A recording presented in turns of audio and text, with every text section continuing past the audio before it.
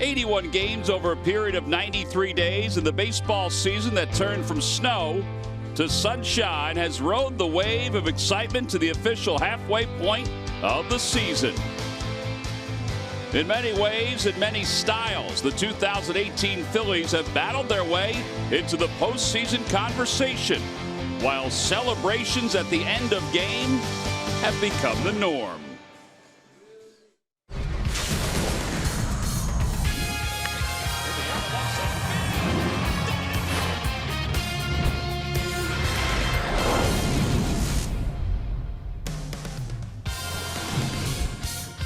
Game number 82 of the 2018 season is upon us as we flip the calendar from June to July. That's the giveaway today. Thanks to the folks at Community Energy, the Liberty Bell, which signifies a Phillies home run and a Phillies victory. Today, it's Game 4 between the Phils and the Nationals. Weekends with Schmidt, presented by Acme Markets. Hi, everybody. I'm Tom McCarthy. In just a little bit, I'll be joined by Mike Schmidt, Ben Davis, and Greg Murphy. All right, so last night was the midway point as far as games are concerned. Usually the All-Star break is the midway point in baseball terms, but the Phillies 44-37.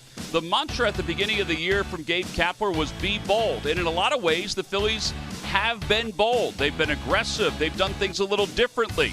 And they find themselves in the playoff conversation right now after game number 81. The starters' ERA, as we talked about last night, that has been a huge reason why, plus the approach at the plate. And earlier today, Greg Murphy sat down with the manager of the Phils, Gabe Kapler. Well, Gabe, you are officially halfway through your first season as a big league manager. Any takeaways for you personally as you sit here and take it all in? Mostly proud of our players. I think they've been resilient through the first half, and one thing that sticks out to me immediately is how they've bounced back from some really tough losses. You know, I think the sign of a warrior is being able to take a punch and get back up and fight. It's not about like being perfect, but it is about how you respond to adversity, and I think our men have done an incredible job in the first half of the season. You said in spring training you thought this team could compete for a playoff spot. I know you believed that back then. How much more do you believe it right now?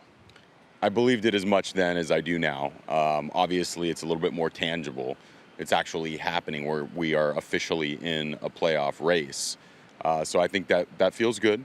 But ultimately, we are very composed, we are very measured, and we are not getting too high or too low. And I think that's really important. We understand we're going to lose 3 in a row, we're going to win 3 in a row. But if we stay the course, we prepare like animals, we come to the ballpark prepared to play every single day, we're going to be in a good spot. You having fun? I'm loving it. This is the best job I've ever done, the most enjoyable job I've ever had. Well, we got another half a season to enjoy as well. Gabe, thanks for your time. As always, guys, back upstairs. All right, Murph, thank you very much. Yeah, they wrap it up today with Jake Arrieta trying to turn the page from June into July. He'll be opposed by Gio Gonzalez. Lineups and first pitch from Philly when we return. Phillies baseball is brought to you by Xfinity, America's best internet provider, according to speedtest.net. By Toyota. Save on the Toyota Camry, Corolla, RAV4, and Highlander this Independence Day. By Citizens Bank, official bank of the Phils. Visit citizensbank.com. And by Independence Blue Cross. Live fearless. Learn more at ibx.com.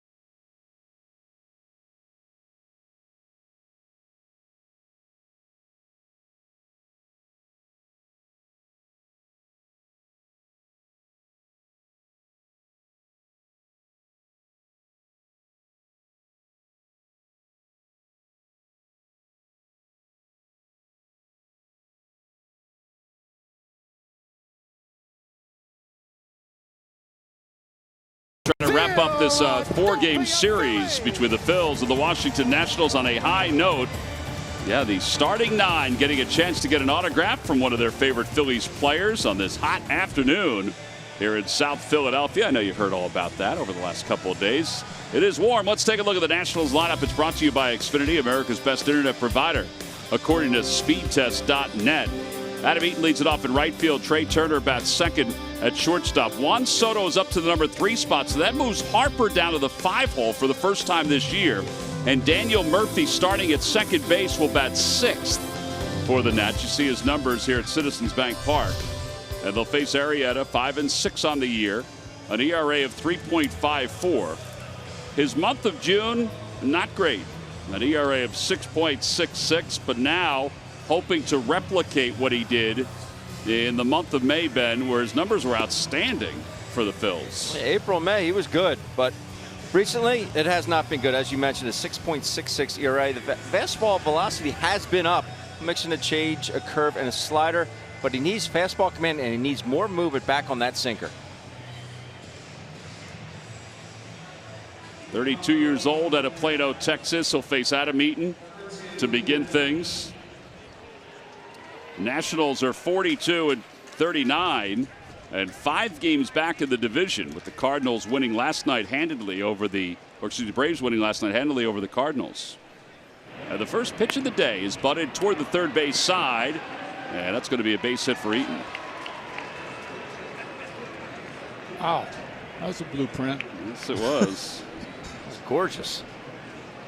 Yeah, I don't think there was any chance to let it roll. It would have stopped on the grass, I would think. Sure.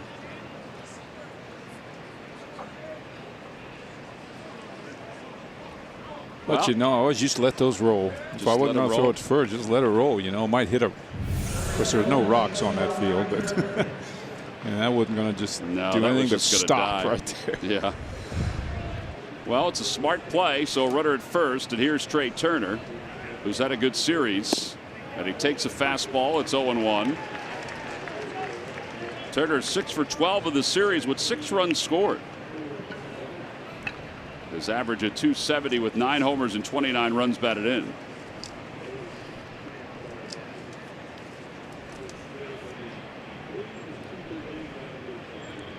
Middle infielders look to turn 2.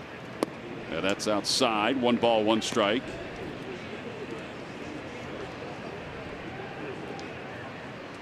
Arrieta in 10 starts against the Nats is 1-2 for his career. Like a lot of other opponents, though, he is averaging a strikeout per inning pitched against Washington.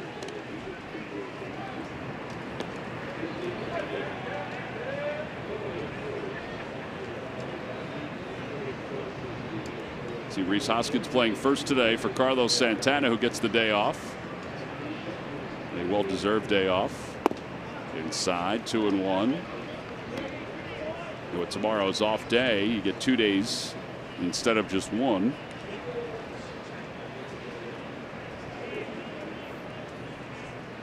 Phillies, meanwhile, are 3 games back in the division. They're 7 games over 500.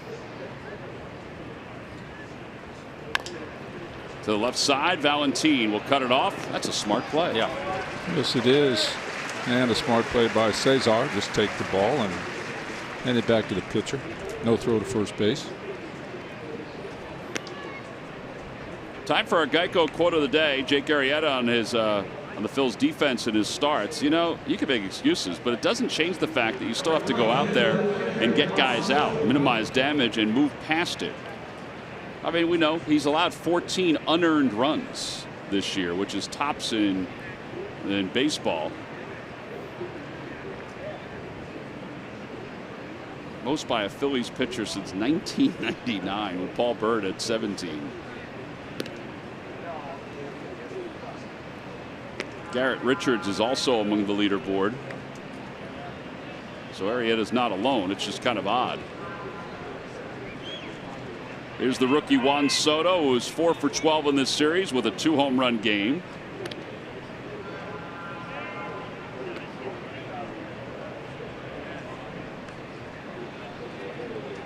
At .325, 8 home runs, 21 runs batted in.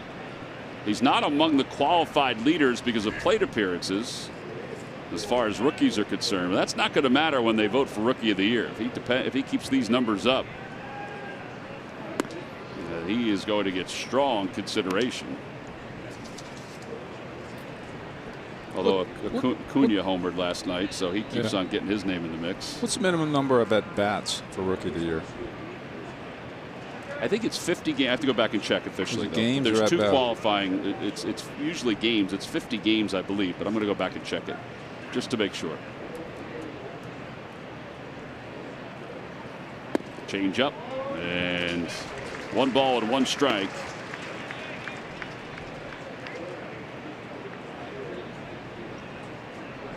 But Soto, brought up 36 games ago,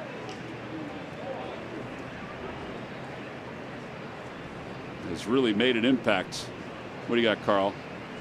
Considered a rookie unless during a previous season he has exceeded 130 at-bats or 50 innings. That's what it is, 50 innings. Check swing. Did he go? Yes, he did.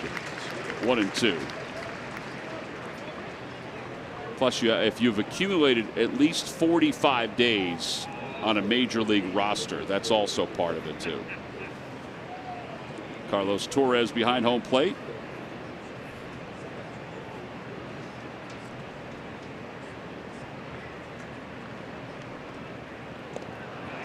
Keeping an eye on Trey Turner, who has stolen 22 bases this year. Oh, he got the howitzer behind home plate. We got him once yesterday.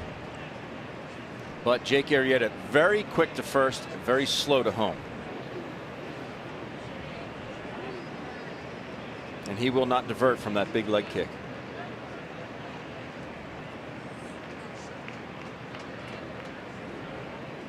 Back toward the middle. Kingery is there, and he'll go to first base. I like seeing him flip that up like a handoff right there to Cesar and let Cesar go to the bag. So I don't think we'd have got Soto anyway, but like we could have kept the runner. I'll watch this right here. Kingery, if he just flipped it to Cesar, who was running towards second, Cesar could have got the force. Kept the runner out of scoring position. Yeah, Soto was moving pretty good up that line. Well, now Rendon's up with a runner in scoring position. He has 4 extra base hits in this series. 11 home runs, 35 runs batted in.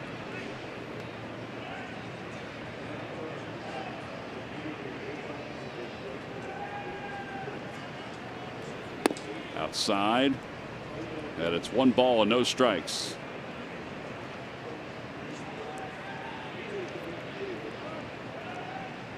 Turner has scored 47, which is tied with Harper for the team lead.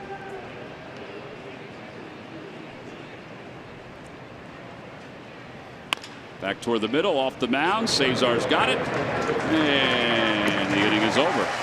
4-3 on the putout, no runs, 1 hit, and 1 man left in scoring position. He minimized his pitches too, which was a good thing. We'll go to the bottom of the first.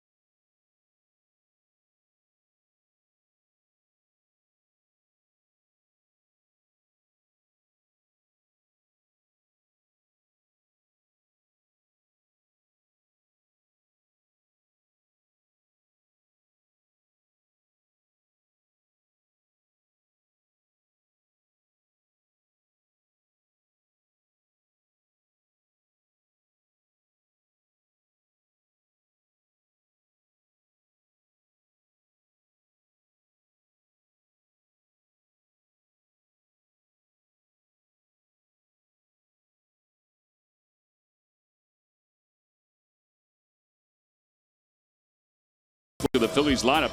It's brought to you by Xfinity, America's best internet provider according to Speed Test. Pastime.net. Well, we mentioned Rhys Hoskins is playing first base, hitting behind Cesar Hernandez, who's hitting 5 straight and is 8 for 23 on this homestand. Nick Williams with the lefty Gio Gonzalez on the mound, bats 8th for the Phillies today. Gio, 6-5 this season, an ERA of 3.68. We saw him earlier this year. It was pretty good, but he's had some rough outings. In fact, his last time out, 6 earned runs in 1+ innings of work. And much like Jake Arrieta, June has not been kind to Gio. 0-3 with an 8.44 ERA, just the 3 pitches.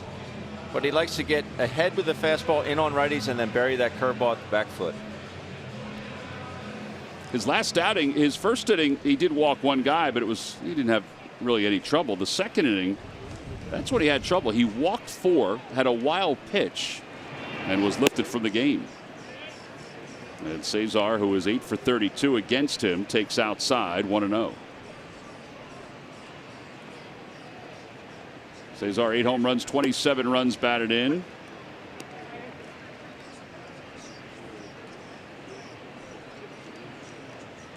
Gio is now 32 years old. That's the bread and butter right there, that curveball.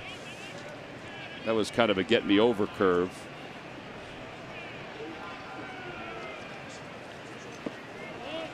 And there's the back footer. Yeah. That's the better of the 2.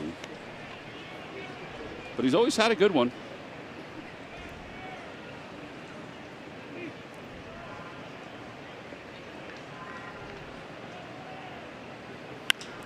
Down the right field line, out of play. Time for our Nissan upgrade. Upgrade to the technology of tomorrow today. Gio has 11 wins against the Phillies. He is tied with Bartolo for the active leaderboard. Strasburg and Scherzer are on there too. That Bartolo, though, he keeps on winning. Ooh, nice catch.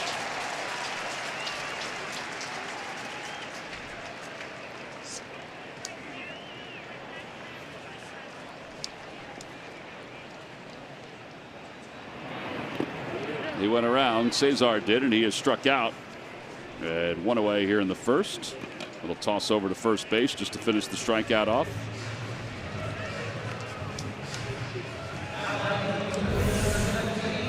Here's that nasty curveball.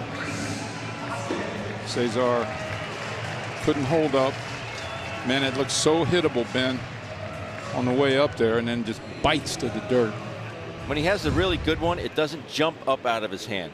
Some guys, when you can pick it up, if it jumps immediately out of their hand on the curveball, but it came out on the same plane as a fastball. Speaking of fastball, that one's out to right field. Eaton is there.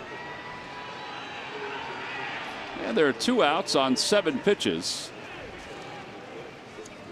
And Odubel Herrera's coming up. He provides us with our giant home run replay yesterday. He needed this, and the Phillies needed this to tie the game. Yeah, that was a Herrera special right there. No effort. No effort at all. Just clearing the hips and dropping the head. Down to the ball, and it goes 400 feet. It's his only hit on this homestand, and he's 1 for 23, which is incredible. But it was a big one. Every run counted last night. The Phillies' 16th 1-run victory. But the Phillies have been outscored by 8 runs in the first 3 games, but yet they're 2-1 in those 3 games. With that 17-7 game, the Nats thought, all right, we're back. Gee, it's got to be tough on the left-handed hitter throwing across his body like that, reaching way out there. Lefty's hitting 212. Right-hander's hitting 260.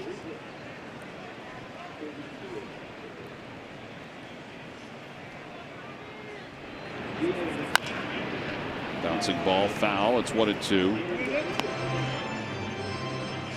Another thing Gio will do, he works pretty quickly with nobody on, but he gets some guys out there. He starts to slow down a bit. Although today he might want to take his time. It's a little warm. Or he might want to hurry up.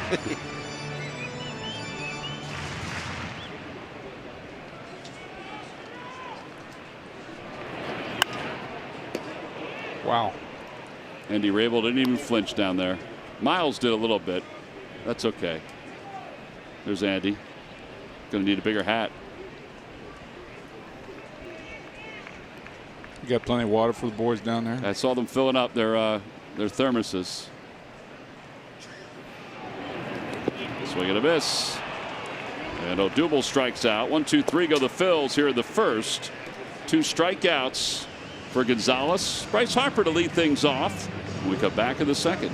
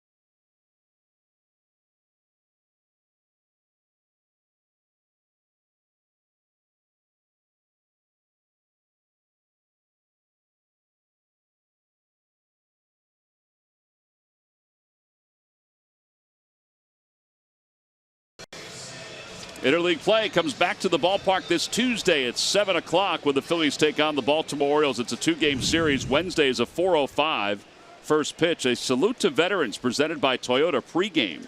Visit Phillies.com to order your tickets. Orioles today are hosting the LA Angels of Anaheim.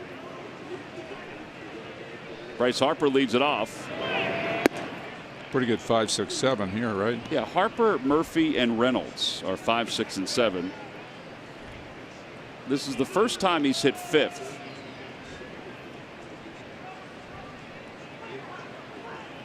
What do you suppose is behind that? Just trying to find a slot in the batting order that might get him going? Maybe. Yeah.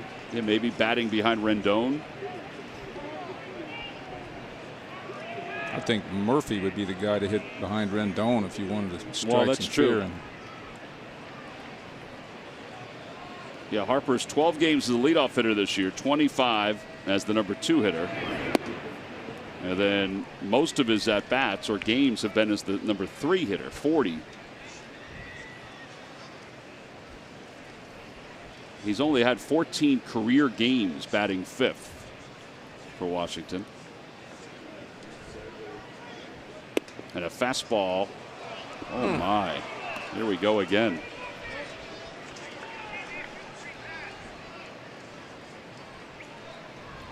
Three balls and 1 strike.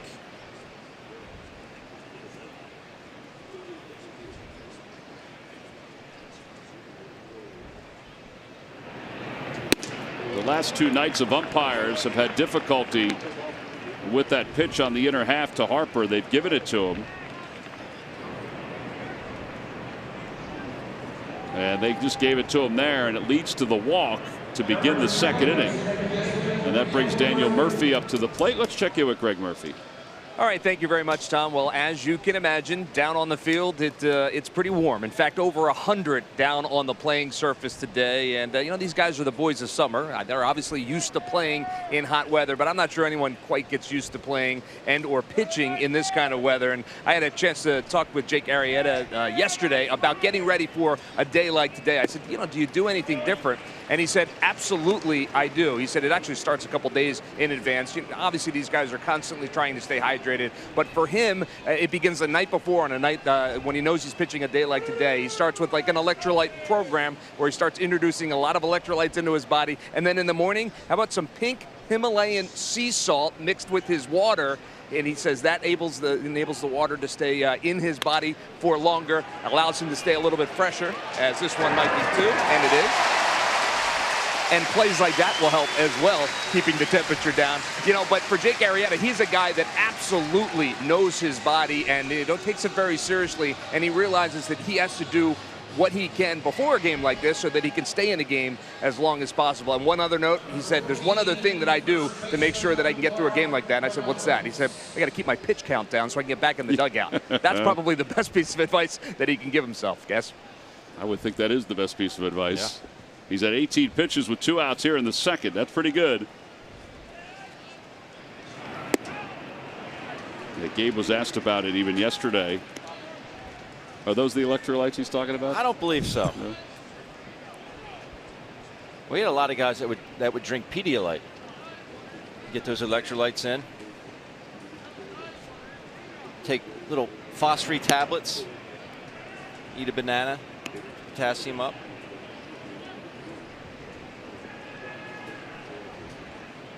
Nope, no potassium in there. Off the end of the bat, 1-2.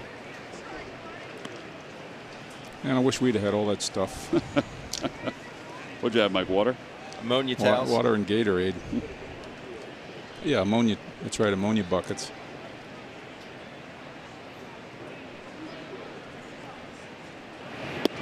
Just on the outside corner. Strike 3 called.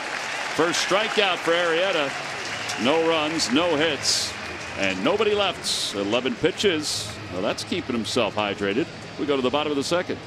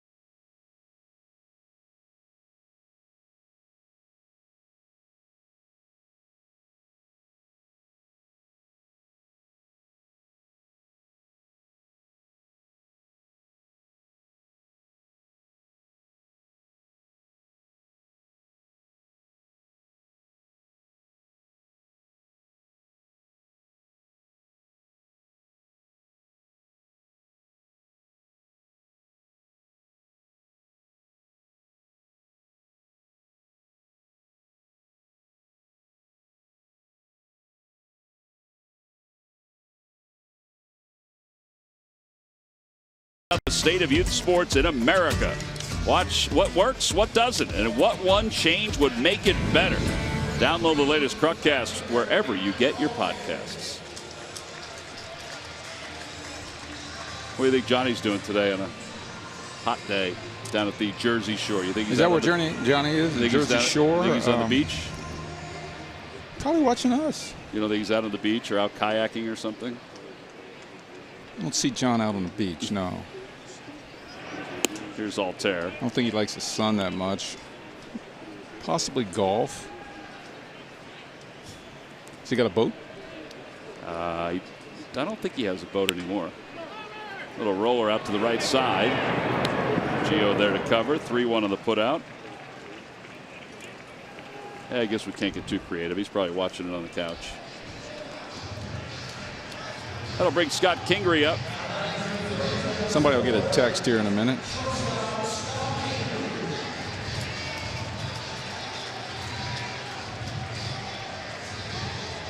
Gio taking his time, getting back to the mound.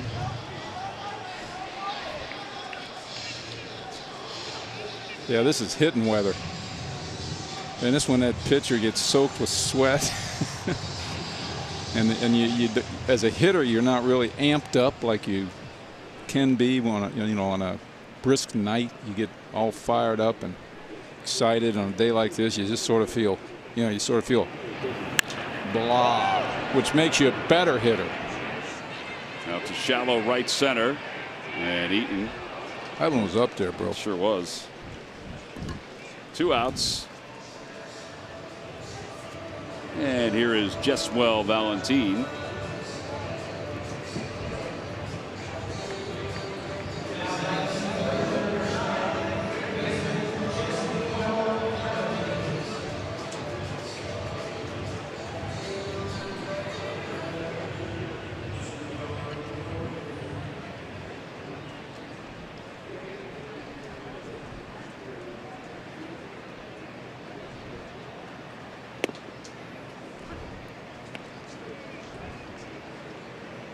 Valentin hitting .227. He's 2 for 5 with a couple extra base hits last night in this series. And he takes a breaking ball low, 1-1.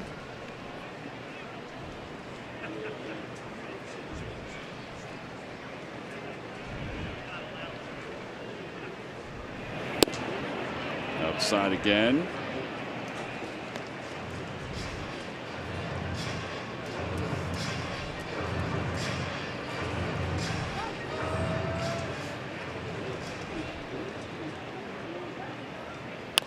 Ground ball to shortstop. That's what Gio wants you to do on that pitch.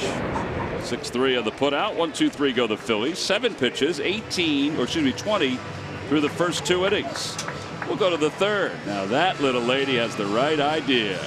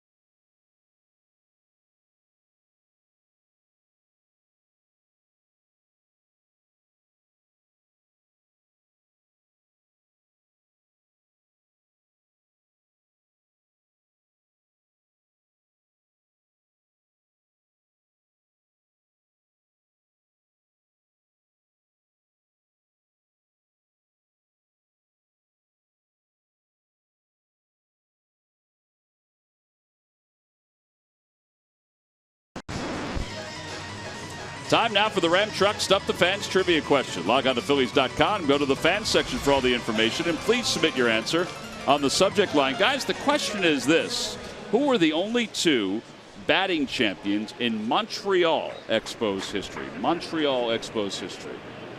Only 2 batting champions.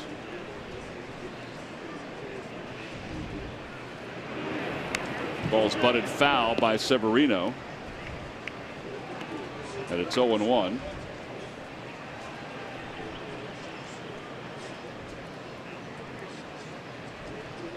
Severino hitting .175. He caught game 1, was off the last 2 days.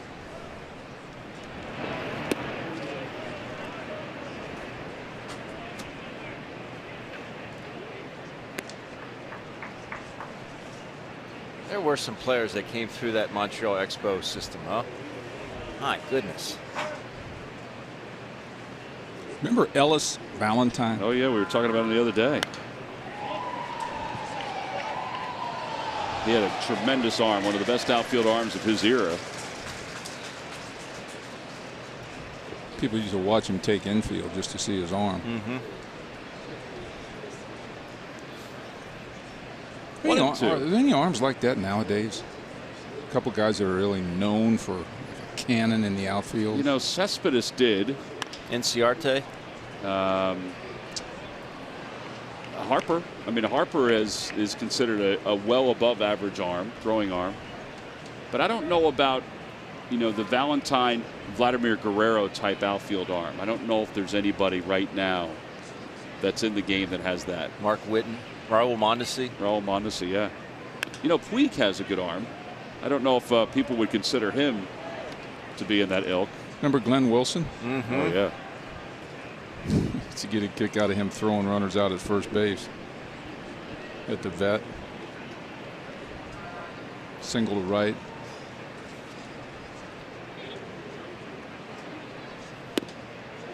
Ichiro had an amazing arm. Amazing. And I'll be honest with you, Michael, I don't see guys playing catch anymore or playing long toss. Going out before the games, we used to just air it out. You know, at least 5 days a week we'd go out and play long time. I mean, lengthy long toss. Back towards second on one hop. I think guys took more pride in it in years past. True. Because now it's really a lost art. Tommy, my son, is firing off a couple. Jackie Bradley Jr. he said has a above average arm. Aaron Judge also. He also said Brett Phillips for the Brewers. I don't know. I don't remember seeing him when we saw the Brewers, but he might be injured now. We'll try to pop it up on StatCast. See Tell if Tommy we can find to, him. you know, stand by there in case we need him. That's right. Carl's been on fire this weekend, though. Reeling it off. Last night was a good Carl night. Yeah. I think it's the chocolate milk. I think it really gets him going. Makes everybody better. What was that number? 900 and some pop-ups I had? 1,500. I thought I kept that, and I don't have it. So we'll have to go back and look at your 11% of your outs were considered pop outs. 10.7%. I rounded up. Outside. 20 to 25% were strikeouts. So that's 35% of my outs I got now.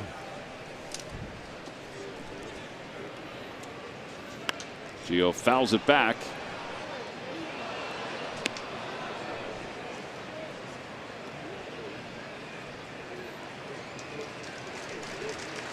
One ball and two strikes to Gonzalez, hitting 0-for-0. 723 pop outs, Michael. Reese makes the catch on the humpback liner. Hey, these guys are shooting a little bit stuff hard the opposite way off of Jake. Wow. Enhance your next game day experience with the MLB Ballpark app. Access and manage your tickets, enjoy check-in offers, exclusive content, and much more. Download the MLB Ballpark app today.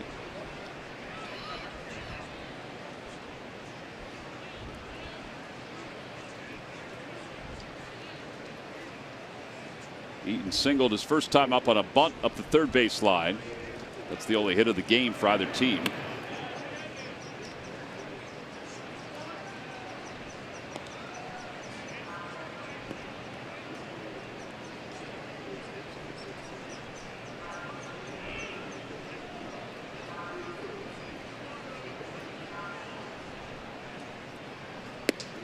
Outside, 2-0.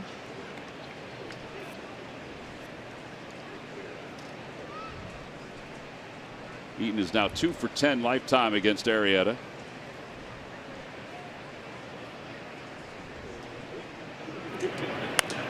Popped up. Come on back. Valentin, he might have room. I think he's going to. And he does. Makes the catch. And the inning is over. No runs, no hits, and nobody left. Middle of the third. Nationals nothing, and the Phillies nothing.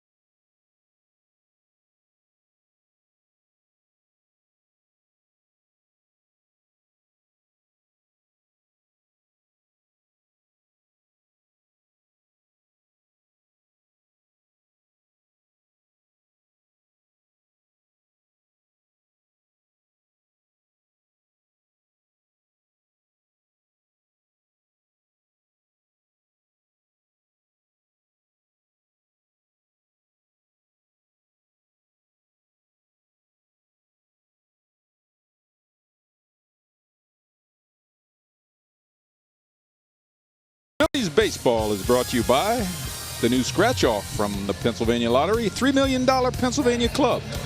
Players must be 18 or older, please. Play responsibly. Your local Chevrolet dealer. Scoop of vanilla, scoop of chocolate, Mike. Don't waste your time. Bottom of the third. Galapagos gang trying to get its way through the crowd. Still trying. Still trying.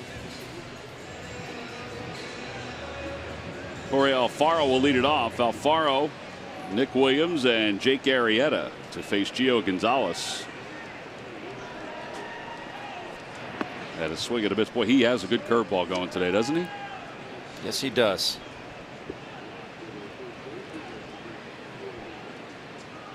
It's a little surprised to see Jorge in the lineup today. Yeah, instead of Andrew Knapp, day game after night game. I think I expected that too. I thought Knapp. I think the off day tomorrow does lend itself to allowing him to play again today.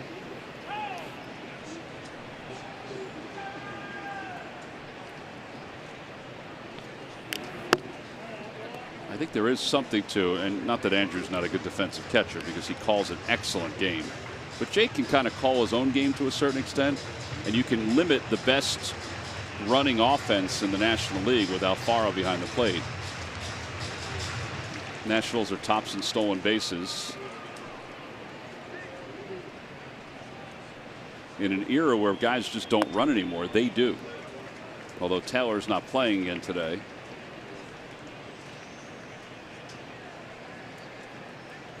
Two balls, two strikes. I would think he wants a crack at the left-hander. Well, that's true.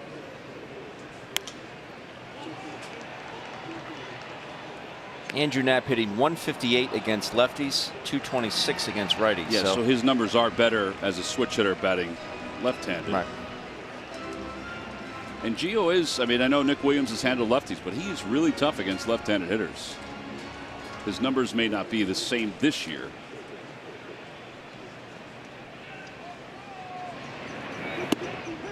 And a strike three call.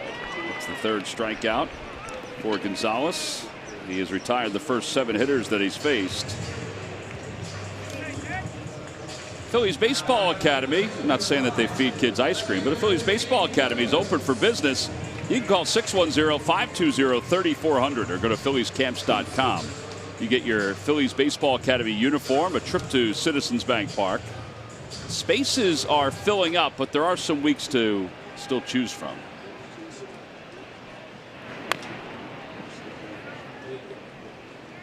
Williams hits it foul. Williams 2 for 6 so far in this series.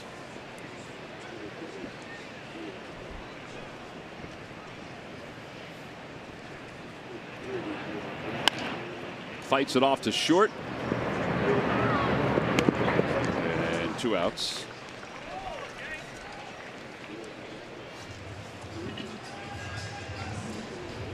Speaking of some of the kids, earlier today, and this happens a lot on Sundays, Chevrolet sponsored a clinic here at the ballpark. Jim Gott out in the bullpen, Chris Young out there as well.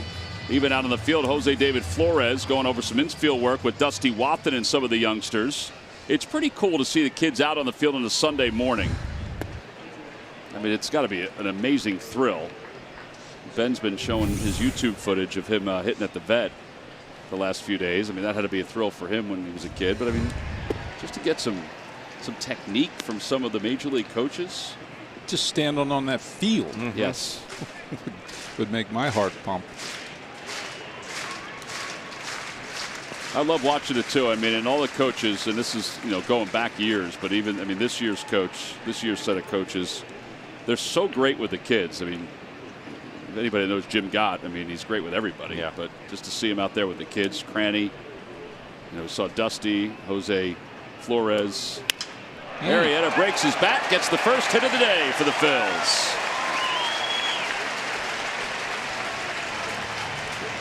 All right. Got rid of that no-hitter. Now we can get to work. I don't think Jake needs a jacket. I don't think so either, unless it's an absorbing jacket. Whoa.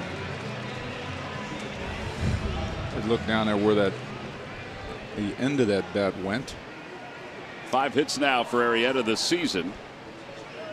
As Cesar pulls one to third. It's kicked by Rendon. Cesar is still out at first base. That's pretty good recovery right there. That ball just wasn't laying there. That ball was still bouncing when he picked it up barehand. 1 hit for the Phils. They leave 1. We'll head to the 4th inning.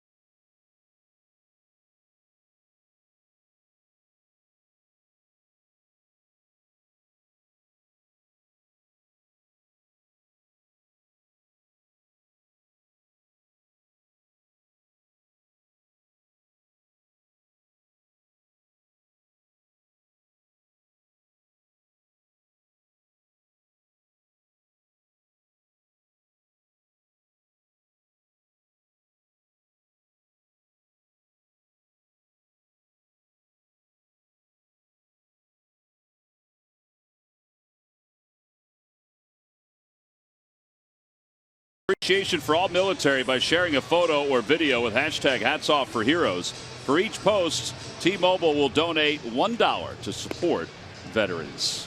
Well, each and every game, the Phillies have some local veterans come out to change the bases. And today it was a special young man who came out to change the bases.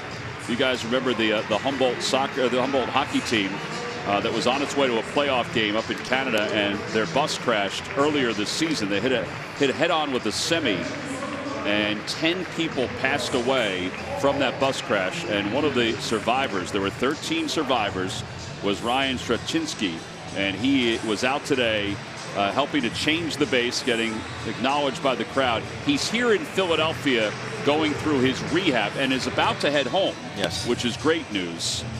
But he is a symbol of all of those youngsters that were killed in and coaches and trainers that were killed in the horrific bus accident. That they can move on with the memory of their teammates on the forefront of their minds. And Ben, I know you and Murph got a chance to meet the young man today. Yeah, we went down to the suite and talked to him. Just such a tragedy, but he and his family seem to be handling it okay. Unfortunately, he's paralyzed from the waist down, and there's tragedies, and something like that happens. It's hard to really wrap your mind around it. Oh, nice gesture though by the Phillies, and I know he's been around the city of Philadelphia the last several days.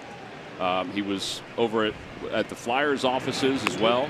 As Turner bunts, Alfaro is there, throws right past Turner and down the right field line. Altair has it, and Turner will wind up at second base.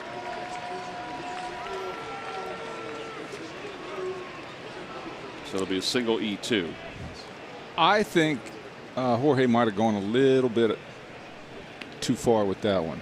He said some unbelievable plays. I think maybe Jake would have had a better chance. Now, of course, that's hindsight.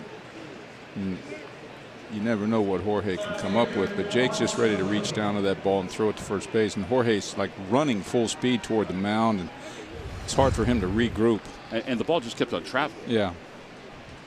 Yeah, I think if there was a play, it probably would have been Arrieta's that he could have made. So now Soto's up with a runner at second base in a scoreless game here in the top of the 4th. Swing and a miss, 0-1. But that's what speed does. It just puts so much pressure on the defense. It wasn't a good bunt. Let's face it. No, I thought it was going to originally die right on the dirt. I didn't think it was going to take its way out toward the grass.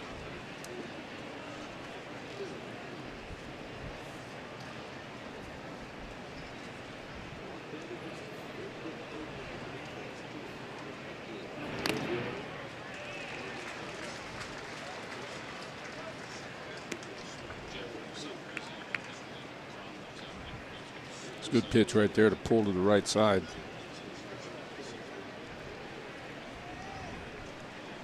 Fouled it off.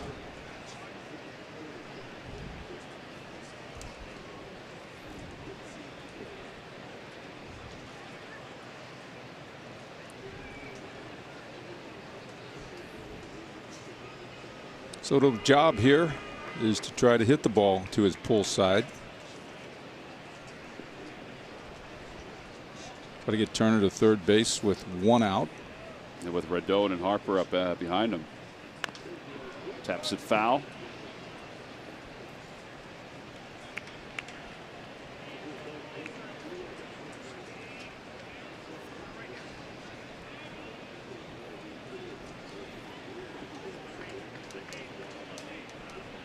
See the runners in scoring position numbers. Even with the Nats scoring the 17 runs in game 2. 6 for 27. And I say that just not as many opportunities as you would think. That's because they hit all those home runs. To the right side, and Cesar will make the play. 4-3 on the putout. But Turner gets to third with 1 out here in the 4th.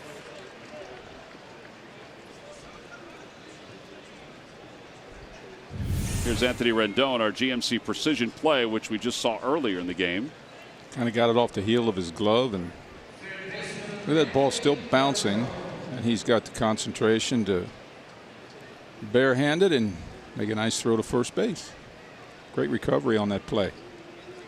Yeah, I don't know if Cesar didn't get out right away out of the batter's box. Well, he's hitting right-handed. Yeah. Phillies will play the infield in. Rendon hit one out towards Cesar his last time up. And it's 1-0.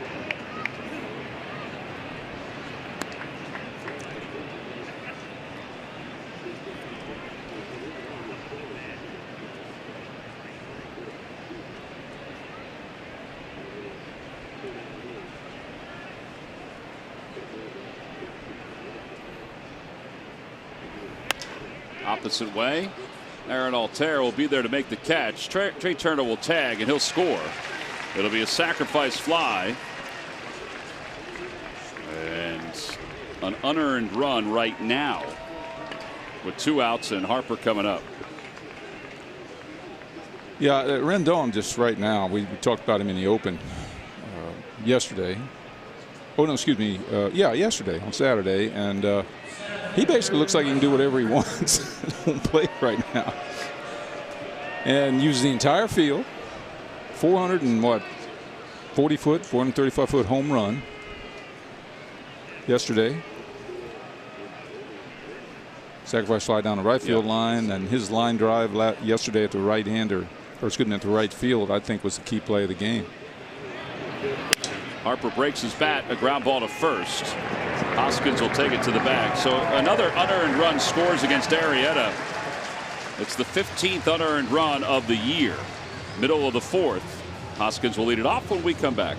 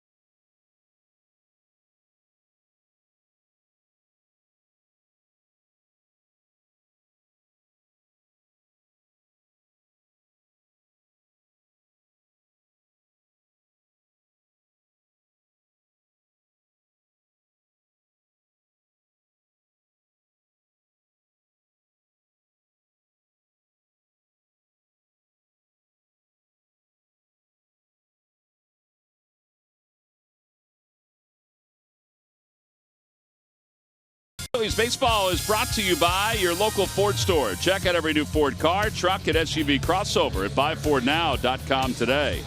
And by WB Mason. Who bought WB Mason for fast, free delivery? Nobody does it better. Bottom of the fourth inning, it's 1-0 Washington, and Rhys Hoskins will lead it off.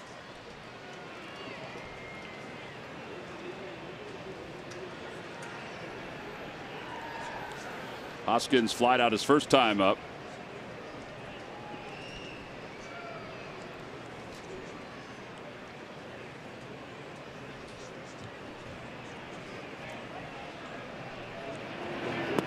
Yeah, the first pitch low.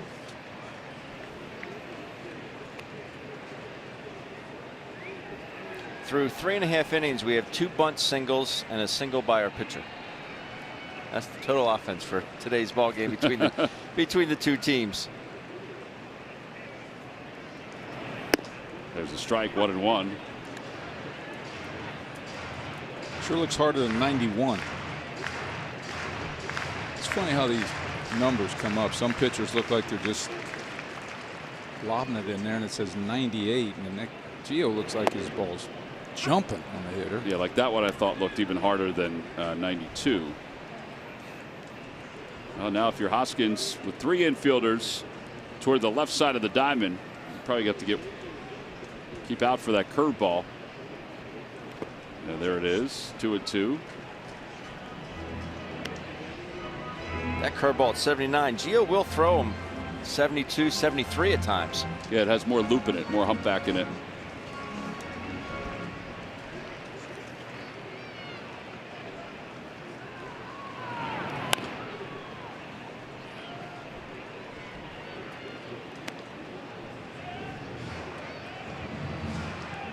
Hoskins 6 for 23 on this homestand. By the way, today's the day for Hoskins. After the game, he's going to have a steak. His first steak since breaking his jaw. Interesting. Makes 2 of us. You're going to have your first steak since Hoskins broke his jaw? No. I am going to have a steak tonight, though. How do you find that out? Talk to him. I was talking to him the other day about he said that he had a burger on Monday for the first time, and I said, how was it? He said, it was good. I've had 3 since. And he said, but this Sunday's the big day. And I said, what's that? He goes, I'm going to have a steak. Has he lost any weight over that period? No, he didn't. He said he didn't. He's been eating, pasta and stuff like that and drinking shakes, but I don't think he's lost anything dramatic.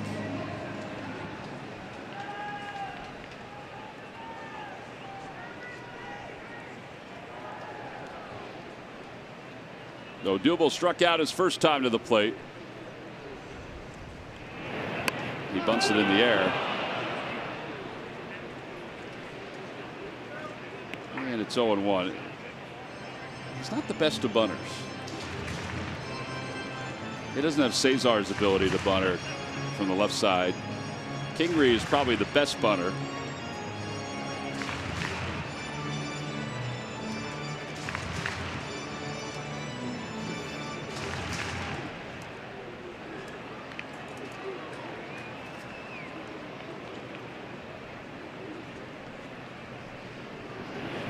Ground ball right side.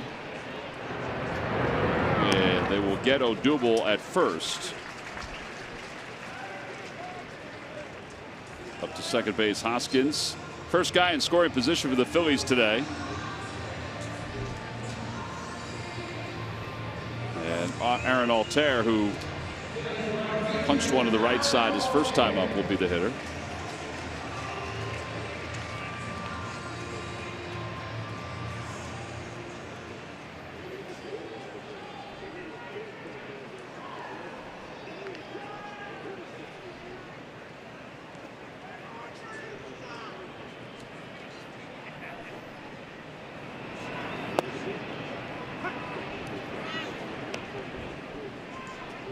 Aaron this season, 33 hits, 32 RBIs. Productive in his limited base hits. That's to the right side foul. Base it here. He should get another RBI. Particularly if it's to left. Soto's playing really deep in left field. Aaron's an interesting player. I wonder if this isn't going to be sort of a, I want to say, wasted year for Aaron. He has the capability to be an everyday player.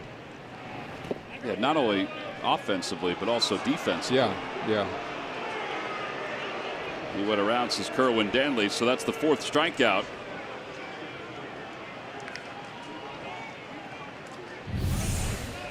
Take a peek. Yeah, he looked like he went.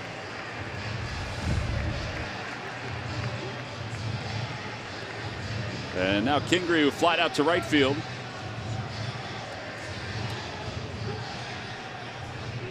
Well, you got to watch out in the case of Altair that he sort of fell into this 4th outfielder role, and he doesn't start to lose confidence. And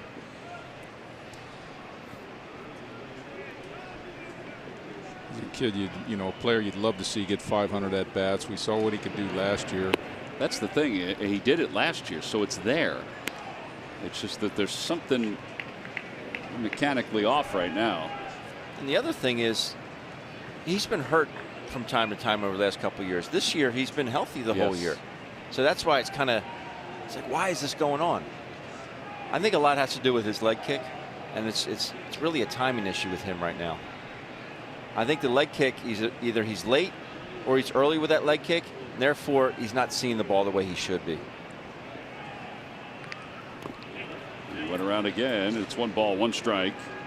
I'll try to give you my quick opinion on Aaron. When I used to hit, a lot of times it was back in the day, not just me, but guys were like handsy. Guys with, you needed quick hands. Nowadays hitters are more core-oriented hitters, where their arms and elbows are all kind of attached to their body, and they're more robot-like in their swings. Does that make sense? Yes. Mm-hmm. They don't. Odubel does, for example. Now, Odubel will vary his connection to his body and kind of reach out and make contact. He'll change the speeds of his bat by keeping his hands back and let his hands go foul a ball off or hit a home run or whatever. Aaron is always kind of like robotic. I'll say that again. And either the ball is in that zone or the ball is out of that zone. Does that make sense? Yes, like everything's together. Either it's too hard or it's too soft. Does that make sense? Yes. Yeah. And everything's at the same time and everything's together. And he's a product of tons and tons of drills and swinging his bat. We could pick this conversation up later because I think it's very interesting. But so not as much relying on his athletic ability, just the yeah, right. He's so grooved into a mechanical swing. Yeah. We move to the 5th inning. The Phils with 1 hit through the first 4. We'll be back after this.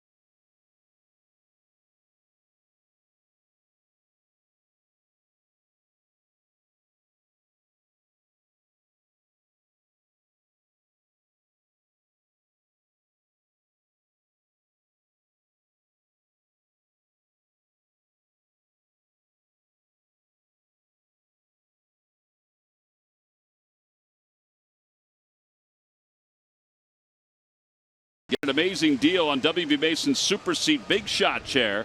With just one click, you'll have your chair assembled and delivered right to your desk free of charge. Visit WBMason.com to order yours today while supplies last. Nobody does it better than who but WB Mason.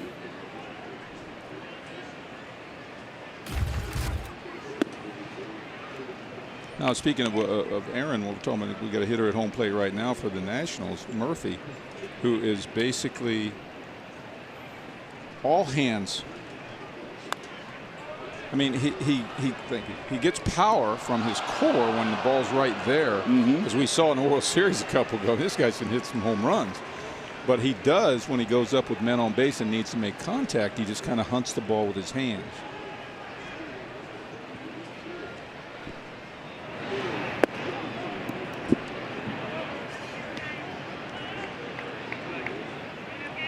Do you, Michael, think in hitting that's the most important thing is using your hands?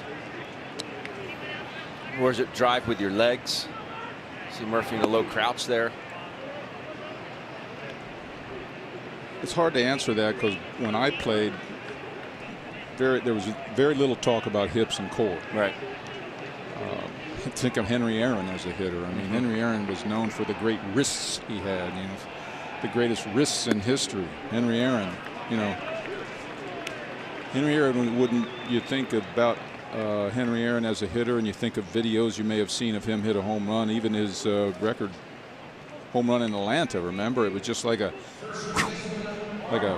his hands went right to the ball and his top hand rolled over, and there's very little top hand in the game nowadays. You know, occasionally you'll see a hitter that will reach up and get on top of the ball and use his top hand. I was more of that kind of a hitter. That's what I wanted to be. I was sort of schooled by Dick Allen early in my career. I watched Dick Allen take batting practice, and I thought that was the only way to be a great hitter, was use your top hand. Hitters have been taught for 20 years now, the last 20 years, to do everything they can to keep from rolling over. You know what I mean? Not to separate your hands from your body and roll the ball over.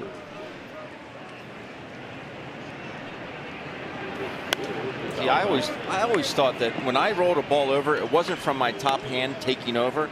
I rolled a ball over because I was out in front reaching for a ball. You know, as opposed to literally rolling my wrist over and then creating topspin and getting the ball on the ground. I thought I did it more so because I was out in front and reaching for the ball. I'm sure there's not just one way to roll over the baseball. Right. Obviously, the movement of the ball from the pitcher's standpoint helps you to get the ball on the bottom, him to get you to get the ball on the bottom of the bat and roll it over. But the top hand sometimes will take over and create the rollover.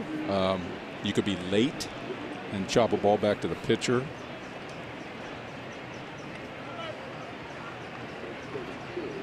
Phillies will take a ball chopped back to the pitcher here.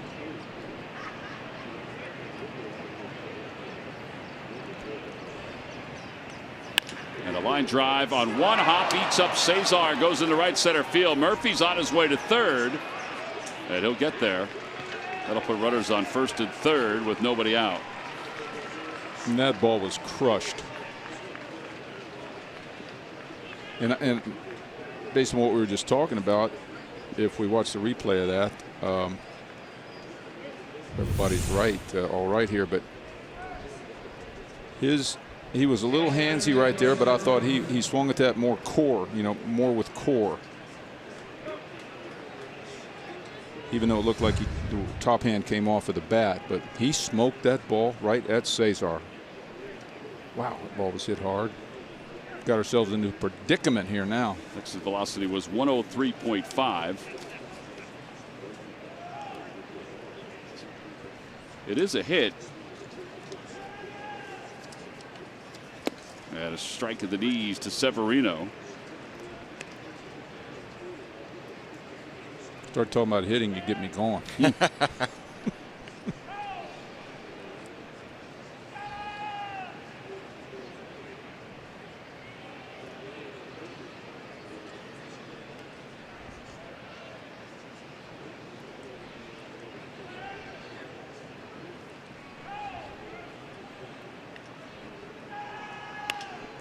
Fouled off to the right side. Hoskins on the run. He might have room, and he can't get there in time. Ball just doesn't have enough height for him to get to that spot. Well, Reese is going to be quite dirty or muddy, as you call it. That sweaty uniform hits that slide in that warning track on the side. That would have been a big out if he could have recorded it, because Murphy was not tagging. He was halfway down the line. That's a good move going to that slide.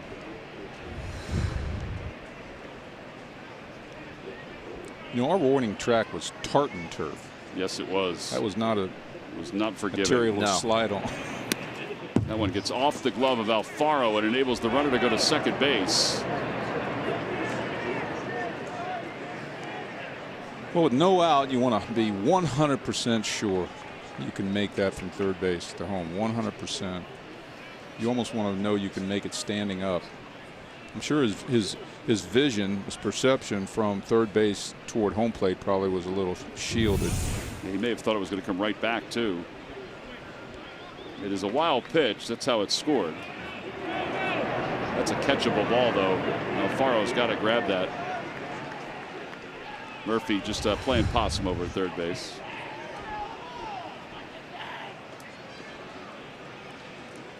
So now the infield's in with runners on second and third.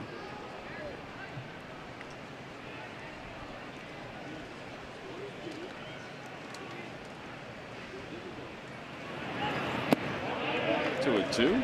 Interesting predicament here we're in. We're playing infield in with runners on second and third, hoping for a ground ball right at one of the infielders. But it does open up tons of room for a ground ball to score two, right? Yes. Yeah, I think the hope is that Severino will hit it right at one of these infielders. Keeping there, have Gio up next. Yeah. Possibly get out of it. Swing and a miss. Out number one. Getting back to that wild pitch, though, T-Mac. I don't know how it's scored a wild pitch, but you're right. It's a ball that definitely needs to be caught. Absolutely. I think we've seen that the last couple of days of some baseballs. I mean, you know, they're wild, yes, but they need to be caught. I think that's why everybody thought that ball was fouled. All right, so the infield again for Gio Gonzalez. He lined out softly to first his first time up. At a foul ball, 0-1. There's that pitch we were speaking about. Does Jake hit a spot? No. But it's just a ball that's just up and away. Letter high.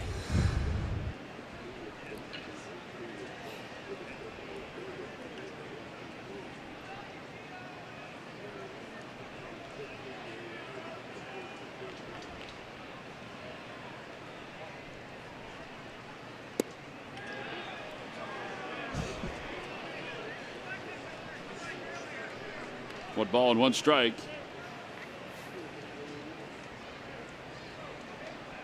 .60 pitches for Jake. Pitch counts in a good spot on a day like this here in the fifth inning.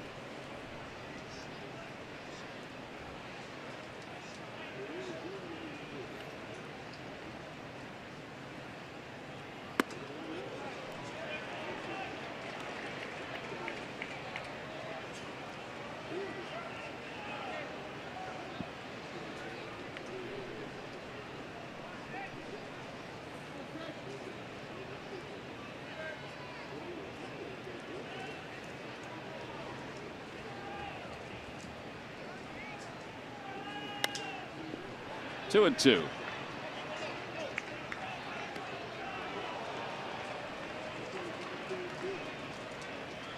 Try to get one more strike here and then face Eaton with the infield back. I see Jake just pound that good hard sinker in on Gio right here. Get a ground ball to the left side.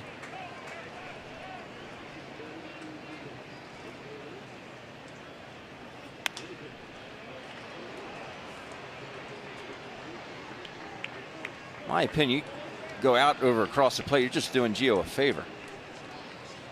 I mean, that was a very hittable pitch.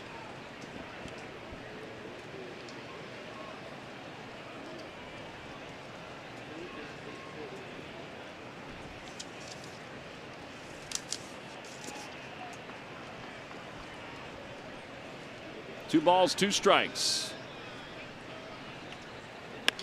Out softly towards second. The runners will hold. And Gonzalez is retired.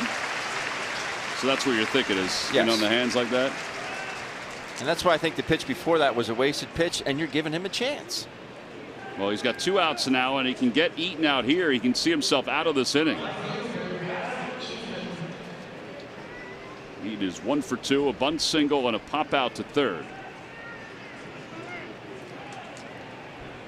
9 ground ball outs already for Arrieta. That's good.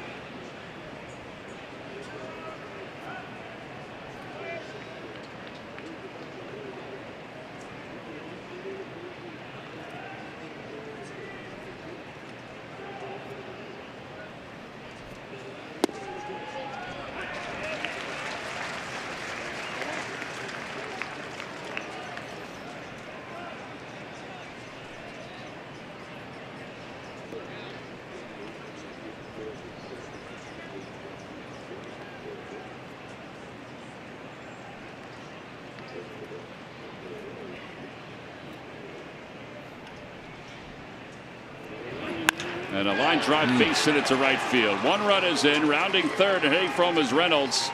He's going to score. It's a 2-run single. So now it's 3-0 Washington. Boy, was that a big knock for them and a dagger for the Phillies right there with 2 outs. Almost got out of it. Eaton's hot. It's his 5th hit in the series. Goes with a slider. The pitch is at 90, but you see not a whole lot of movement on that slider. A little bit more down than anything. No lateral movement. Well, now it's Trey Turner, who is 1 for 2, and he takes a strike. 0-1. Let's see if the Phils can get some offense going against Gio. Down 3-0. Got to get this out here, though, to get out of the inning.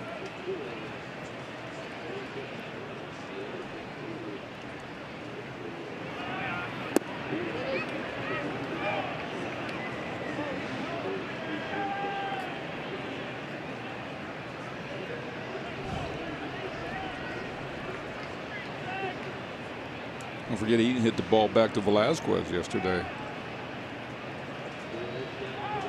This would have been another hit. 1-2. If I'm not mistaken, he didn't start in one of the games, right? He did not. Right. Game 1, he was out.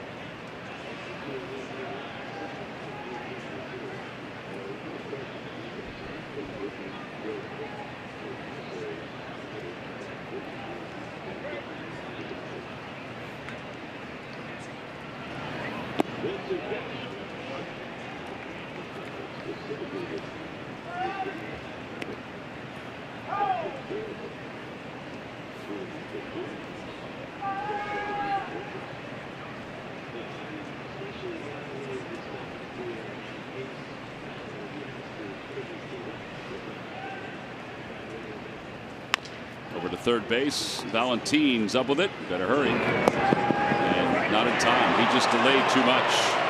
Now, we may look at this and see that he's out at first base, but I think Valentin just forgot who was running. I thought there was a chance he was out even with a little bit of the delay. Let's take a peek at it. And he is out. All right, so they'll review it. And that should be the end of the inning. Thankfully. Reese's foot is on the bag. So Kerwin Danley and Paul Nart will put the headphones on. This should be a pretty quick one for the folks in New York.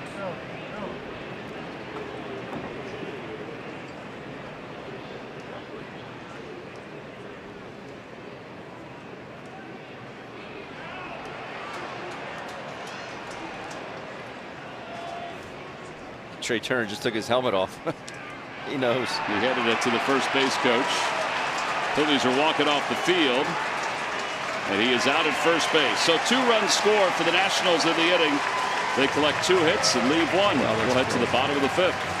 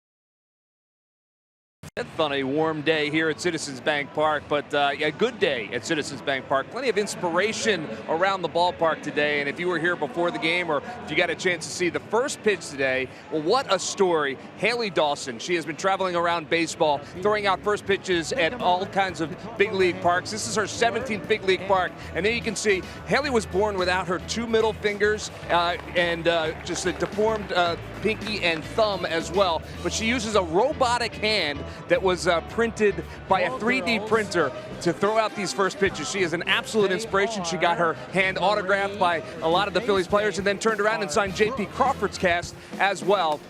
As I mentioned, she's been traveling around the Major League Baseball parks. This is number 17 for her. Her goal is to do all 30. She actually threw out a first pitch at the World Series Game 4 last year down in Houston as well. I know the players, guys, were very excited to get a chance to meet her. You saw them all gathering around and getting to sign her hand. But man, oh man, talk about, first of all, technology and what they're able to do to allow her to do that, and what a hero she is as well to get out there and do it, guys. It's incredible, and I think if you've gotten a chance to see some of the New York Times story and some of the other stories on her, it's incredible what technology has been able to do for so many folks out there that are in need of it. I thought that was a great shot, though, seeing JP sign it. Yep. And some of the other players. I mean, just to be that in tune with what's going on out on the field. Pretty neat. By the way, we had some barking from the dugout on that strike call to Jesswell Valentine. I think it's sort of a pile-on, a culmination of what went on the last couple of games. That's two of them right there. That was borderline as well. The 1-0 pitch, I think, was definitely low. Little tapper.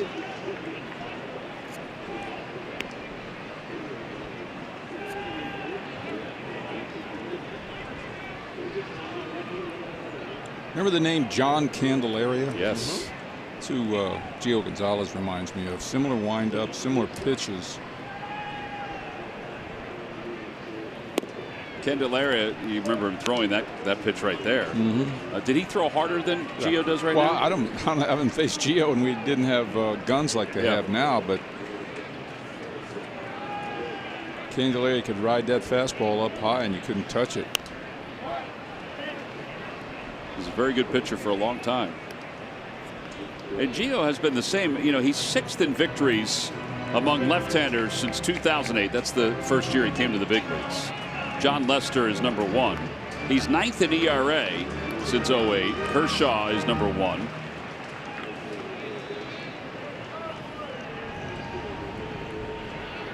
He's been with the Phillies, the White Sox, the A's, and the Nationals. And he issues a second walk. Remember, last time out, he walked 4 in 1 inning. In just an inning plus work against Tampa. And now Jorge is coming up. He struck out his last time.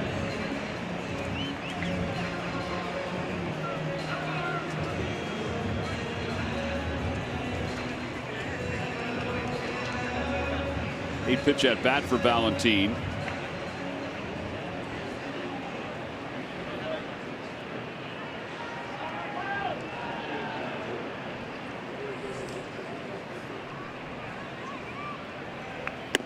Ball, no strikes.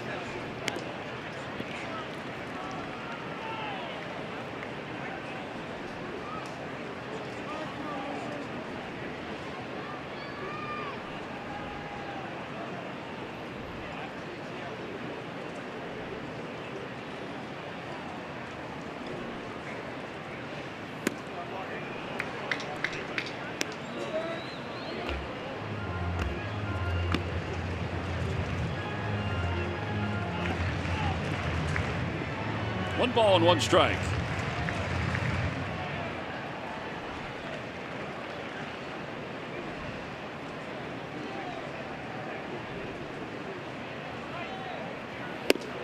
There's 92 up. And Alfaro's now behind 1-2. It's too hard, right, Michael? Just too hard to swing. Yeah, definitely. When his brain, when the light goes green in his brain, the swing's too hard, which makes it slower. The pitch at 92, it's a good one to hit. I just Just way late.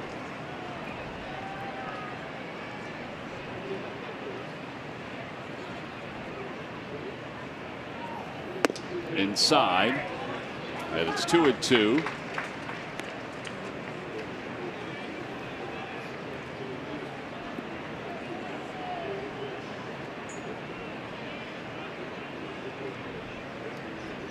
I like what he's doing. Jorge's getting down into a little crouchy position with 2 strikes. He's choked up on the bat.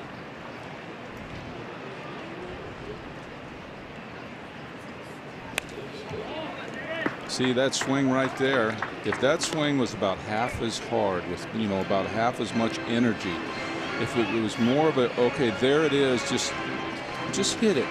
Don't try to hit it over the flagpoles out there. Just touch it. You know what I mean? Just touch it. Because he's so darn strong. I mean, yeah. The man is. You don't realize with the, with the game conditions, adrenaline, everything, when you add that all into it and then you want to overpower it, everything becomes slow. Whereas you think your mind is telling you you're going fast. Well, I hate the word drive. You hear that word a lot when you talk about hitters. You got to drive the ball. To me, the term drive means hit it, pound it, hit it hard, drive it. You got to drive it. Yeah. What they need to think is just hit it. Yeah, for him, hit it right through that right side right now. Just let it go wherever it wants to go, but just hit it, just touch it, and it'll go.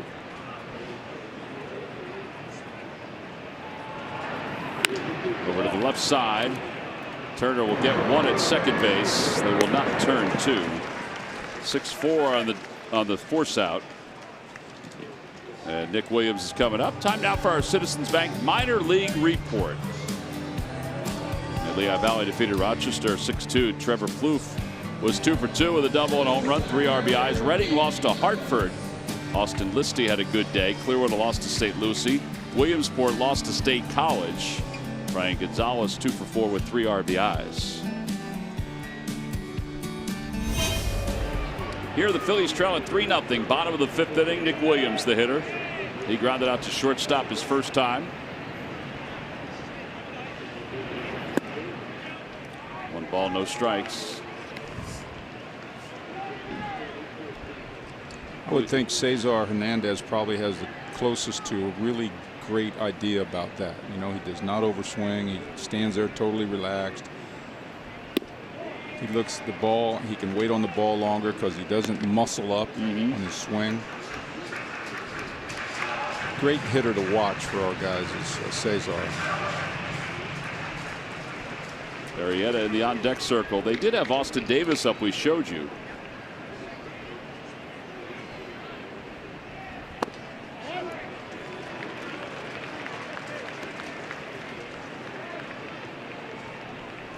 Let's see if he gets a green light here.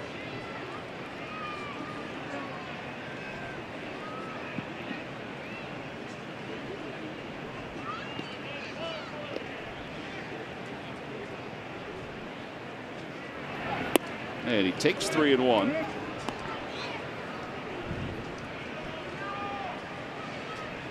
Nick is 2 for 7 on this in this series.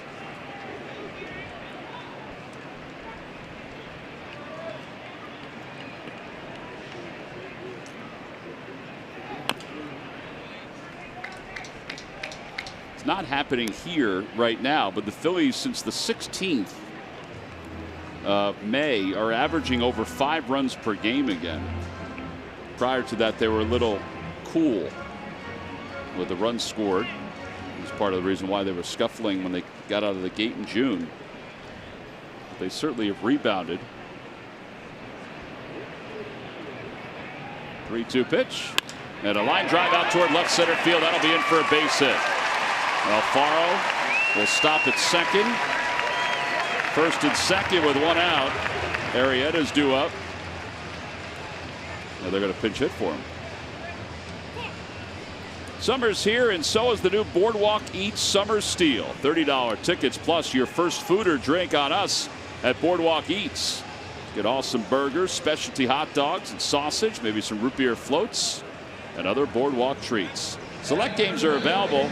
It includes this week's series against the Orioles. Visit Phillies.com/boardwalk-eats for more details. So a mound visit now with Santana pinch hitting. It's kind of surprising, though, in the 5th inning to have Arrieta pinch hit for him. And the thing is about, I don't know how ready Carlos is. He didn't even have his batting gloves on. Yeah, well, he wasn't down underneath hitting? You would think he'd have his gloves on if he was down there hitting. But they're giving him plenty of time with this meeting at the mound. Although, like you say, I mean, there's a whole batting cage down there to tune yourself up. That's interesting. Let's see, Jake, how many pitches we got on Jake? 71 pitches. I think he's too happy. I wouldn't think so.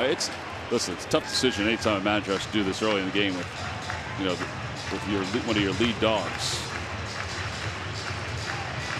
I think if his defense had been a little better behind him, we wouldn't be trailing by 3 runs. But I guess they feel like they haven't generated any offense. They only have 2 hits against Gio.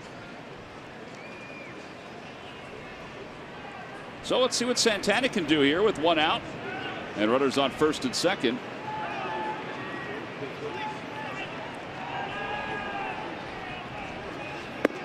One ball and no strikes. I don't know if Michael Franco is 100% healthy or not, but could be another choice in this situation against a left-handed pitcher. Later on in the game, this Santana, who's a switch hitter, seems to be more valuable hitter on the bench.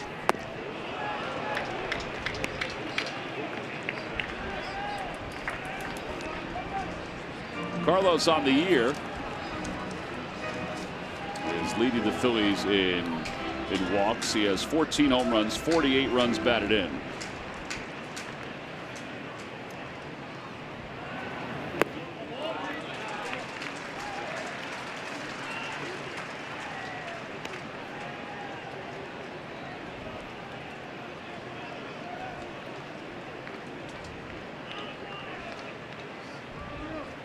Definitely have some speed out on the base paths. Jorge runs well. Nick runs well.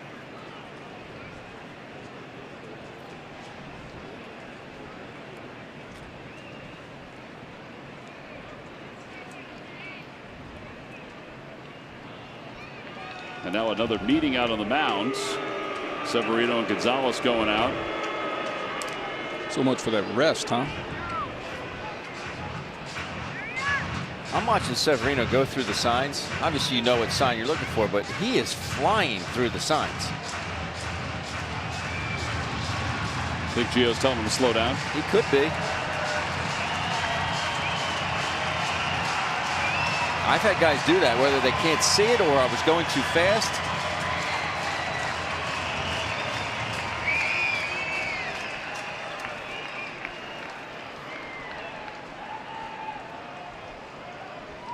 Whew, I can't pick That's that quick. up. Outside, 3-1. Why is he mad? That's not a strike. I don't know why he just threw that in there the way he did. It's like he was going to stop his delivery and he just kind of blooped it in there. Watch this. He just. Woo. That's the pitch outside that you just saw. Pitch cast presented by P.J. Wheelahans. Wasn't close. No, I think he almost stopped his delivery. You think he was mad at himself? He literally almost stopped his delivery. He looked up and it wasn't where he thought Severino was going to be, and he just kind of said, well, I can't balk, I'll just bloop it in there. I see what you're saying. So Severino was set up differently. Yeah, and he just kind of blooped it in there. You get a little something going The out pitch there. came in, Tom, at 66.3 Oh, no, miles per hour. I know. So he's walked in 8 consecutive games, Santana has, and now Cesar. Well, maybe this is what Gabe envisioned, a chance to get some runs and get somebody else on for the top of the order for Cesar.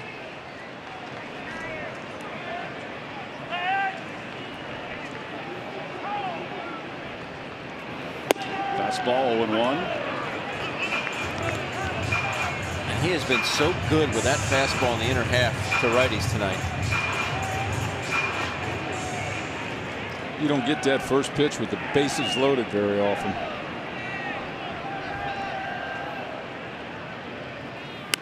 Fouled away, and it's 0-2. Well, Cesar needs a big hit here, or a big at bat here with 2 strikes. That's why I don't like taking that first fastball like that. I just don't know how they can give that thing up. I do not want to go to 2 strikes in this situation if I can help it. Off the glove of Severino, and it remains 0-2. Or excuse me, it moves to 1-2, I should say.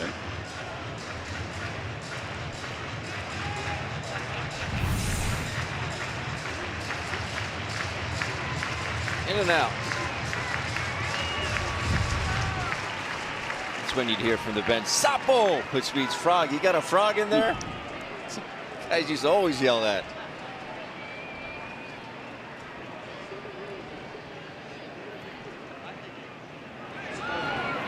In the dirt again, 2-2.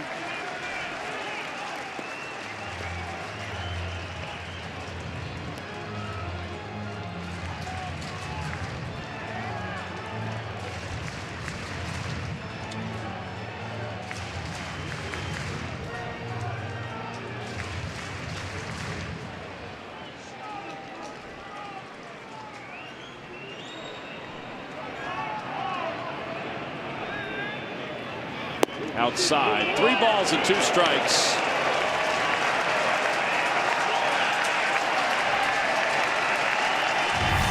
Again, PJ Wheelhands presents pitch cast, and it's just off the plate.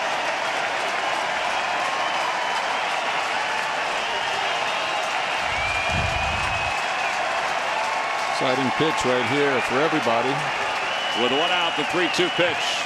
Up high, ball 4. That'll force it a run, and the Phils are on the board. Should be all for Gio. That's 3 walks in the inning for Gonzalez. 0-2 to a walk. And now Rhys Hoskins.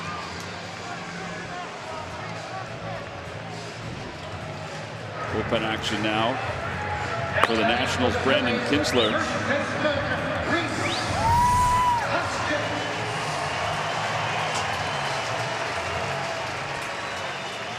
Cesar giving some encouragement to Rhys now with the bases loaded. And the 3rd trip to the mound between the Nationals starter Gio Gonzalez and Pedro Severino as catcher.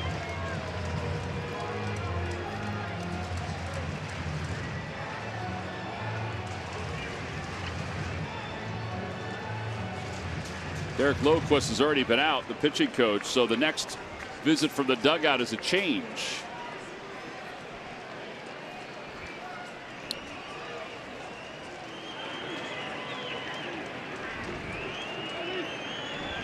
He has 4 walks overall. And Rhys lines one to right center field. Coming on is Eaton. It'll make the sliding grab. Williams heading home, and he's going to score. It'll be a sacrifice fly. It's a 3-2 ball game. Well, that'll maybe getting the run home. Close to getting a little bit more. Yeah, it looked like it was going to be base hit. Eaton makes a heck of a play on it. It's a good jump. I think Rhys just missed that ball. Got in on his hands a little bit. I think so. Yep. Wasn't completely barred. Yeah, I'm begging right. for it to get down. Eaton comes up, and Nick Williams there at home plate. Usually the home plate umpire, it was Carlos Torres, they would kick the bat out of the way. He didn't do it, and Nick had to kind of avoid. He's lucky he didn't get hurt at home plate. Yeah, it's almost like he had to do a sidestep. Yeah. And now Odubel, who is 0 for 2. Phillies have scored 2 runs here in the inning to make it a 1-run game.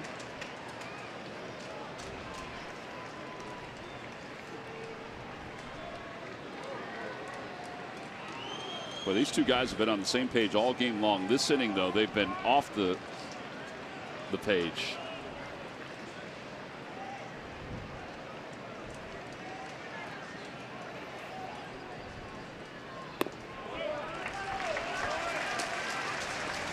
It would be great here for Odubel. Hit a gapper, score them both, and put Jake in line for the W.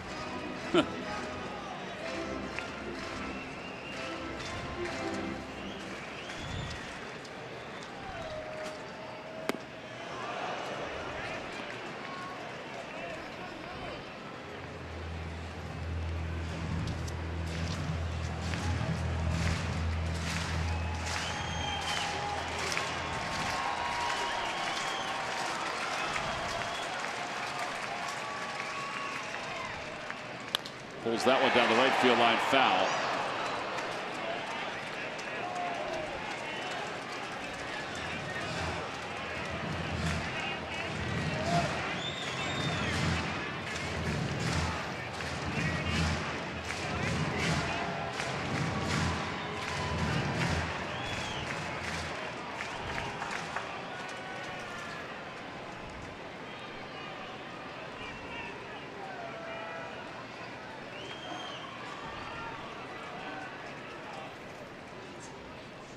Pulls it foul again just to stay alive.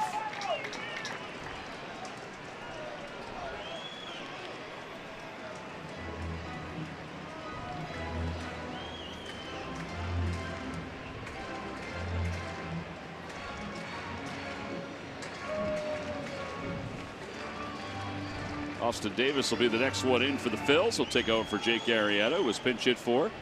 To help the Phils get a couple of runs here in the inning. Pull to the right side, face it into right field. Santana around third, heading for home. He's going to score. The Phils have tied it up. An RBI single from Odubel Herrera. It's a 3-3 game. How about that? Odubel finds a hole. Makes contact with 2 strikes. Gio, that's the best thing about baseball. Gio is absolutely cruising through this game.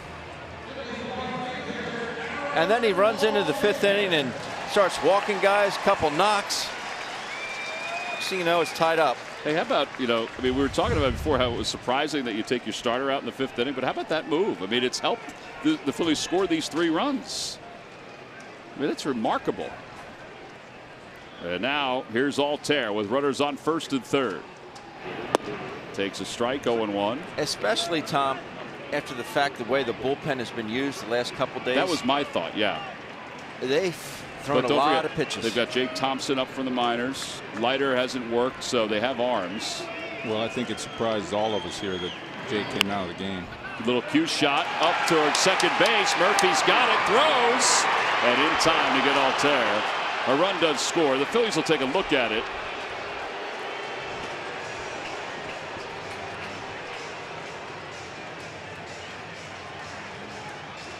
If there is an out, it's the end of the inning, and the Phillies have at least tied it up.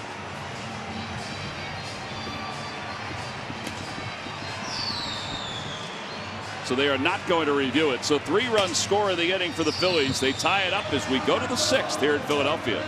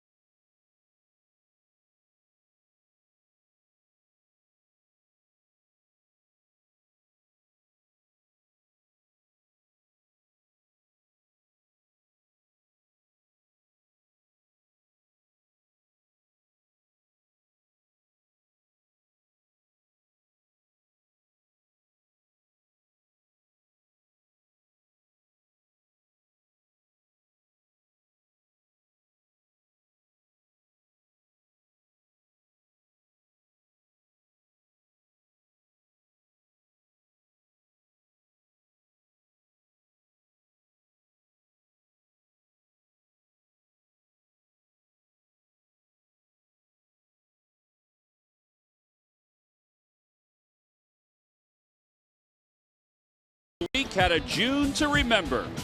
Zach became the first Phillies pitcher to record 5 wins in a month since Cole Hamels did so in 2012. His 5 wins consisted of a 1.76 ERA, an opponent's average against of .218, 28 strikeouts in 30 2/3 innings pitched, and 0 home runs.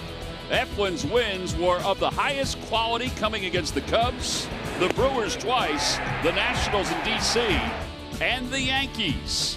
And it's brought to you by Independence Blue Cross. Live fearless. Top of the 6th inning, the Phillies have tied it up at 3, and Austin Davis will take over for the Phils. Taking over for Jake Arrieta. Santana comes into play first. Rhys Hoskins goes from first to left, and moving from left field to right field is Nick Williams.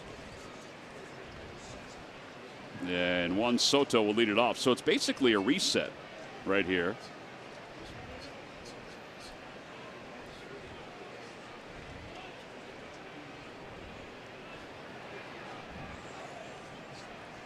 And Soto leads it off.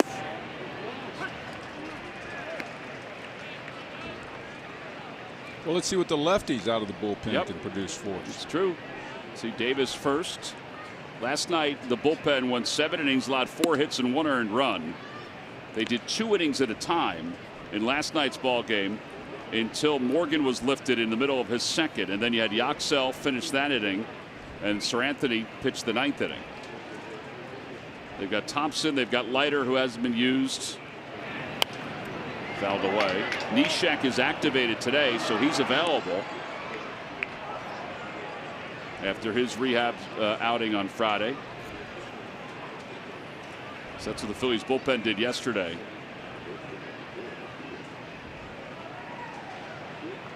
There's Neshek. He's number 93, in case you're wondering. 2-2 as Davis falls off the mound.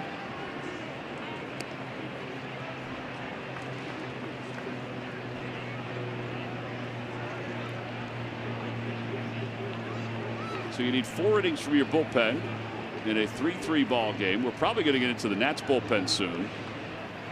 And a strike 3 call. Soto down looking.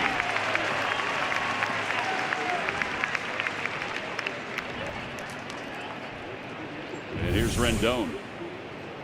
Pitch cast presented by PJ Wheelahans.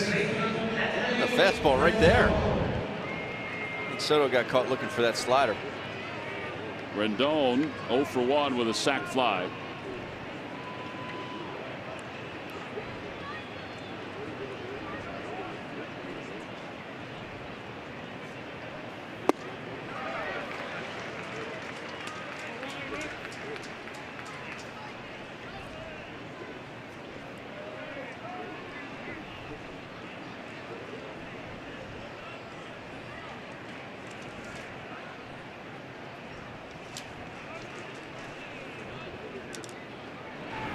Outside, 1-1.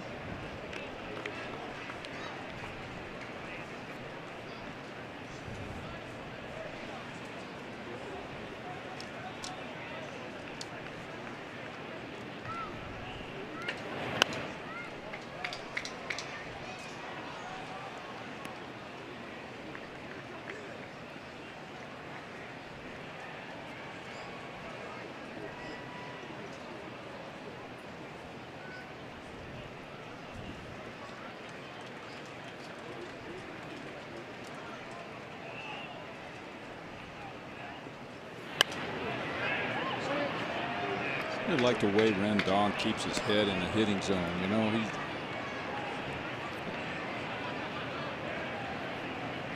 head stays right down in the contact area, especially with 2 strikes. That swing yesterday in yesterday's game, just one of the best swings I've ever seen on a ball, like 6 inches off the plate. Got him. Alfaro hangs on. Back-to-back strikeouts for Davis. You know, we mentioned earlier about guys who can throw compared to Ellis Valentine and Vladimir Guerrero. So this is top 5 outfield arms this year. Jackie Bradley Jr., which I think I mentioned that Tommy mentioned, 103.4 was his velocity from the outfield. Leonys Martin of the Seattle Mariners, 95.8. Jock Peterson, I'm surprised by Peterson, honestly.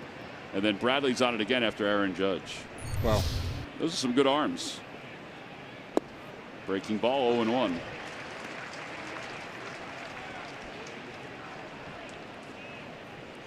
Harper is 0 for 1. He walked his first time up.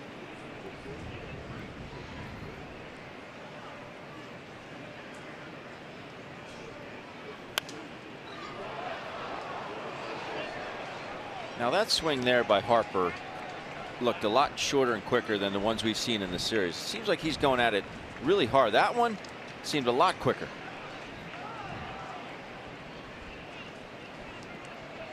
which can scare you.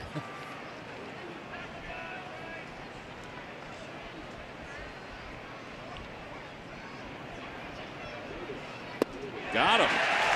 3 strikeouts for Davis. He struck out the side. He struck out 3, 4, and 5 for the Washington Nationals. Soto, Rendon, and Harper. You want to revisit the grip on this pitch? Take a peek at it. And Harper swung right on through it. We'll head to the bottom of the 6th in a 3-3 game.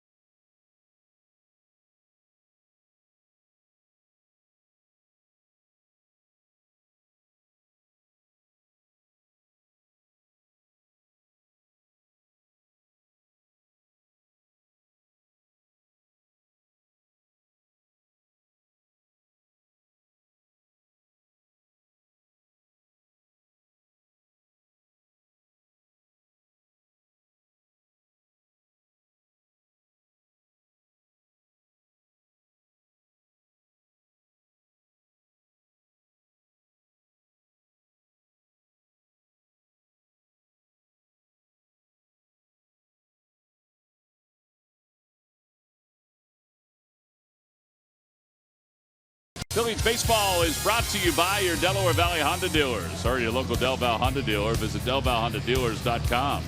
And by Jefferson Health. Call 800-JEF-NOW or visit jeffersonhealth.org. Bottom of the 6th inning. It's a 3-3 game. Phillies will have Kingery leading it off. It'll be Kingery, Valentin, and then Alfaro against Brandon Kintzler, who takes over for Gio Gonzalez, who all of a sudden got erratic in that 5th inning and wound up walking 3 in the inning and allowed 3 runs. I still think the pivotal decision, the key decision, was honestly Gabe lifting Jake for a pinch hitter and Carlos Santana walking. You know, it's not often that you see a starting pitcher, particularly of Jake's status, being lifted from the game after 5. But they lift him, have Carlos Santana come in, he walks, and the inning is still alive. I mean, it's not easy being a major league manager. And you've got to make decisions that aren't always the most popular ones, but in your gut, you have to just follow what you think works. Yeah, you got to go with your gut, and he did. It's admirable. I'm sure when he comes in, he's going to have a little office meeting with Jake and to tell him why he did it. And yeah, even if he hadn't gotten runs in that inning, he still probably would have respected Jake enough to do that. And just Jake's got to realize the manager has to make a call. Charlie certainly had to do a lot of those on his way to becoming the all-time winningest manager in Phil's history. As Kingery takes a strike, 1-1. There's a lot of adjectives you could use, but I think gutsy. Well, but is the one. Ben, you brought up a good point in the break because Gio was dealing. Yeah. So the Phillies weren't really getting a whole lot against him. But then the wildness sort of kicked in. Leshak is warming up for the Phillies. And a manager's job is what? To put his team, or what he thinks is his best team, out on the field to win. Just win. Yep. And in that situation, he thought making that move was the best situation that they can achieve a W or get towards a W. Well, I think you have to tip the cap to him for that. If I was managing, I don't know how you guys would. I don't know if I would have had the guts to do it, honestly. Do you think that was his gut, or do you think there were some numbers behind that? There's definitely numbers. I think there were definitely. What was our numbers. percentage chance of winning if I remove Arrieta now versus if I don't? I think there was probably some of that. I think there was also, as Kingery goes down looking, you know, there was also seeing what Gonzalez was doing and what Jake was doing. Yeah, so I think that there was part of that too, Michael.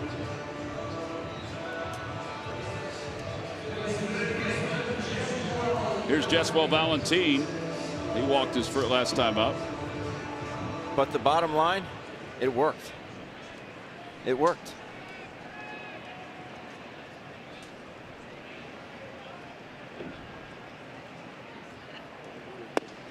Oh, and 1.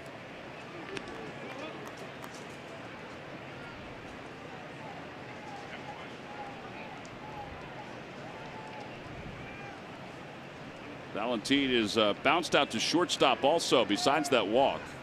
Getting a chance left-handed here.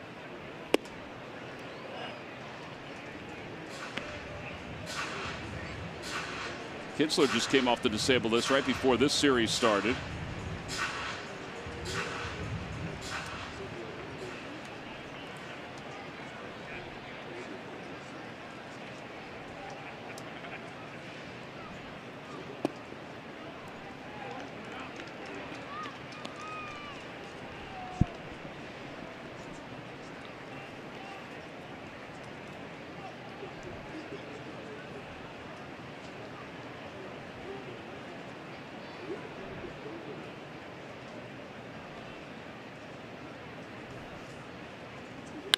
Out to center field. On the run is Harper, and he'll get to the spot and make the catch. Valentin tagged it. He did. I think he got all that. Just a little breeze hurting that one, but wow, it's close. And here's Jorge Alfaro. Time now for the Ram Truck Stump the Fans Trivia Quiz answer. All right, guys, here's the question again. Who are the only 2 batting champions in Montreal Expos history? I got Tim Raines and Al Oliver. Tim Raines is correct, and Al Oliver is correct. You're kidding. 82 for Oliver and Raines at 86. Log back on to Phillies.com to find out if you're the winner of a Phillies prize pack. Oliver had 331 that year. He led the league in hits with 204, doubles with 43. He was a 7-time All-Star, Al Oliver. Raines is in the Hall of Fame. He had 334 in 86. And there are a lot of folks that are in your club, Michael, that think that Al Oliver, deserves. You're right. He deserves more consideration. He sure does. Real close to 3,000 hits. Yeah, I mean, there's names out there that people think should be in. Oliver being one, Dick Allen being another. As Alfaro takes outside. Oliver, I just remember, was a doubles machine. Yes. Leg kick, one of the first guys with a leg kick back then. Leg kick and a downswing. Woo! Lifetime .303 hitter with 27.43 as far as his hit total goes. Wow.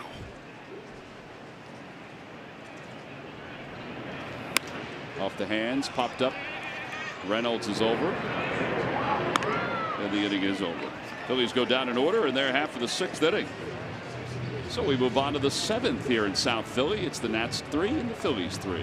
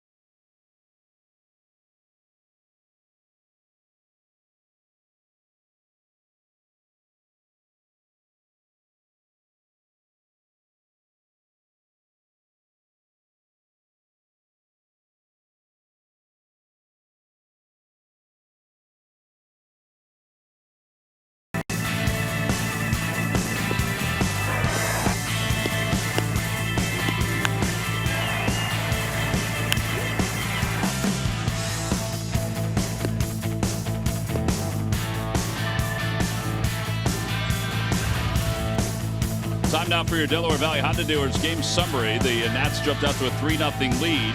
Adam Eaton had 2 RBIs in the 5th inning. Then the Phillies scored 3 in their half of the 5th inning. Jake Arrieta went 5 innings, 3 runs, 2 earned. Defense didn't help him behind him again. We go to the 7th inning, and it's Austin Davis continuing on. Tommy Hunter and Pat Neshek are warming up in the bullpen.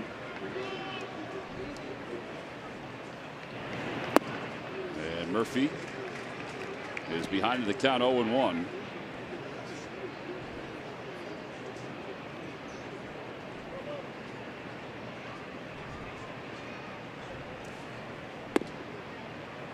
Just off the outside corner. Notice how after a bad swing like he had on the first pitch, he takes the second pitch all the way. Like watches it all the way through. No, I just,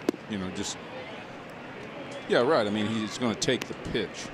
Let's get back on balance and make sure he doesn't do it 2 times in a row, even at the risk of going 0-2. Opposite way, Hoskins is out there, and 1 out here in the 7th inning. And Mark Reynolds is coming up. Here comes Gabe Kapler. Positioned perfectly. Yeah. Was Rhys Hoskins. Perfectly. That There- ball hit decent. It wasn't, I mean, it wasn't a laser, but when it came off the bat, I'm thinking, oh, that might be able to get down for a double.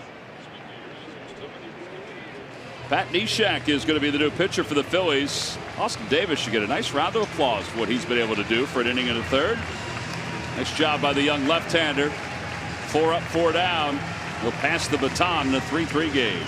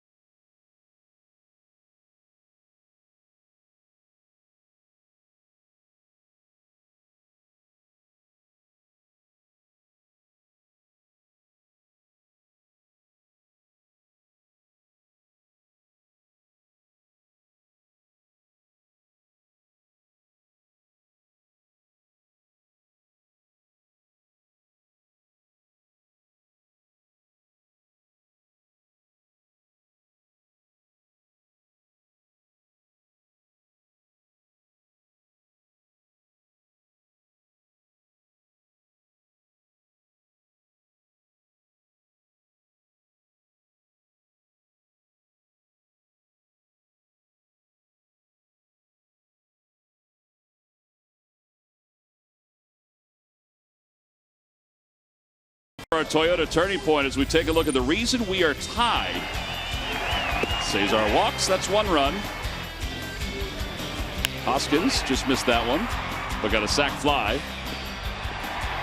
A little high stepped by Nick Williams. That's a good swing by Odubel. That wasn't an easy pitch. Yeah, low and away slurve, if you will. Gio, that's not an easy pitch to hit. He hooks it between first and second. That's the group of Toyota turning points in this game. We need 1 more turning point. So Pat Neshek will take over. He makes his debut here in 2018. No balls and 2 strikes. What everybody thought was going to be a short stint on the disabled list.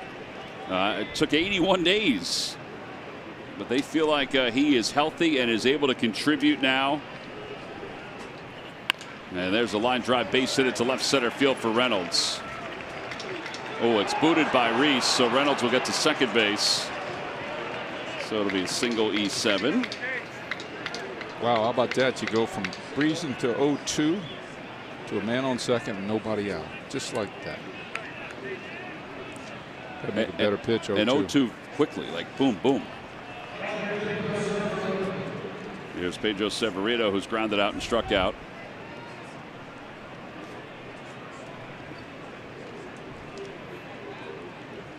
Correction. 1 out. 1 out. Yeah, the pitching change took a long time. Yeah. Low 1-0. Brian Goodwin is on deck.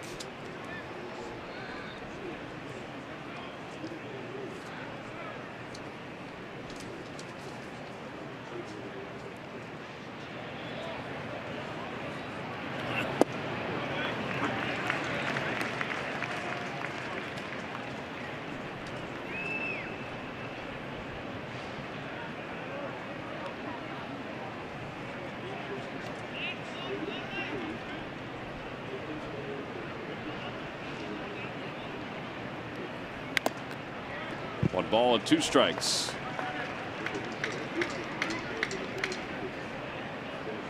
The ball hit the strap, and that's what knocked it off. Yeah,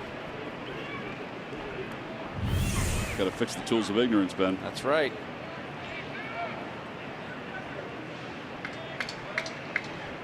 That was weird. You got to tighten the tools of ignorance.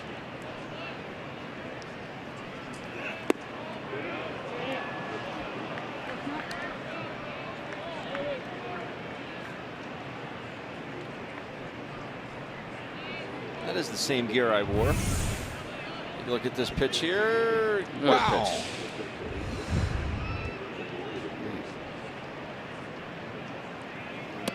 Three and 2.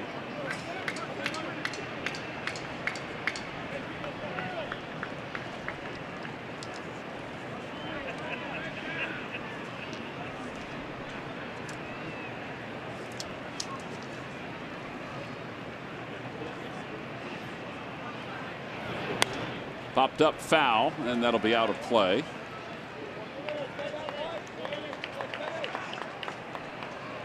So it remains 3 and 2. Where did he walk into a baseball down there? Yes, he did. Got to be right place, right time, Mike. So many hands involved in trying to grab it.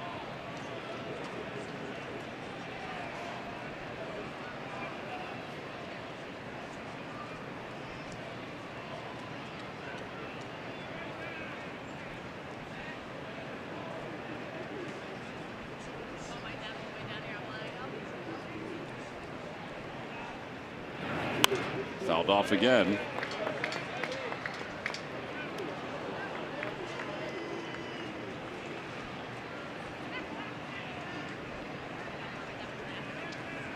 Dirk Kranitz watched what Neshek did last year for the Phillies, and he was unbelievable before he was traded to the Rockies. His only run that he allowed with the Phillies was the Michael Taylor home run down in D.C. Ground ball to third base. Valentin has it across the diamond. And there are 2 outs. Yeah, that'll bring Goodwin up. He's peeking into the dugout. They are going to let him hit.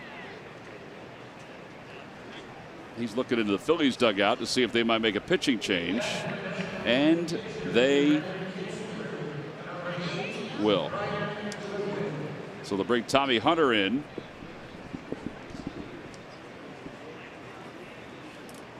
To face Brian Goodwin. So a pitching change for the Phillies. Pat Neshek's debut is in the books. And here comes Tommy Hunter to get the last out.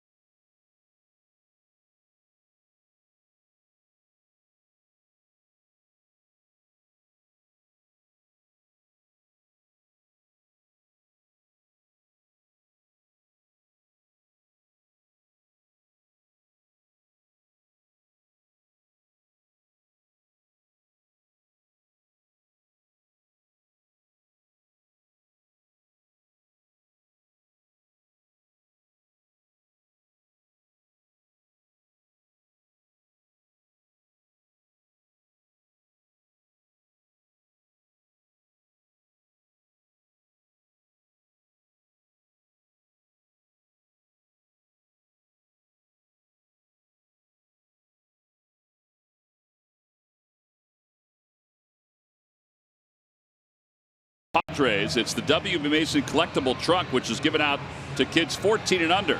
Arrive pregame for photo night with the Phils players and us broadcasters.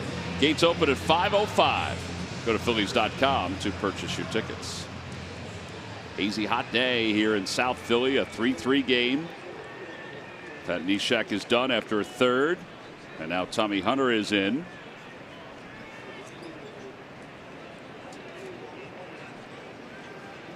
Tommy was part of that bullpen yesterday that won 7 innings, allowed 1 earned run, had 6 strikeouts.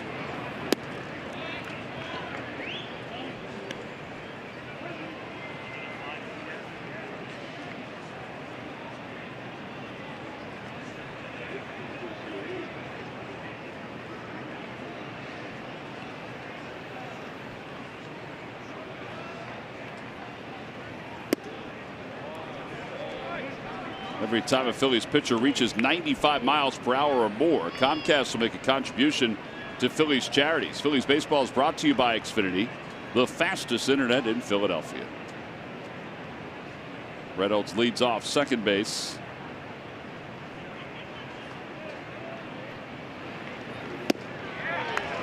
There's that cutter right there, Tommy. That was a nice spot. It was. That's why that pitch right there is why Hunter is so effective against left-handed hitters. Gets him to swing over the top of that cutter.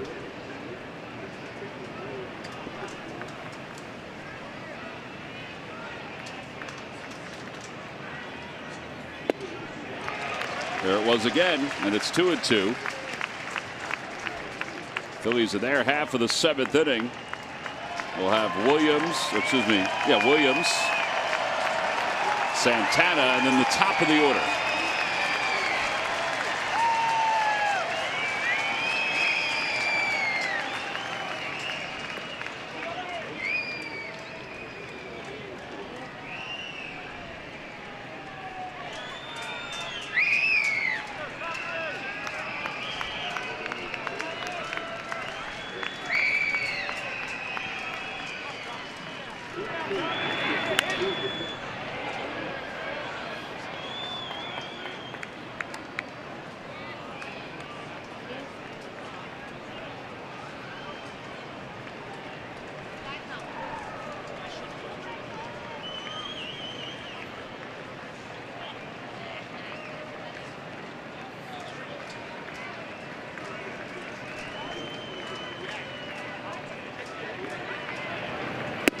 Just inside, 3-2.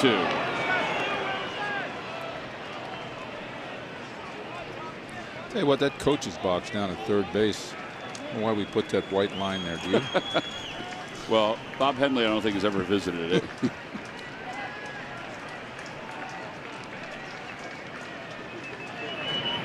He's not concerned about his well-being either. He's not even looking to see what's going on at home.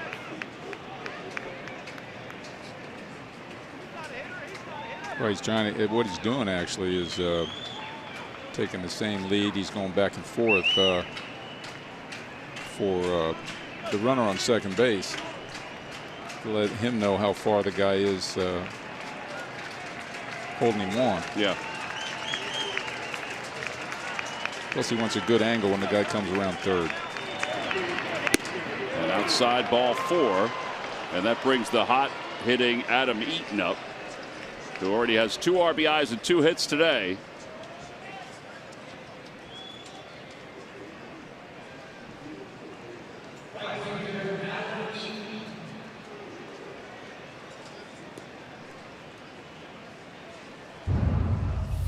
Eaton in the 5th inning gave the Nats a 3-run lead with this base hit. You got a slider that didn't do a whole lot from Jake Arrieta, and he shoots it in the right field to score 2. Put the Nats up 3-0 at the time. Nothing bigger than those 2 out knocks. Yep. He takes a fastball, and it's 0-1.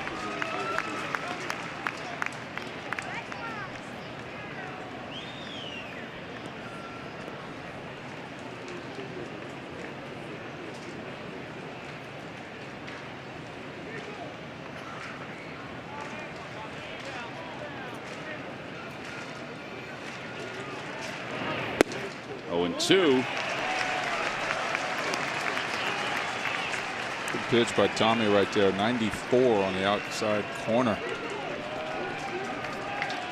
Now we got to put him away. Yep. See the career numbers against Tommy Hunter.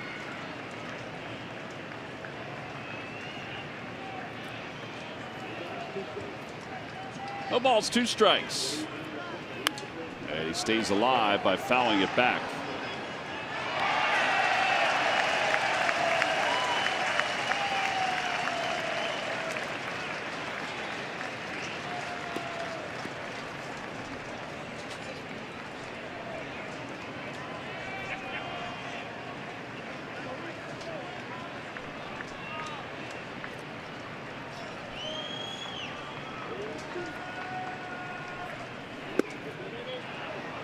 Well, it's a little high, I guess, and it's 1-2.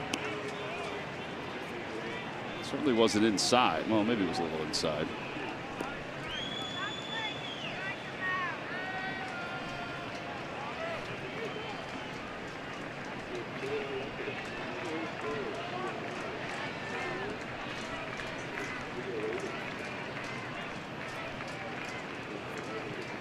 Popped him up, and that'll find the seats. A lot of hops going on in the stands today. A lot of bounces. A lot of gloves over there. Yeah.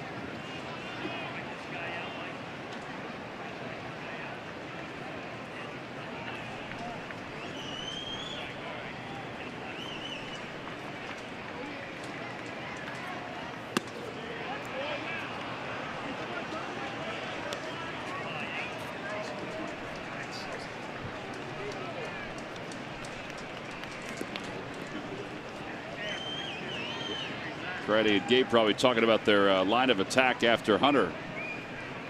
Got to get through this one, though. Get some runs at the bottom of the 8th inning. I should say bottom of the 7th inning. And the 2-2 pitch. Swing and a miss. He got him with the cutter. No runs. 1 hit. 2 men left. It is time to stretch here at Citizens Bank Park. Bullpen is stepping up again today. We'll go to the bottom of the 7th inning.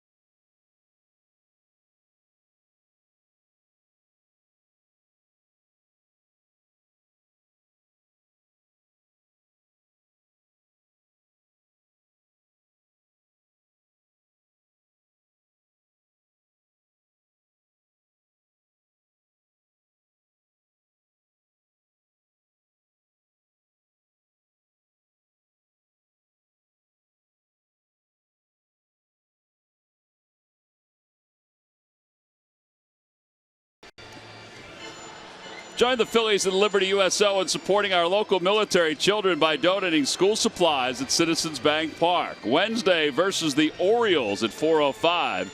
School supplies will be collected at all gates through the 4th inning. We'll support the Liberty USO's Rucksacks to Backpacks program, which helps military families prepare for the school year. Visit Phillies.com/community for more info. Matt Grace is the new pitcher for the Nationals as we go to the bottom of the 7th inning. Comes in with a 3.38 ERA. He is just in the middle of his warm-up tosses because we had a very long and beautiful God Bless America as we were heading to the bottom of the 7th inning.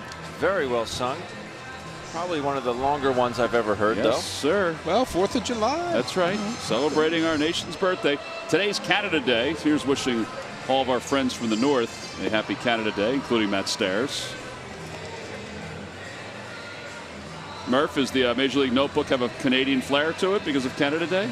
Actually, it does not, Tom. Oh, okay. But thanks for pointing that out. It is brought to you by the University of Maryland, University College, and the Astros, who are down in Houston, are without George Springer today. He is resting his sore back in their game against the Rays. He dove for 2 balls, made 2 catches last night on that hard turf down there, and kind of jarred things loose, so they're being very careful. They're not too worried about it. He'll have the day off today. They also have a day off tomorrow. And did you catch what the Mariners did last night in Seattle, guys? Instead of turning back the clock, we've seen that before, right? They decided to turn ahead the clocks and have a promotional night where baseball, what would baseball be like in 2027? They had sleeveless jerseys. They were untucked. They wore their caps backwards, at least some of them did. And they turned it back into the future, back to the future. It's actually the 2nd time they've had a promotion like that in Seattle. The last time was 20 years ago when Ken Griffey Jr. was on the team. Nick Williams greets Matt Grace with a base hit to center field. That starts the bottom of the 7th inning. I do remember the Ken Griffey Jr. game because there was a big outfielder that the emblem was just gigantic on from the Seattle Mariners. Anyway, I remember it 20 years ago when Griffey, you weren't. I remember we played a game at Candlestick. We had turn ahead, and our names were on the back, but they were vertical next to our number. So the number was there, and the name was going up, and it was like this funky design on the front. You still have that uniform? I do. I still have it. You should wear it one day. Here's Carlos Santana with a runner at first. Well, playing Nick Williams has paid off so far against the left-handers. Wow.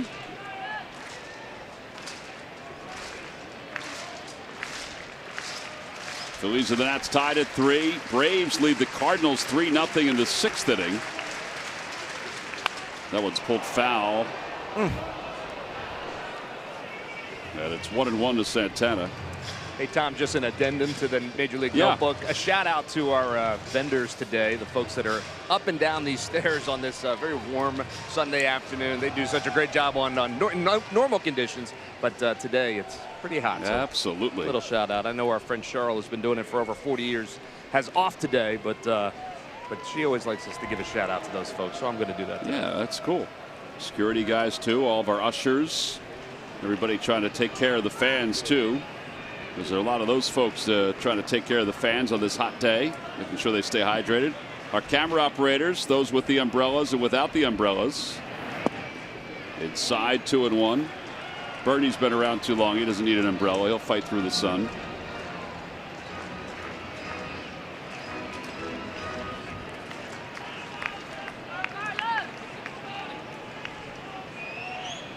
Two balls and 1 strike. 2-2. Ooh, don't hit yourself in the ankle doing that. Done that with a golf club before. Whew. That does smart.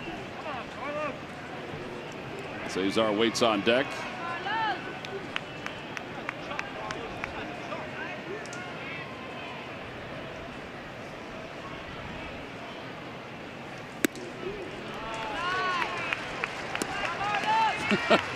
Oh, he hit himself in the head.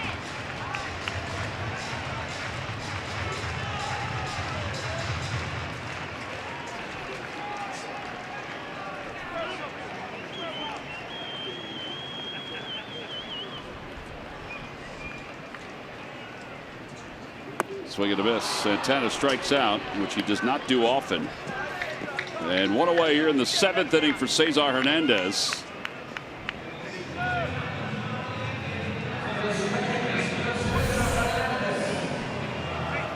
Grace goes with a breaking ball here. That's a good one. That is a dandy, especially after standing him up on the pitch before with a good hard fastball.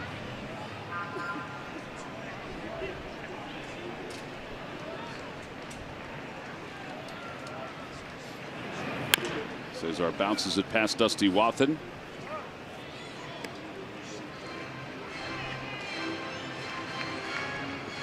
I'd like to see Nick get off just a little bit more. Even if he's not running, you can still get out there a little bit more and have a one-way lead, meaning you're not looking to steal. You can get back if you can, but I mean, he's barely off the bag.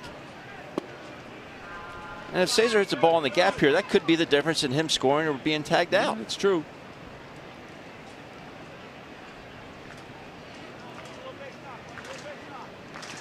I like a lead where you want to get your teammate a base hit on a slow hit ball in the infield. You want to beat that throw to second base. You want to go first to third on a ground ball through the infield. Now, the left-handed pitcher, he just wants to make sure he doesn't do something crazy over there. Not sure about this guy's move. Now, especially with someone like Cesar, who, if he hits a ball deep in a hole somewhere and the only play that they're going to have is at second base, you're absolutely right. Nick with a good jump could beat it.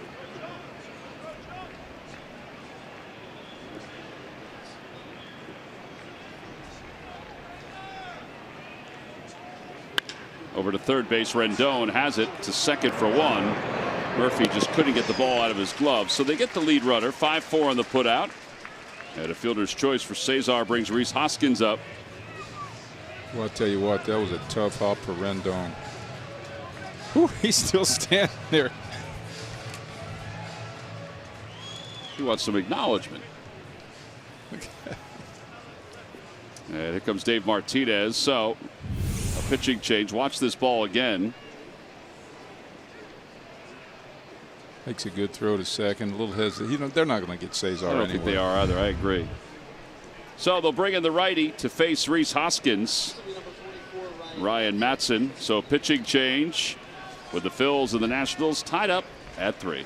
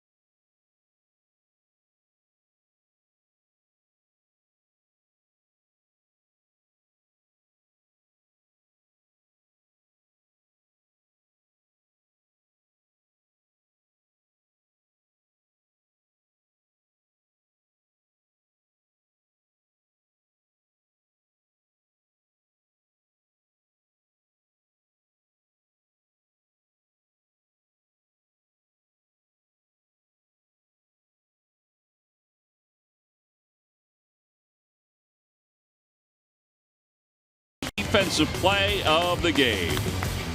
Murphy, ground ball. Hernandez, perfect form. Kins.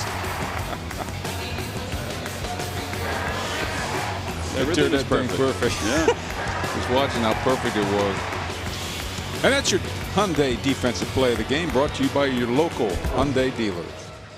Here's Ryan Matson coming in for the 3rd time in this series.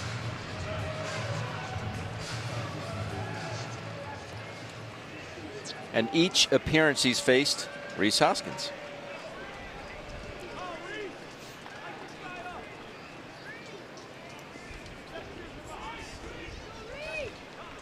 Hoskins has an RBI today. Runner goes, pitches high, throw to second base, not in time. It leaks behind the second base bag. Cesar has his 13th stolen base of the season. Well, they must have something on Madsen for sure. Man, there was no contest. Nope. No, this is a situation here where Severino, he knows he's got a good jump. He gets to his feet quickly, but he's not able to get behind the ball. That's why the ball sinks on him. I know from experience. I know it had quicking your feet up. You don't get your arm back enough, and you throw a sinker in the second. You just don't have the same backspin on it. So now Reese has a man in scoring position with the count 1-0. And he pulls it foul. 1 ball, 1 strike. See how Severino watching. He gets to his feet quickly. Boom, boom. He's rid of it. But see how his arm never really gets back? I'm not saying you need a full circle like a pitcher, but you still need to get it back enough where you can get something on it. Hoskins homered off of. Yep. Homered off Madsen to make it 4-1.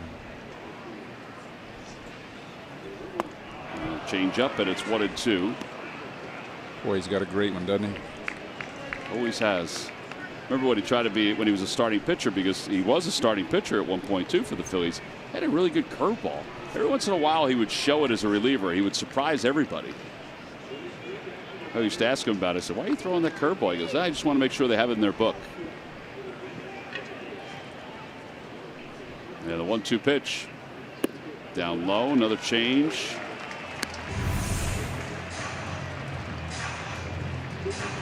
Well above the major league average in sprint speed.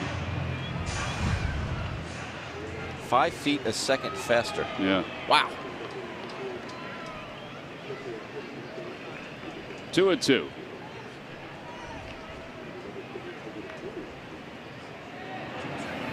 Got him with a fastball up and in. And the side is retired. No runs, 1 hit, and 1 man left for the Phils. So we go on to the 8th inning. It's the Nationals 3 and the Phillies 3.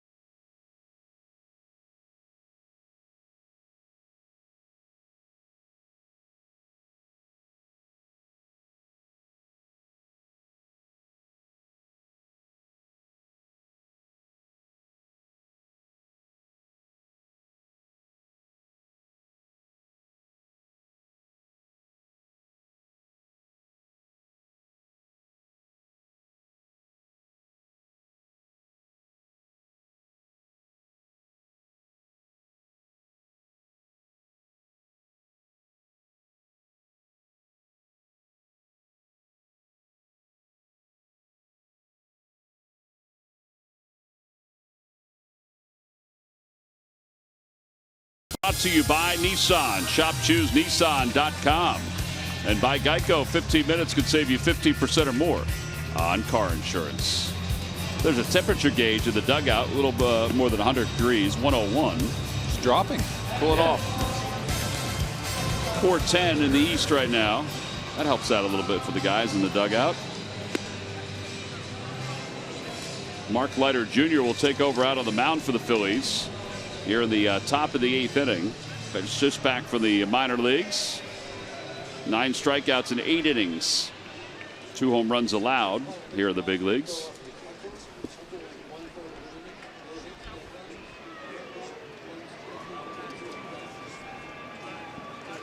Nice job by Austin Davis, Pat Neshek, and Tommy Hunter today.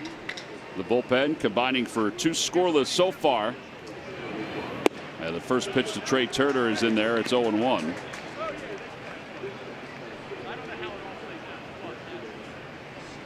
Jake Arrieta went the first 5. He allowed 3 runs, 2 of which were earned.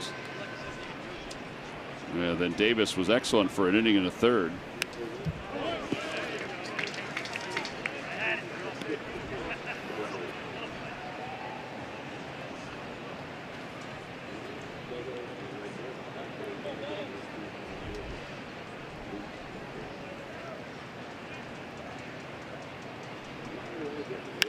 Oh, 2 is hit to shallow right field. And 1 out. Hard to believe it's been a decade since the Phillies won the World Championship. Hear from the players, the coaches, and more as we look back on that magical season. World Champions, the story of the 08 Phillies. Sunday, July 15th at 8 right here on NBC Sports Philadelphia.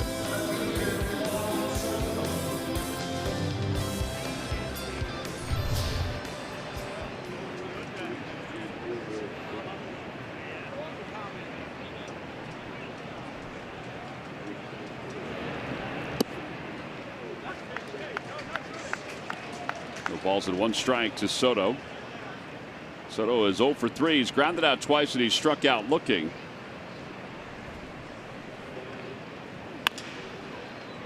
Valentin. 2 outs. Again, they had the third baseman in the right spot. There's the giveaway today, thanks to the folks at Community Energy. A little solar-powered Liberty Bell. The Phillies hope they can get that bell rolling. Got me one. Don't you think you need more than one? No. Train set. Yeah. Oh, for the train set. Yeah. A little spot on the train set. I thought it was for your granddaughters. Nah. It's where you put everything on the train set. You got your little things in here, you know. You got the Fanatic one from last year. We need more of those in here. More bobbles? More everything. We can get more wheels, flatheads, put them on the back wall. I can make that call tomorrow. Yeah, but you know, more little gimmicky things like that. I got you. Well, we have plenty back in the office, so we can definitely load up. Pete's going to run out of shelf space, though, if we put any more, because he's got the sunscreen, his cup of water, his phone, a wire, and some gum on the other shelf. 2 balls and 1 strike, and a battery. Can't forget that battery. Rendon is 0 for 2 with a sac fly today. Over toward third. That's a foul ball. 2-2. Good pitch. Change up. 83. He's got a split and a changeup that he throws. He's a 5-pitch pitcher, and he will throw them all. Off the hands, out toward third again.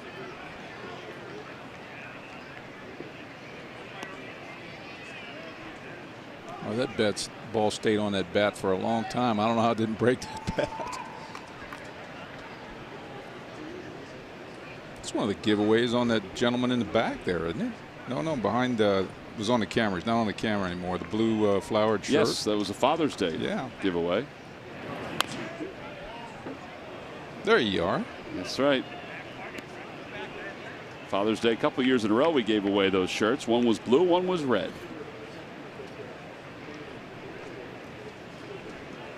It's a good look at the bucket hat. Gave that away too, I think.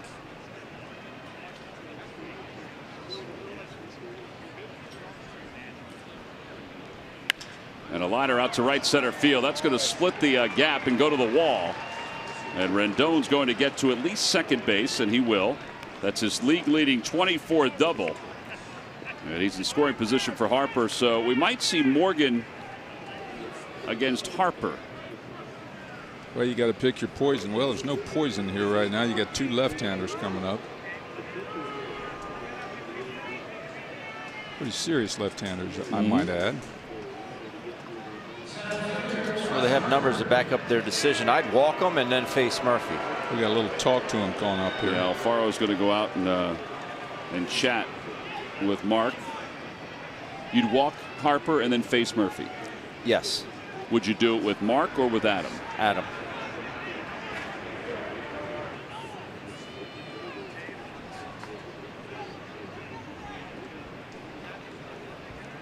What do you suppose they're talking about, since they know I don't know. it's That's gonna a be good taken question. out?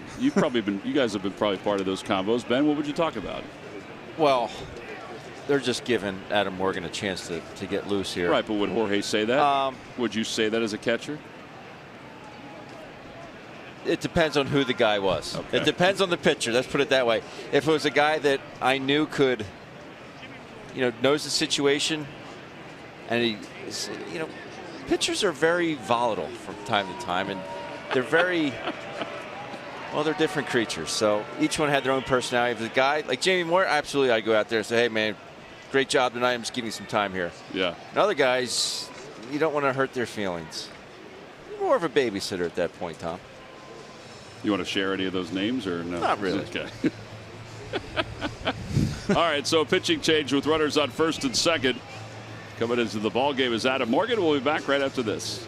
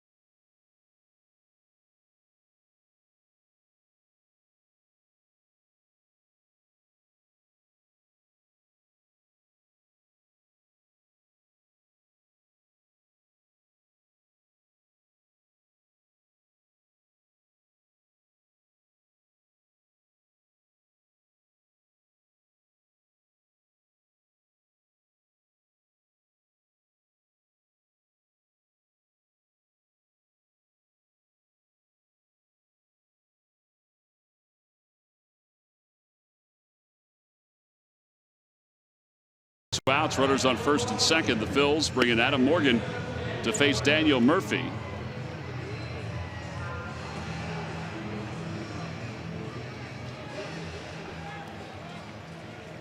.24 ERA with Adam. Adam in last night's game went an inning plus, 1 walk, 1 strikeout, scoreless. And he has handled Murphy in the past. Murphy is 0 for 2 with a walk and a run scored today.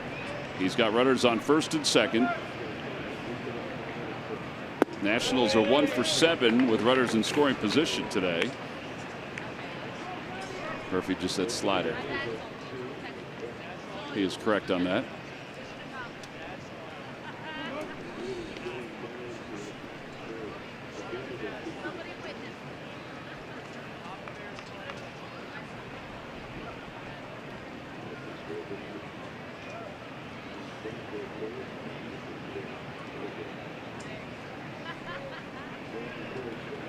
Fastball, and it's 1-1.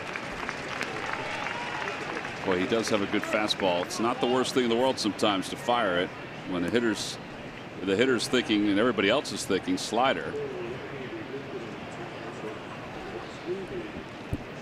I'm with you. I am with you. Trying to get to the bottom of the 8th inning, keep it tied at 3.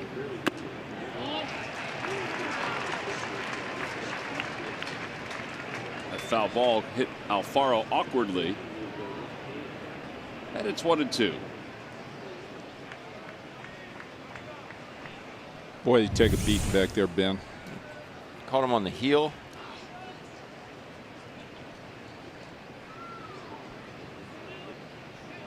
So you want to be a catcher? Well, caught him in a glove. Yeah. See how it turned back.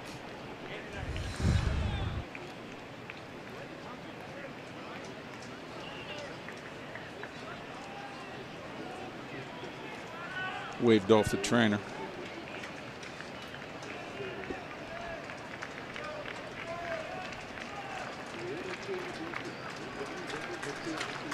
All right, big out right here, obviously.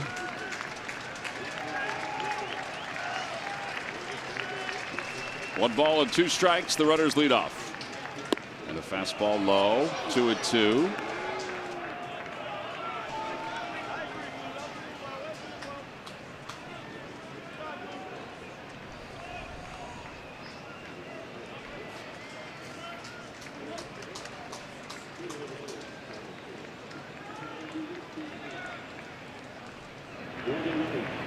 Bouncing ball towards second base. Cesar comes in charging, and in time, and the inning is over. The bullpen again gets the job done. No runs, 1 hit, and 2 men left. Middle of the 8th inning. Phillies and the Nats tied at 3.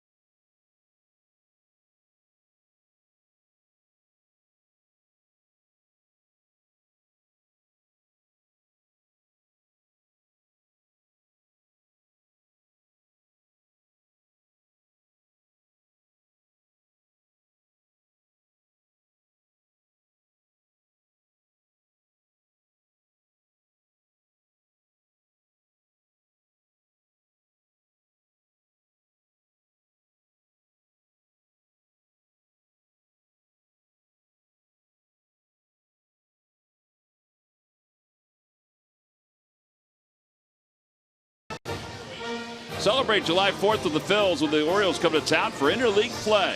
It's a 4:05 first pitch. Salute to veterans presented by Toyota. Arrive early for a special pregame ceremony honoring our nation's vets. Visit Phillies.com to order your tickets now. Bottom of the 8th inning, Nationals 3, Phillies 3. By the way, a reminder that the Powerball and Mega Millions, the jackpots are enticing. Mega Millions more than the Powerball right now. Mega Millions is Tuesdays and Fridays, and the Powerball is Wednesdays and Saturdays. That's $70 million. Nobody won last night, so that's why it went up to $70 million. Here's Kelvin Herrera. Still plenty, enough money for you to buy me that John Deere Gator, Tom. I'd buy you 2, actually. You would? Yeah. This is Herrera to Herrera. Herrera to Herrera, Mike. Odubel had the RBI singles last time up. Swings at the first pitch and flies it toward left field. Soto makes the catch and 1 away. And Mikel Franco is coming up as a pinch hitter.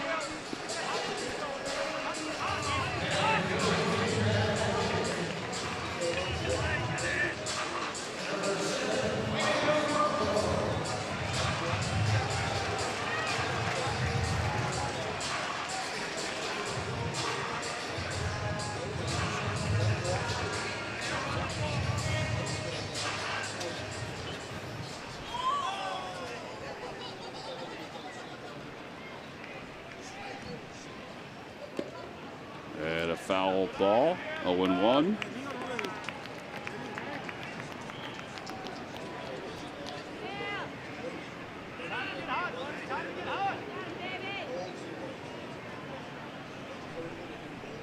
There's Jake Thompson, just called back up.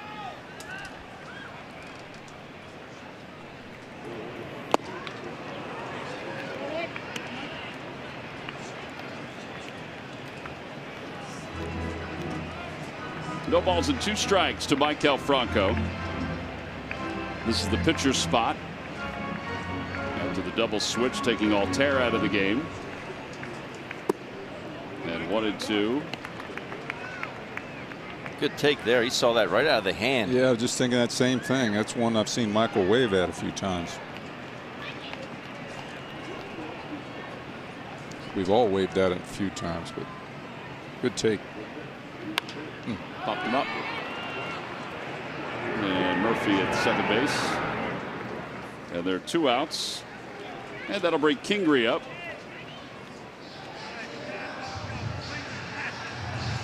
By the way, the Braves are now up 6-0 in the 7th inning. I mean, they are just torching the St. Louis Cardinals this weekend.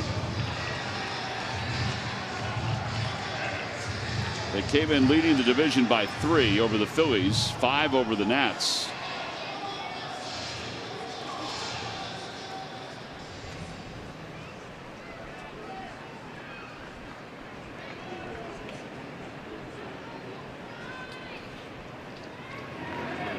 Inside, 1-0. We'll be hugging that line back when we played. First thing they do would be have the cornerman guard the line. You just don't see it as much anymore. Now you just see whatever the normal statistical layout is, like what you think the strengths and weaknesses are of the hitter. Rendon throws him out. So if he was guarding the line, you're right. Well, that might have been a base hit, but also right. If he'd have pulled that over the bag, it would have been a double. Very true. 7-pitch inning. On to the 9th inning here in Philadelphia. We are still tied at 3.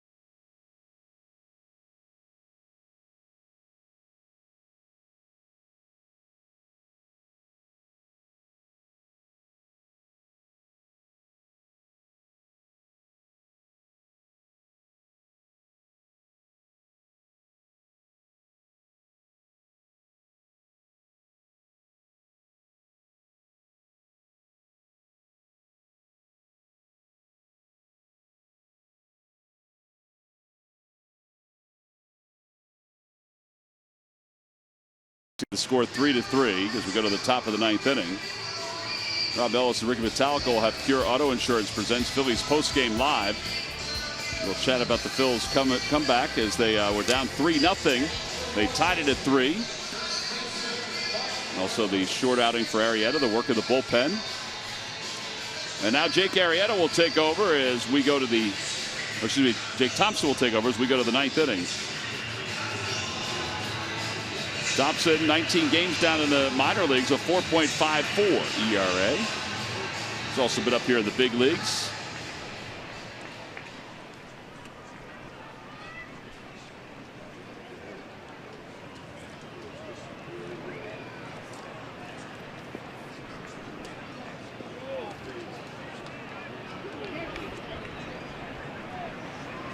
Mark Reynolds leads it off. And he takes low, 1 ball and no strikes. It'll be Reynolds, Severino. And then the pitcher's spot for the Nationals. Just watch that fastball with Reynolds here.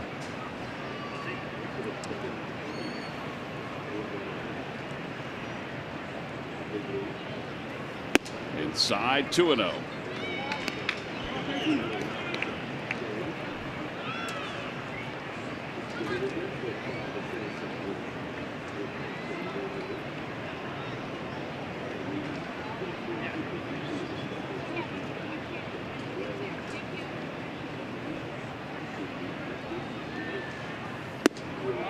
balls and no strikes to Reynolds.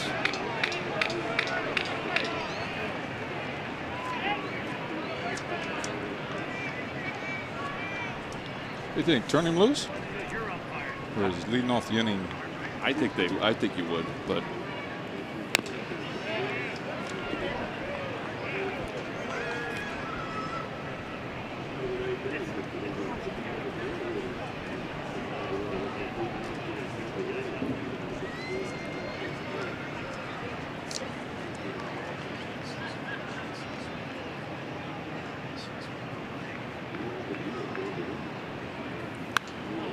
popped up back toward us. Oh, man. Looked like a Plinko chip. It did.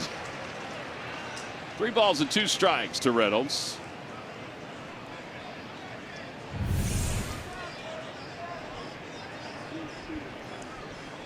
And on over.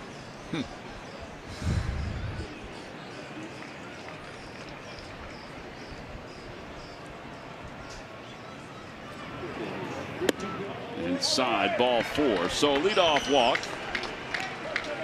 And that brings Severino to the plate. First 9 meetings between the Phils and the Nationals, you see the batting average, the team batting average, the same. Basically, the runs scored the same. 15 home runs apiece. Phillies starters have a higher ERA. It's a very even season series so far. And now Severino, who is 0 for 3. He's grounded out twice and he has struck out. Shows bunt, takes a strike, 0-1.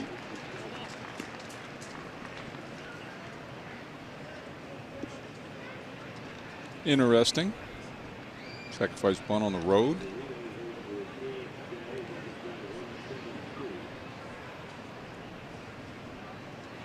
Gonna throw the book out, Mike.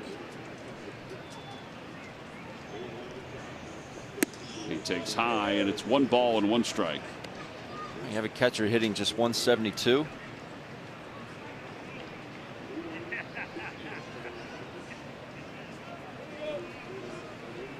Michael Taylor's out of the on-deck circle for the Nats. I think they want to get down to Adam Eaton.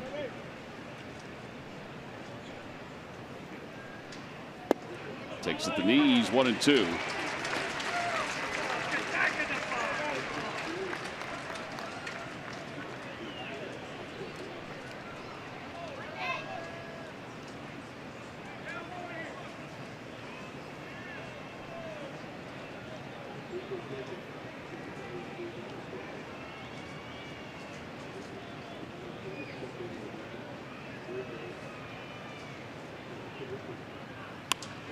Pokes it foul over the dugout.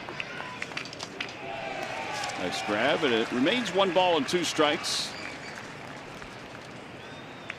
Phillies have used Austin Davis, Pat Neshek, Tommy Hunter, Mark Leiter, and Adam Morgan today.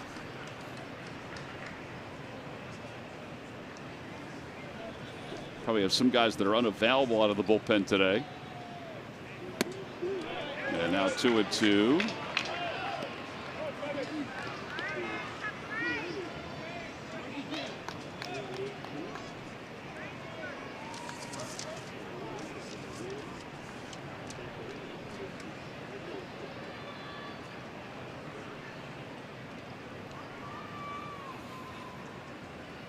Swing and miss.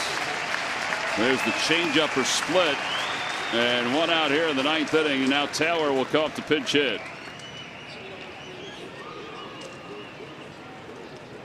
Bottom fell out of this one here, T-Mac. Sure did. That's a splitter. See that tumbling action? Yeah, his changeup is a split.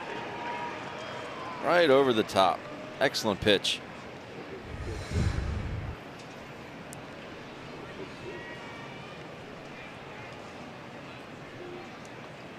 Taylor takes outside.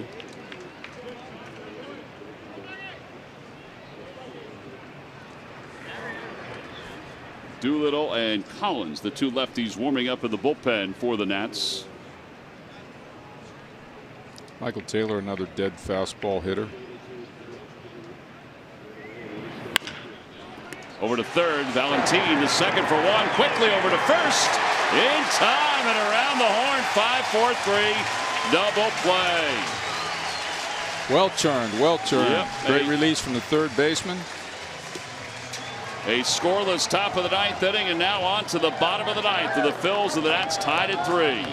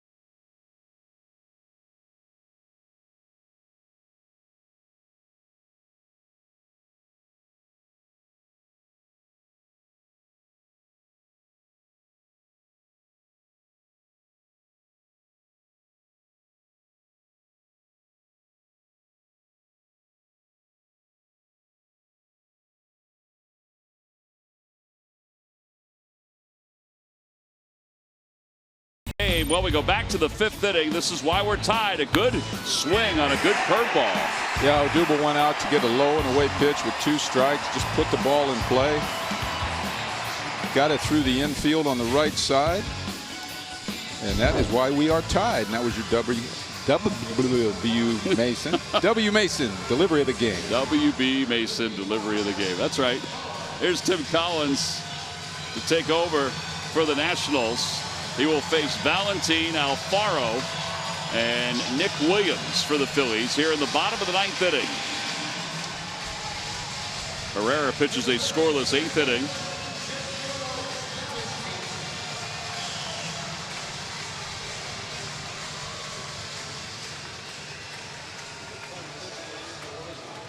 He only threw 7 pitches, did Herrera. Well, they had a pitch hit for him, so I thought there was a chance if they didn't have to pitch hit for him, he could come back out. So now Valentin grounded out to short, walked and flied to center field. He hit it to the track his last time up. Yeah, the first pitch is swing and a miss. It's 0-1. He's thinking fastball. Collins throws a changeup.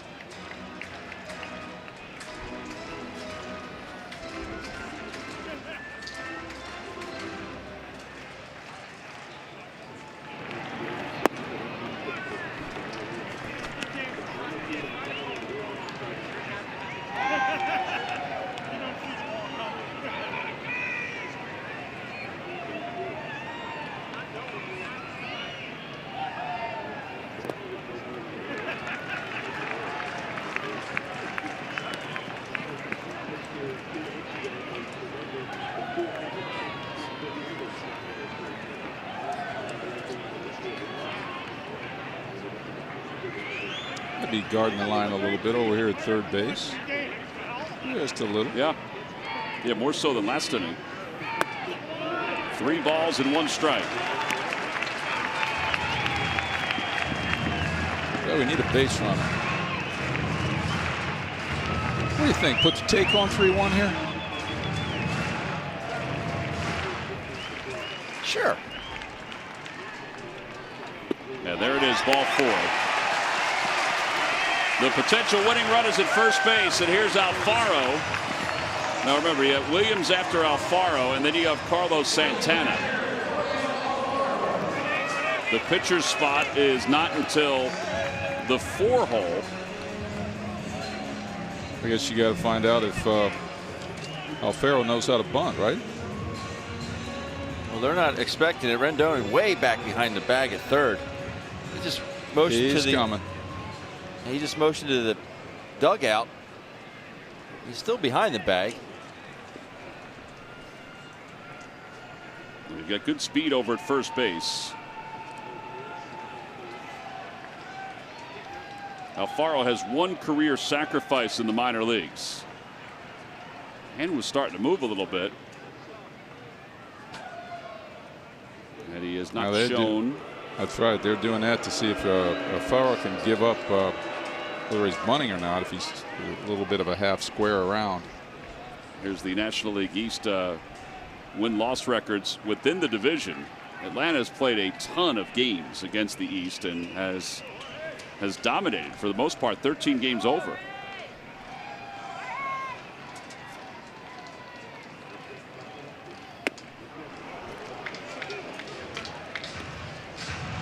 Personally, I got a bunt here. Yeah, I would bunt too. Again, he hasn't bunted a lot in his career, but you figure he can get it down. You hope he can get it down. But there's that other thought that he can get the runner up to second or bring him home.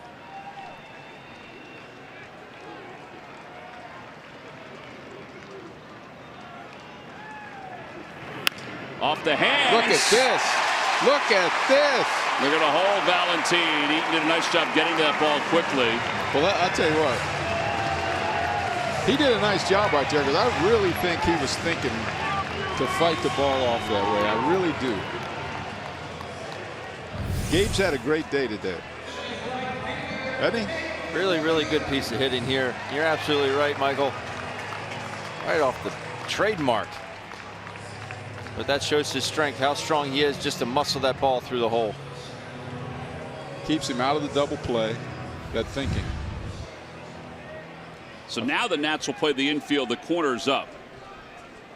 With Nick Williams up, I can't imagine Nick's bunting. I mean, I know it'll put runners on second and third if he's successful, but he doesn't generally bunt either. Well, he's got hits off of left-handers his last 2 times up. Mm-hmm.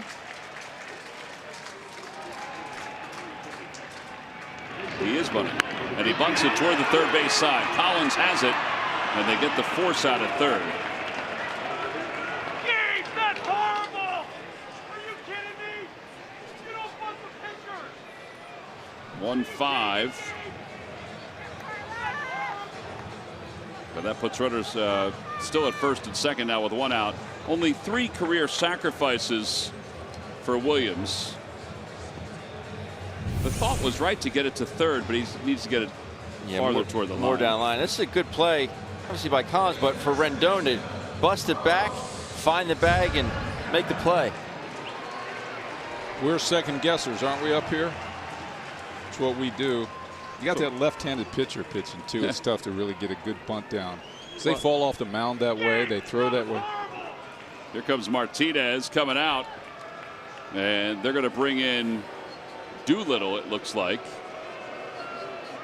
And that means Santana will stay on the right side. I think it's Doolittle, although Miller was warming up too. But now it's just Doolittle that's throwing. So we've got another pitching change for the Nats with 1 out here in the bottom of the 9th.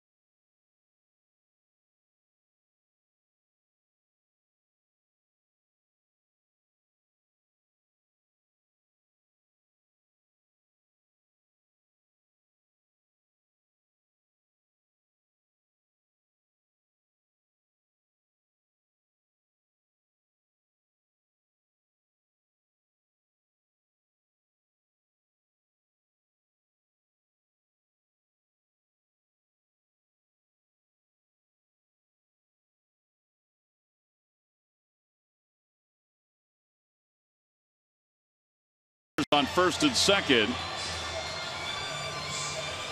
Nick Williams, who just tried to bunt the runners up to second and third, is over at first base. Alfaro's at second base. And Sean Doolittle, the closer for the Nationals, is on here in a tie game in the bottom of the ninth inning in a 3-3 ball game, and Santana is due up.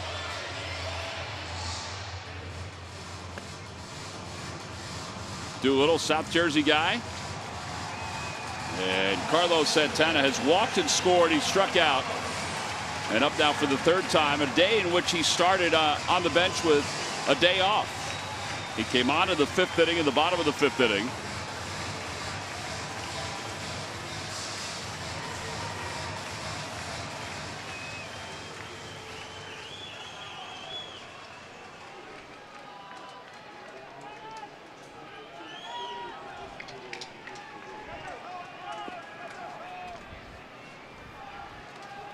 Yeah, so much for your day off. I'm sure he wanted to play anyway. Doolittle, and it's over to third base.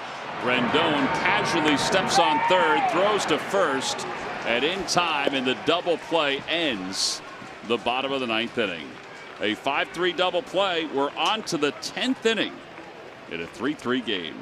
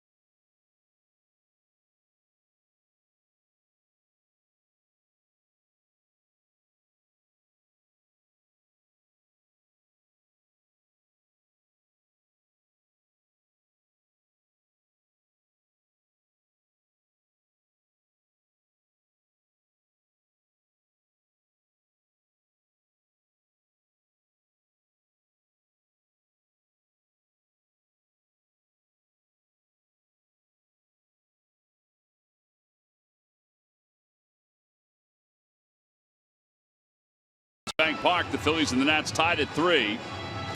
Extra inning record, the Nationals 2-3, the Phillies 5-1. Carlos Santana hit the ball right on the nose, but he hit it to the one spot on the field that's just been a vacuum over the course of this series, to Anthony Rendon. Rendon casually just went to the third base bag and then threw over to first for the double play. I don't know if I could have done that. The guy coming around second that ends up being the winning run, I might have had to square my feet up a little bit. He didn't do that at all. Man. And he threw the ball with something on it over there, too. That's amazing. I'll tell you what, he can play. And Red Olds held on to the bag at first. All right, so here is Adam Eaton facing Jake Thompson, who pitched a scoreless ninth inning. And delivers low and inside. 1 ball, no strikes.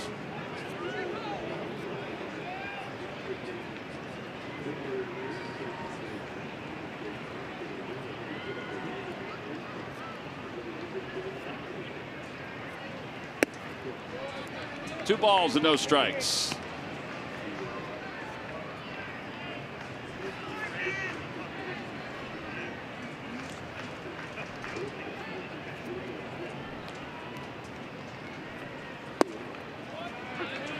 Two and one.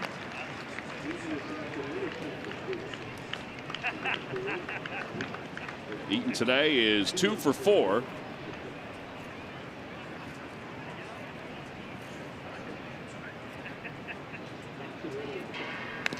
Taps it foul, 2-2.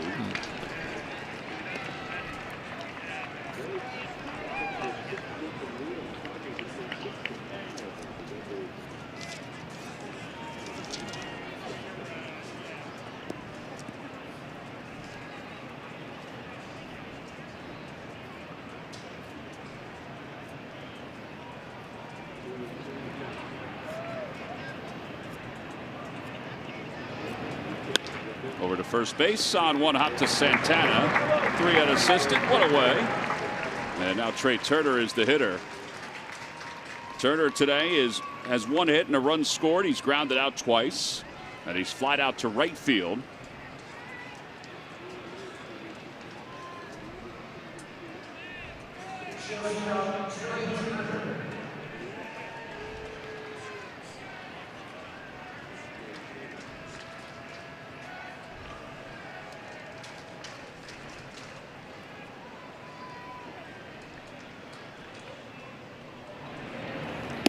Lays off, and it's a strike anyway. 0-1.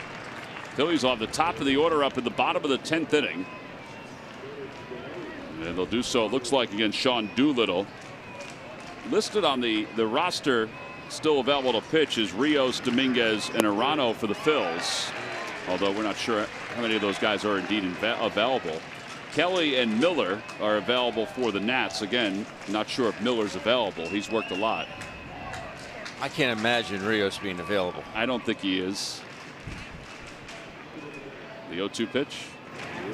Inside, 1-2. You know, it's funny, in the old days, I'm just thinking, I'm watching Soto in the on-deck circle, which he's nowhere near. He's closer to standing behind the catcher, yes, than he is the on-deck circle. Thinking of Bob Gibson probably would have fired a pitch over the hitter's head at him. Down the right field line, Williams, and that'll slice out of play.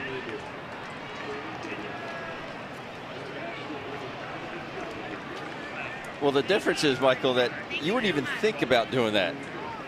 You wouldn't even think about doing that with Bob Gibson on the mound. You know what I mean? That thought wouldn't even cross your mind. So I'm going to go get a better look at Bob here. No chance.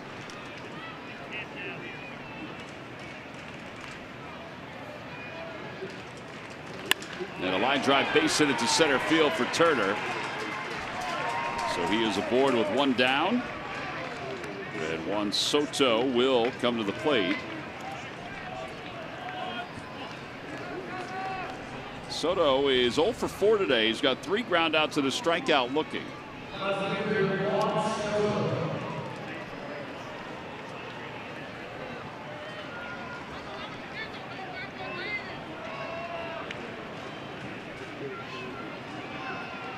Nats led this game 3-0. The Phils tied it with 3.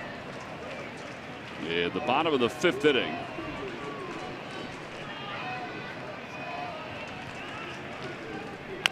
Little tapper to the right of the mound. Santana has it. Thompson switches places, and he's there in time. Good play. Good play. Fundamentally perfect. 3-1 on the putout, and now Rendon is up. Here it is right here. Santana squares up. Let's Thompson get close to the bag so he can turn his head and pick up the throw and the bag. You know what was good about that is there was no panic in that man right there, Carlos Santana. He got it, make sure he wasn't just going to throw it haphazardly. That was perfect, right on the money. Yeah, a lot of guys would try to, quick release it and lead him to the bag.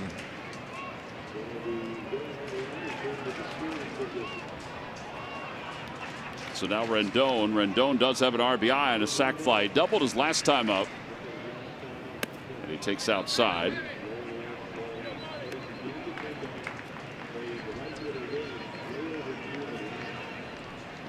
See the runners in scoring position. Nationals have left 6 so far today. Phillies also have left 6.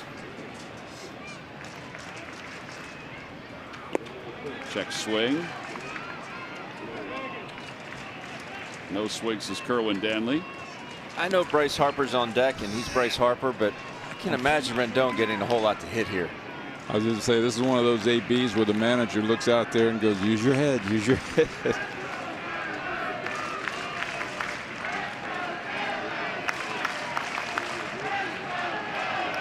You ever think you'd be thinking about walking somebody to get to Bryce Harper? Amazing, isn't it?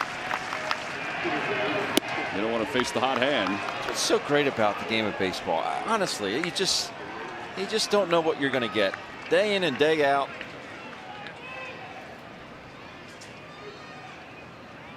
A proverbial box of chocolates, this great game.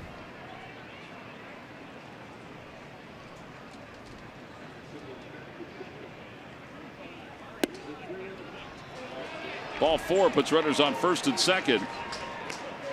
And Bryce Harper is indeed coming up. Rick Kranitz is heading out to the mound. This is Thompson's inning. There's nobody up and loosening in the bullpen.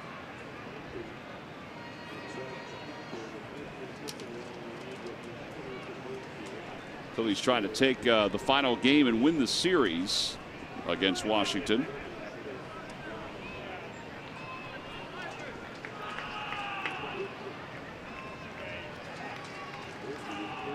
All right, so those quick reminders from Kranitz to Alfaro and Jake Thompson. As Carlos Torres will come out and try to break up the conversation.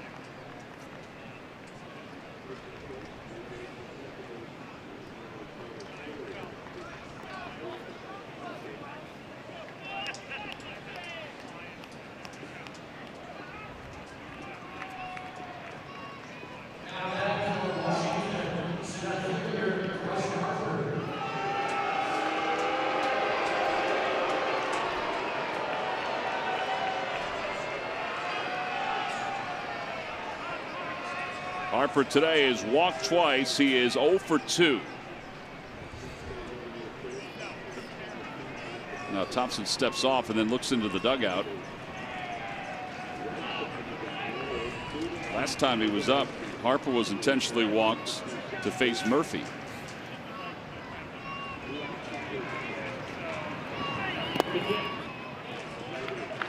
Yeah, the dirt, 1 ball, no strikes. That's a really good play there by Jorge. That he caught last night was hot. Caught a long ball game.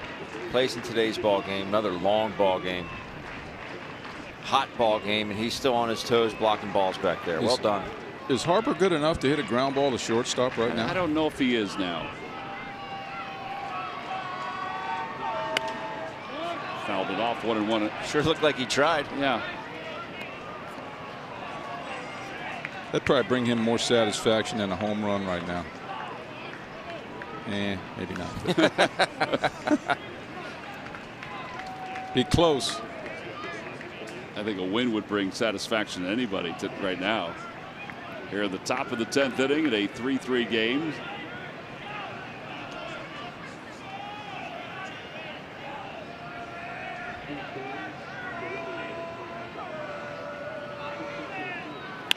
To the right side, and Carlos Santana's got it.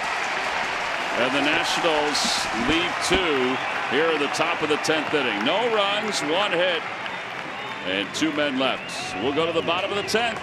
Nationals 3 and the Phillies 3.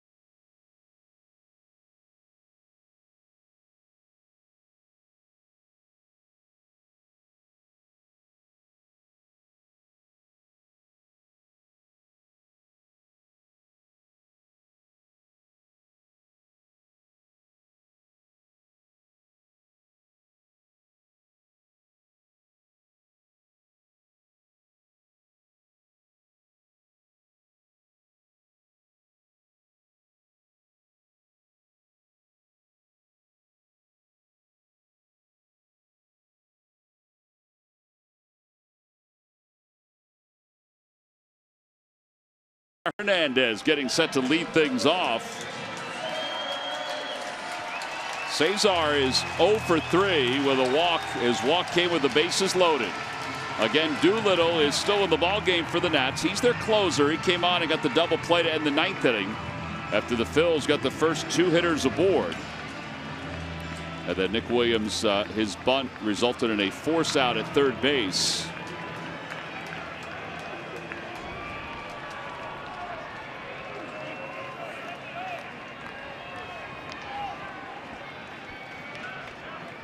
Right man, right spot. You go, we go. Cesar takes high, 1 ball and no strikes.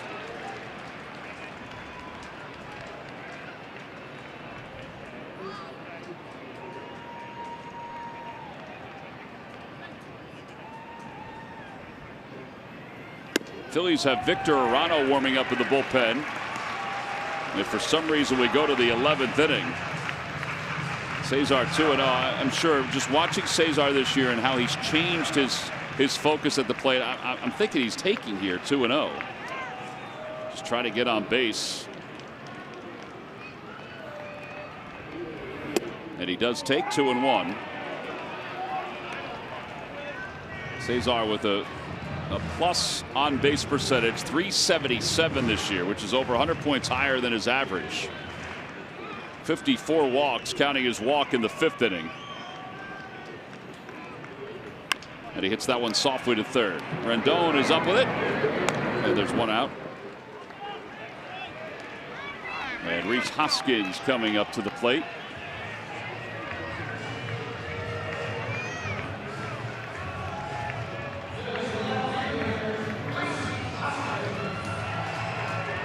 Look at Dave Martinez right now, T-Mac, and you wonder, why would in the world would he bring in his closer on the road in a tie ball game? Well, this by far the most high leverage situation. Last inning with Carlos Santana up, 1st and 2nd, just 1 out. You have Santana, and then you have 1, 2, 3 to start the 10th inning here. Yeah. So that's the reason. That's the most high leverage. He's your best guy in the bullpen. Bring him in for this moment. I think the game is continuing to evolve, whether you think it's right or wrong. And what you used to think was the norm is not the norm anymore. And it's becoming more and more evident that managers on the road will use their closer in these spots. Outside, 1-1. I mean, for years people would say, why don't you bring your closer in on the road in the bottom of the inning when the game's tied? And for years managers have said, well, we'll bring him in if we have the lead. Well, what if you don't get the lead? So that's changing now.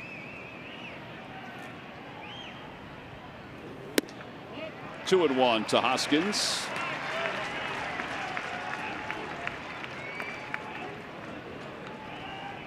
Odubel's on deck. Hoskins and Odubel both have RBIs today. So does Hernandez.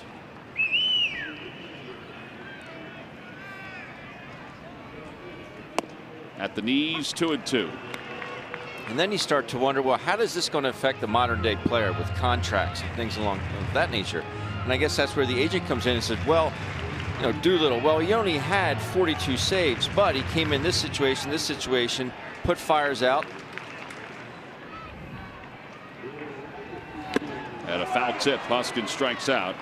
Yeah, I think there are numbers and stats for everything now. So, you know, if Doolittle gets through this and the Nationals win, just like if the Phils did it on the road, it's noted.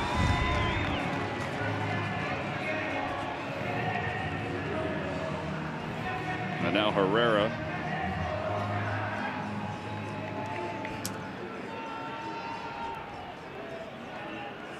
Herrera is 1 for 4 with an RBI.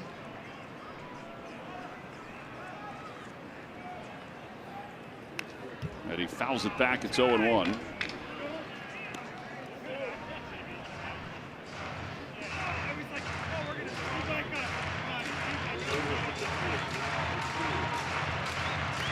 Dylan Cousins out of the on-deck circle. Jake Thompson's spot is up next.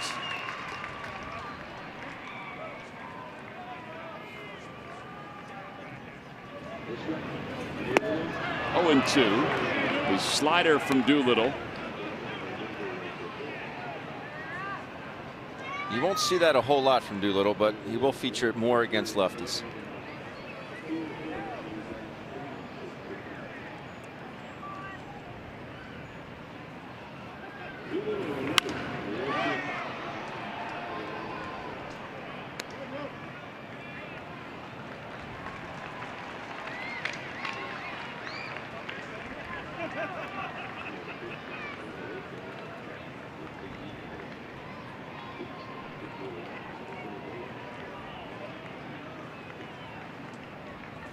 Swing and a miss. Doolittle strikes out Reese and Odubel Herrera. So a 1-2-3 inning for the Nationals lefty. We played 10. We'll go to the 11th inning. Still even at 3.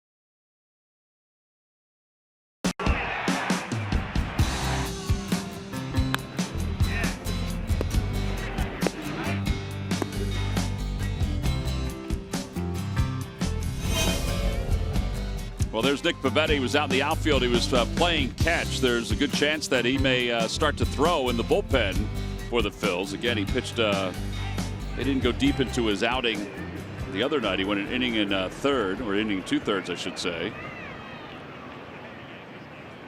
Phillies bullpen last night and today, 12 innings, 1 earned run. And Murphy takes a strike. It's 0-1 from Jake Thompson. Yeah, Nick is starting to throw in the bullpen. It's not a bad idea. Plus, the game is such a game of redemption. Get him back out there. Breaking ball outside, 1-1. Sean Kelly is loosening up in the bullpen for the Nationals. I would think he's the last guy available. You know, Miller's out there, but I don't know if he's available.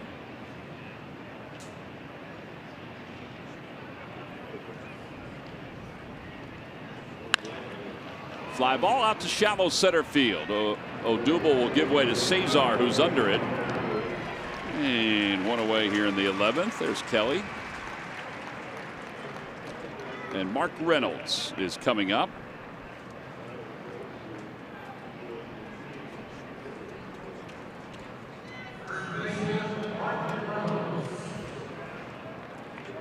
After Jake went 5 and allowed 3 runs, 2 of which were earned. It was Austin Davis for an inning and a third, then Neshek, Tommy Hunter, Mark Leiter, Adam Morgan, and now Jake Thompson.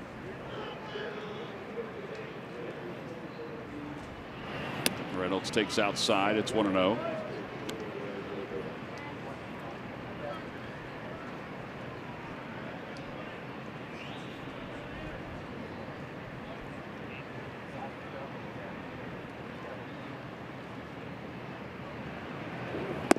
Good pitch. 1 ball, 1 strike.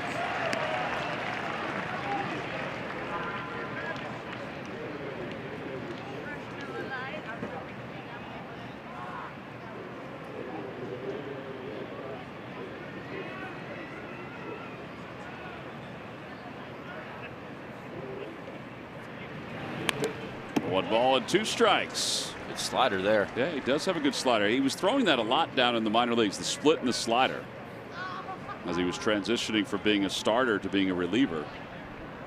Jake at one time, and you know, who knows how baseball is, he could become a starter again, but at one time he was a top starting prospect for the Tigers and the Rangers.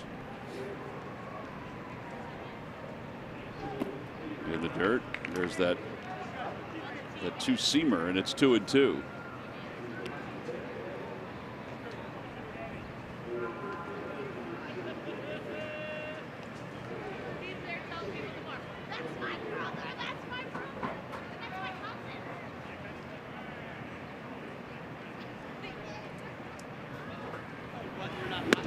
Inside, 3-2.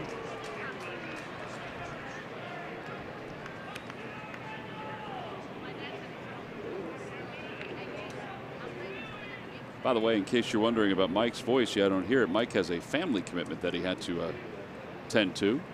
So he is off and running. We'll see him again after the All-Star break. 3-2 to Mark Reynolds. And a strike 3 called. 2 outs. Second strikeout for Thompson.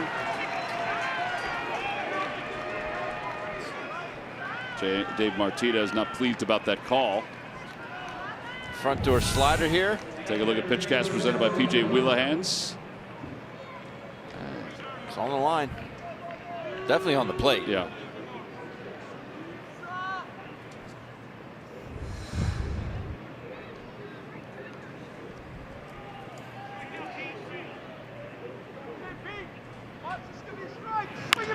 Over to third base, Valentin charges. That's a fair ball. Throws off balance in time.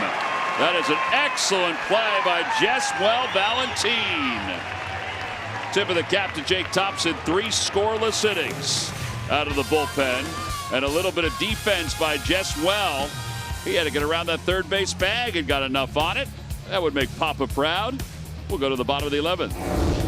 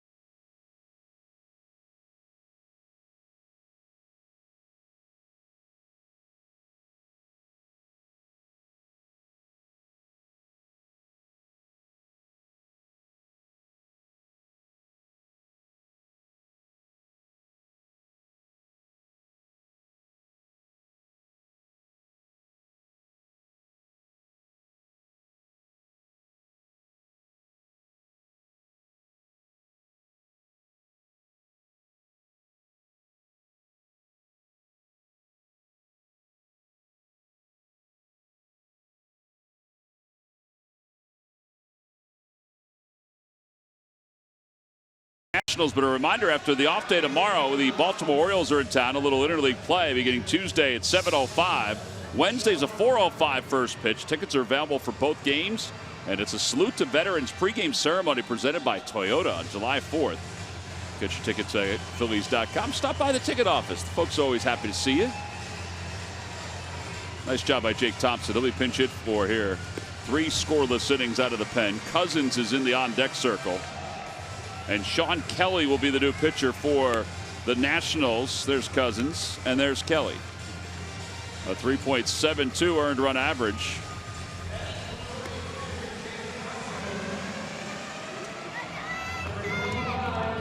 Let's get one and go home, T-Mac. Yes, sir. Yes, sir. There's no double switch for the Nats. Think how good that steak's going to taste to Reese Hoskins after a W. Forgot all about the steak. Yeah, how do you forget about the steak? Well, because you've been talking about Federal Donuts and whether we can get down there and get back in time between breaks. Cousins takes on the outside corner. It's 0-1. For a sandwich, not a donut. I would say for both at this point.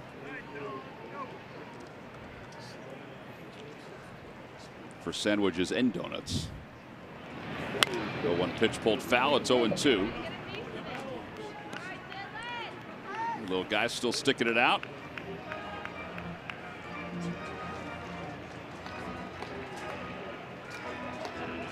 Start of our holiday week. 4th of July coming up on Wednesday.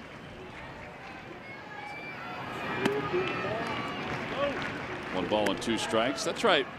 A little shout out for Matt Stairs on Canada Day.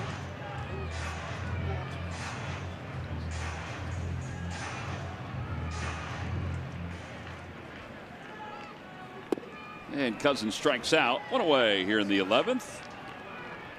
And now Scott Kingery, who is 0 for 4.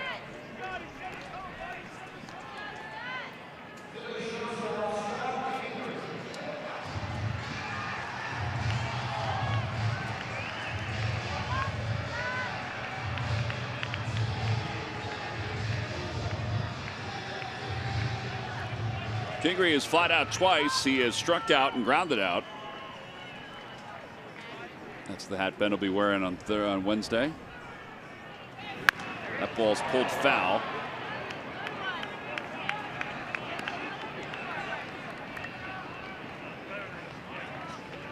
Could have made that play. Yes, you could have. We all could have. I think that was an easy one.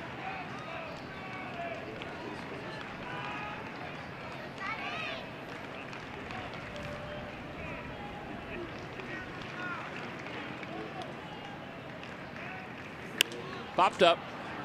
Reynolds over near first base is waiting for it. And there are 2 outs. And now Valentin, who is 0 for 2 with a couple walks. Braves lead is down to 1. It's the bottom of the 9th inning in St. Louis. Just thinking about the standings.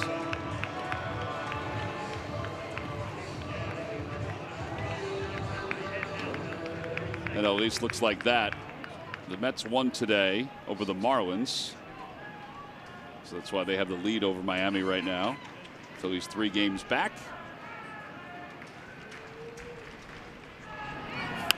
Valentin pops it foul, and it's 0-1.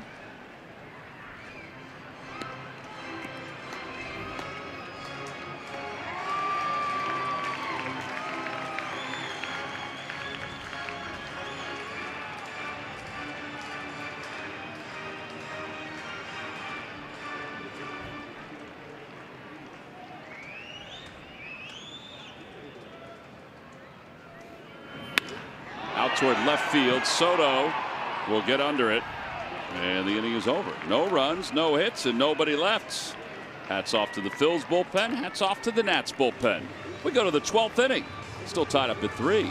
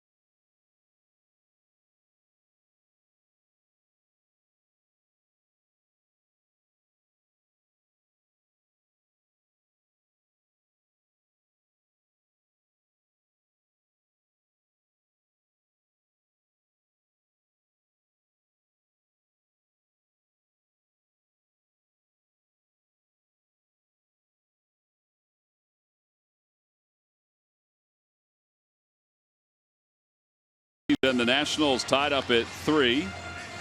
Wilmer Defoe is going to be the pinch hitter for the Nats against Victor Arano. Arano in his 27th game at 2.57 ERA. Pivetta was warming up, and then he had sat down. I think he's just going to be a security blanket more than anything else. There's Defoe, who will pinch hit here in the 12th inning.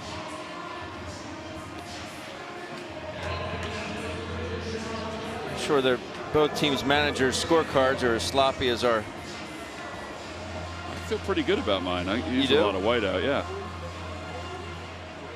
Zip. What are you getting rid of there? My starting pitcher notes. I don't need those. I might need a couple more lines.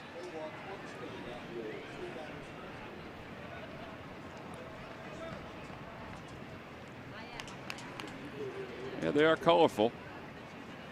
Defoe swings at the first pitch and fouls it off.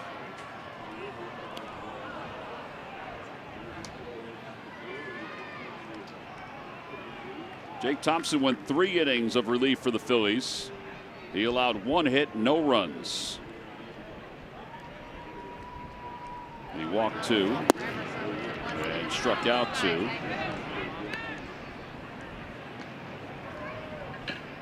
That's a pretty close pitch there by Arano.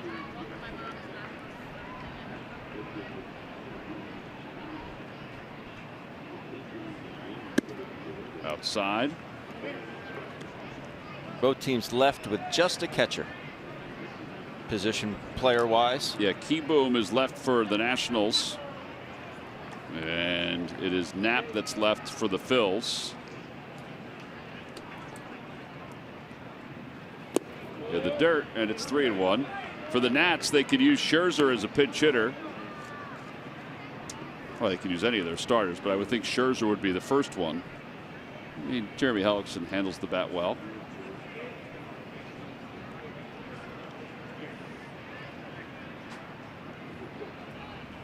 Defoe shows bunt 3-2. Phillies put Velasquez on the disabled list today. Vince would be probably their best hitter who's a pitcher. I would agree. Although Eflin does have the longest home run by a pitcher this year. He does. I'm going to go with Arrieta's best hitting pitcher. Right, he's not available though. I know that, but I meant who was available. Gotcha. So ball 4 puts a runner at first. And now Adam Eaton is coming up. Defoe does have speed to run.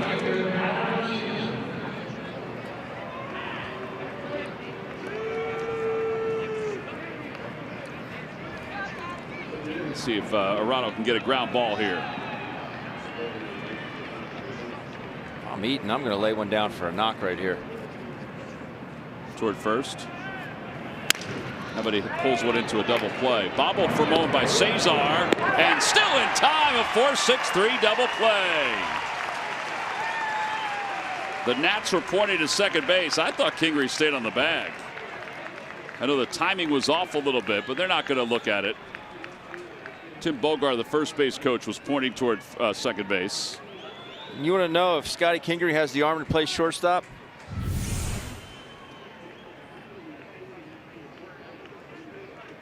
He's on. Yeah, if anything, Defoe came after him. That's not allowed. There's a rocket on to Carlos right there. Yes, he does. And that's why I bunt, Tom. Oh, he saw the lead off the ball game on the first pitch.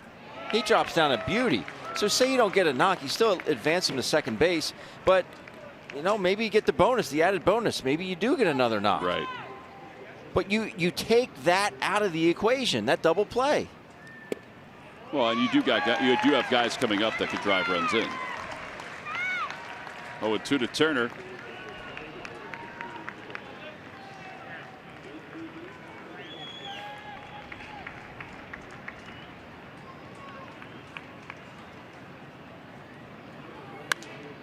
And it remains 0-2.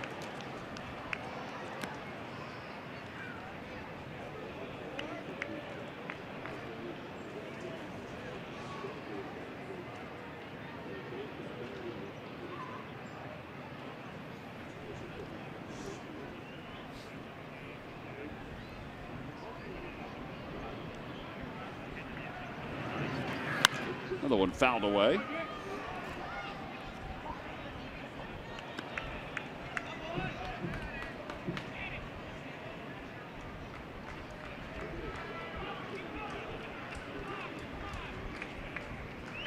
Let's see if he can bury a good slider here.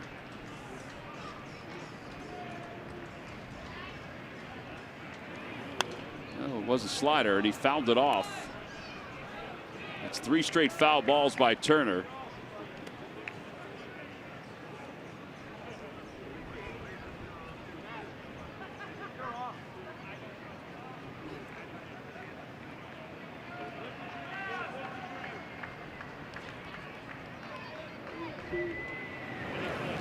And a line drive base hit it to left field. That's the 3rd hit of the day for Turner.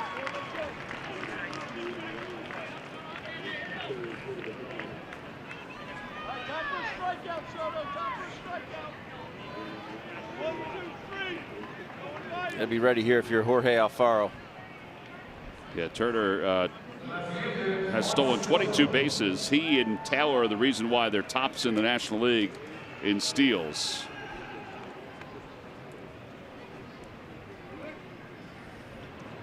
Soto today has grounded out 4 times. He's also struck out.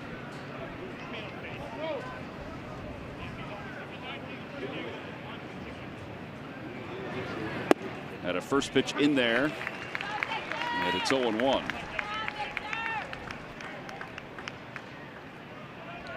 You bunt Defoe over, maybe that single right there by Turner scores him. Yeah. Who knows? Phillies are thinking what you just mentioned about making sure that Turner is kept close over at first.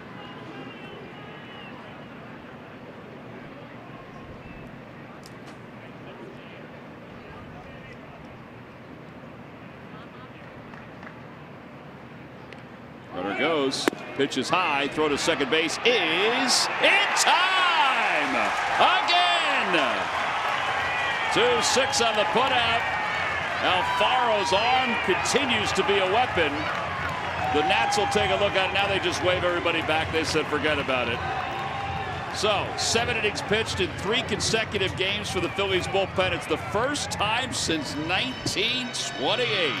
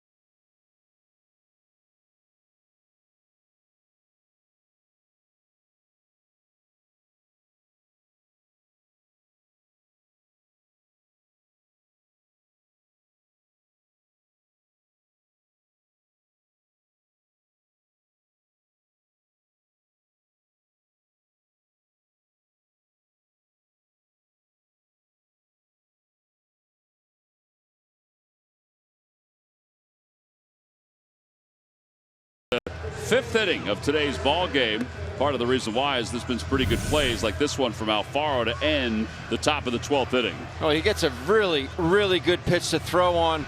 And Trey Turner, you're fast, but Jorge Alfaro's gun is faster. Watch how quickly he gets to his feet. Wow, that is something. Almost 91 miles an hour he threw that. Turner knows it. Pop time 1.83. Not going up and winning, Jorge. Yeah, Alfaro will lead things off for the Phillies against Justin Miller, the new pitcher. It'll be Alfaro, Williams, and Carlos Santana.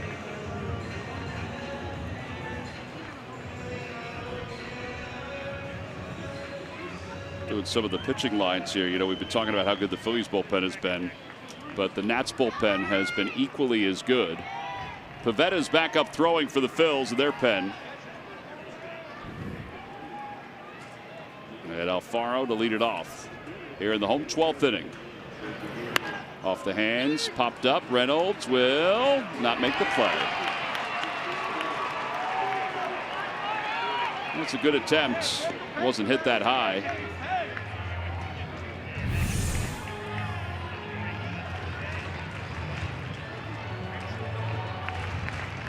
By the way, Defoe stays in the game to play shortstop.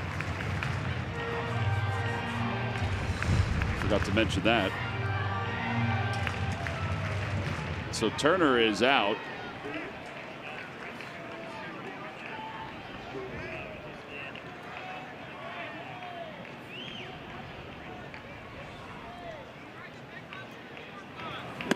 Oh, and 2.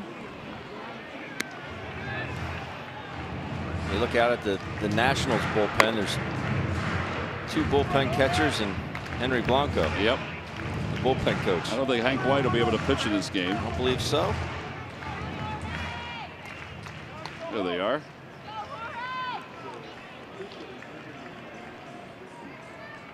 Oh, and 2 to Alfaro. And he fires it foul. All right, Jorge, good night. Stay alive. All right, send us home, buddy. Send us home.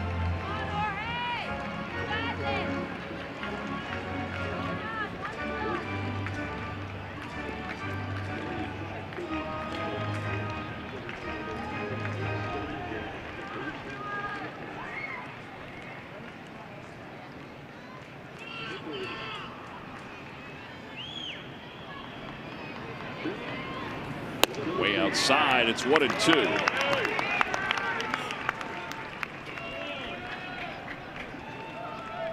.95 on that pitch from Miller. It's been a good pickup for the Nationals. Former big leaguer.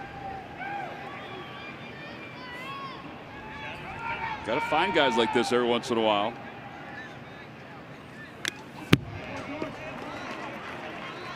Sometimes you take a chance on a guy and it pays off. Yes, sir. Think about all the kids that were drafted by all the pitchers that were drafted this past year.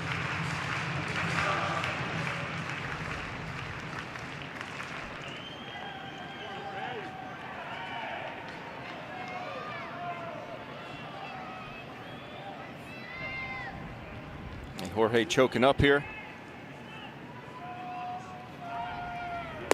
Lays off, and it's 2 balls and 2 strikes. They did check with Kerwin Danley. He says he didn't go around.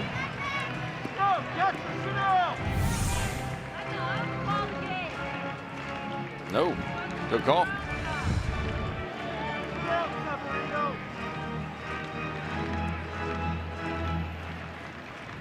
Figure Miller would be aggressive here. Does not want to run the count full. They challenge him here.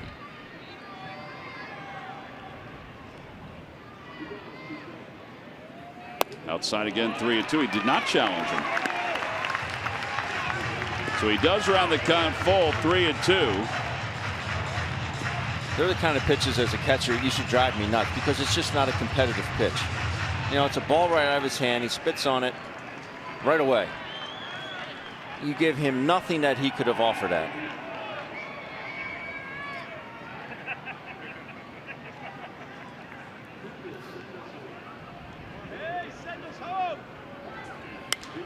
Fly ball right field, and Eaton is out there, and 1 out here in the 12th inning, and that'll bring Nick Williams up.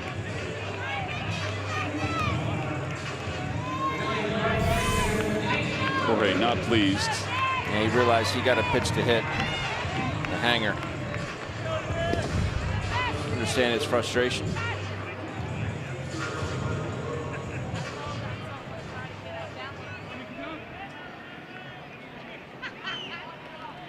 Nick Williams today has been on base with 2 singles, had a fielder's choice on a bunt his last time up. And he takes inside. He has scored a run from the number 8 spot.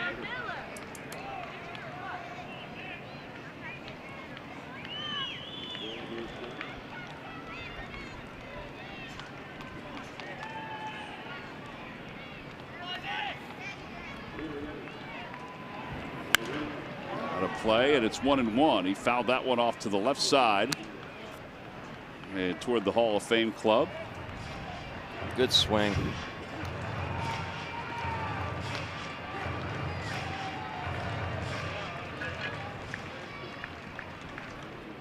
Is it hard not to try to win the game in these extra innings? Very hard.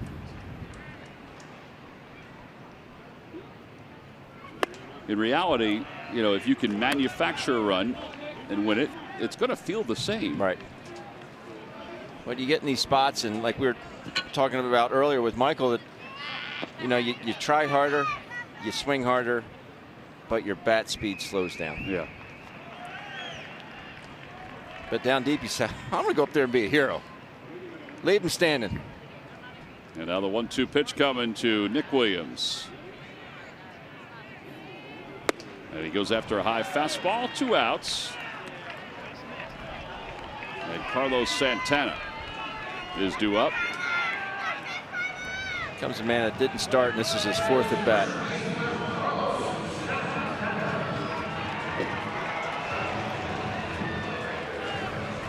Carlos has walked today and scored a run. He has struck out and hit into a double play. He has walked in 8 consecutive games. Ryan Howard was the last to do that. That was back in 2010.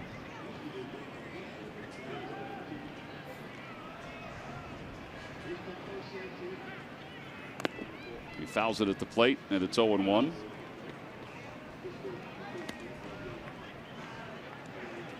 I wonder if they would go to Nick next inning in the top of the 13th. I guess they would, because he's ready to go. The pitcher spot is due up 4th after Santana. You may see Knapp come in. Fouled back over toward the Hall of Fame club. So you're saying Knapp would move to the 7 hole? Yes. You just buy yourself a couple extra hitters, right? Yeah. Yep. I don't think, I mean, he could do this, but I don't think Andrew would go, let's say if Santana makes the out here to first base for Carlos.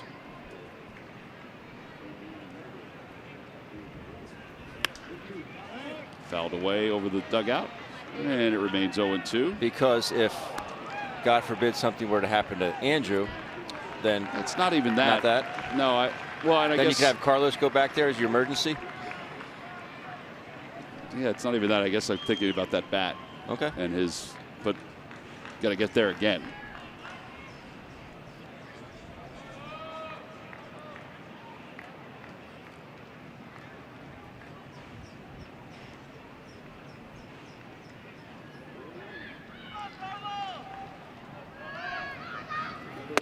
Outside and high, and it's 1-2.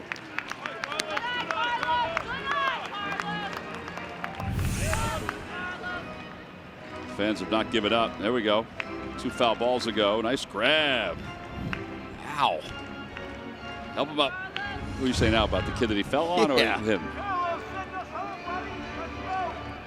12 innings to make it a leaping grab.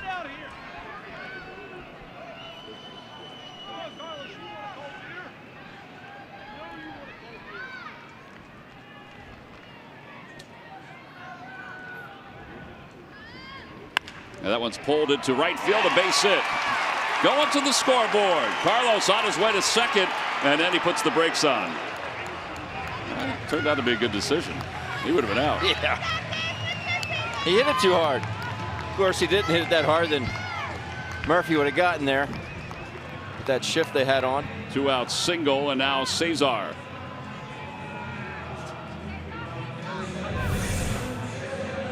Good at bat. This is a slider that tumbles right into the barrel. just out of the reach of Daniel Murphy.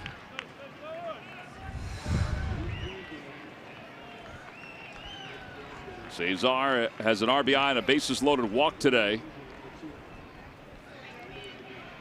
Inside, 1-0.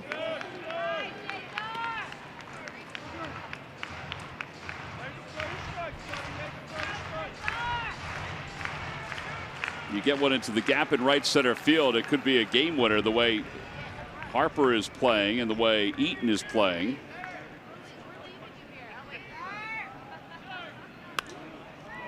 Back to the Hall of Fame club again, and then down to the bottom.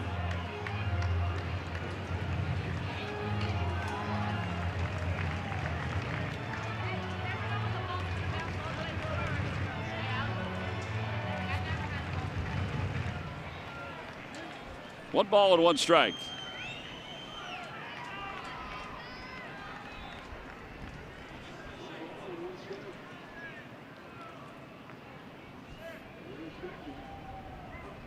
Long look in by Miller. Upstairs, 2-1.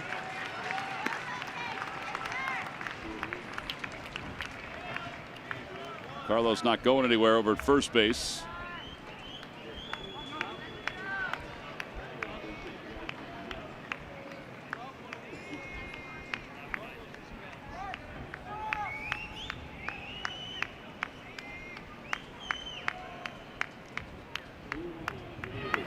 Three and one.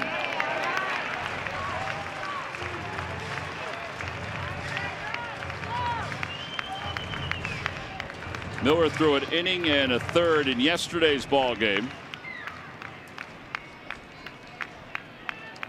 In game one, he also pitched. And it's 3 balls and 1 strike. Ball 4. The winning run is in scoring position.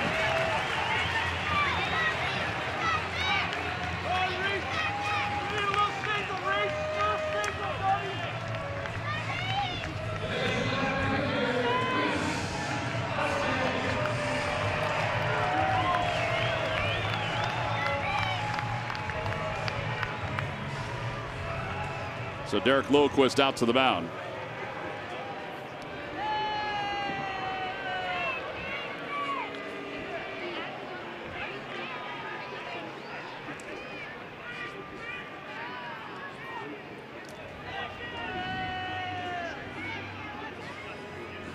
All right, so with Rhys Hoskins coming up, just a real quick scouting report. I'll give you a rundown of what Miller did in the series. In game 2, Miller threw 8 pitches. That's not too bad. Game 3 threw 21 pitches.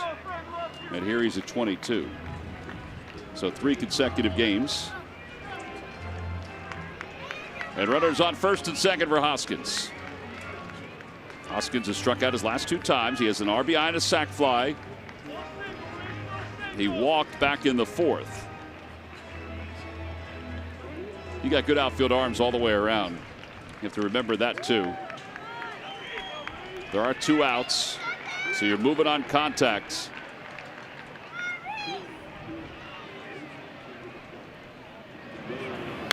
And he fouls it back. It's 0-1. Yeah, I would say that Soto's probably the weakest of the 3, but still throws pretty darn good. Yes. And we just saw what Eaton did in right field. That ball that Santana hit.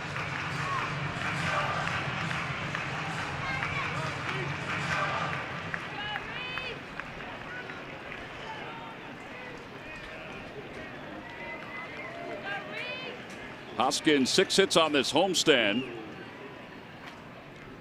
Try to win it here in the 12th inning. Swing and a miss, and it's 0-2.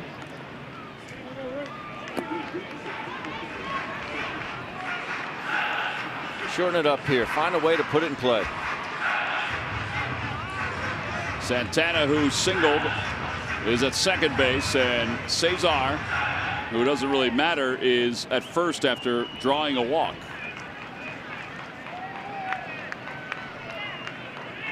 No balls, 2 strikes to Hoskins.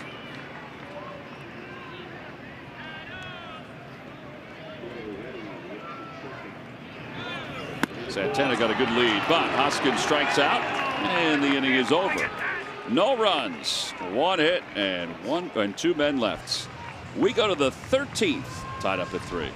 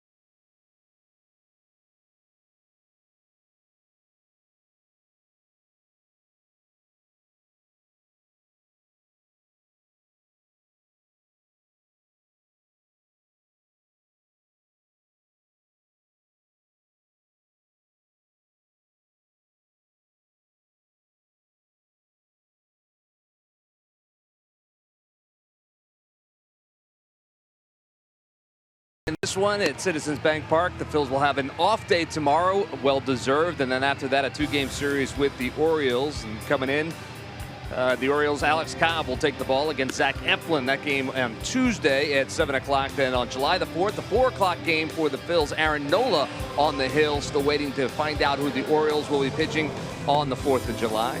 But guys, as you know, this one's not over yet. Murph, it isn't over yet. In fact, from a standpoint of time, today is the longest game in innings this year for the Phils. The longest game for the Nationals was 14 innings back on June 2nd against the Braves. So here's Nick Pivetta. You probably know him. He's a Phillies starting pitcher. In fact, he started Friday's game for the Phils. He went an inning and 2/3, allowed 7 runs. The Nationals don't have anybody left in their bullpen. They may have to send somebody out unless Miller pitches again in the bottom of the 13th inning. Soto leads it off and takes a strike. It's 0-1. Pivetta has made 3 relief appearances in his minor league career, the last one being with the Nationals in May of 2015. 0-2. I mean, I would have to think that as a starter, you've got an adrenaline rush. I don't know if there's an additional adrenaline rush because you're coming into a game as a reliever.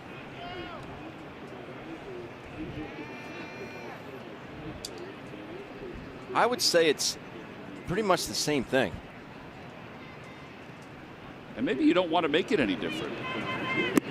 You know? Yeah, because when you start changing stuff up, that's when things don't go your way. And baseball players are so routine oriented. Obviously his routine coming into the ball game was altered. 1-2 pitch to Soto. Fastball just missed.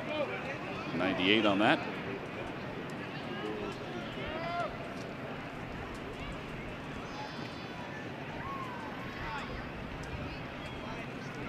Seven innings of scoreless baseball for the Phillies bullpen so far. Back toward the middle, right where Kingery was stationed.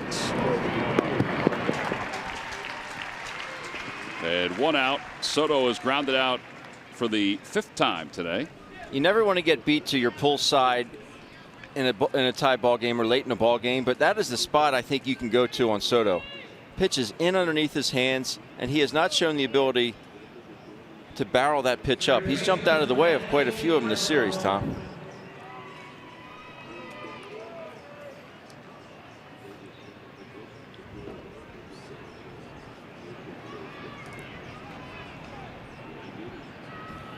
Yeah, the dirt 101, or 1-0, I should say.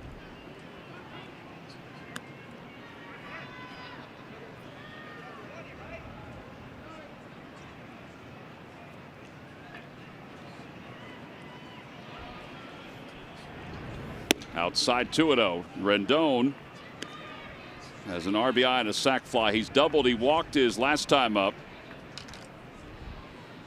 It was sort of an unintentional, intentional walk.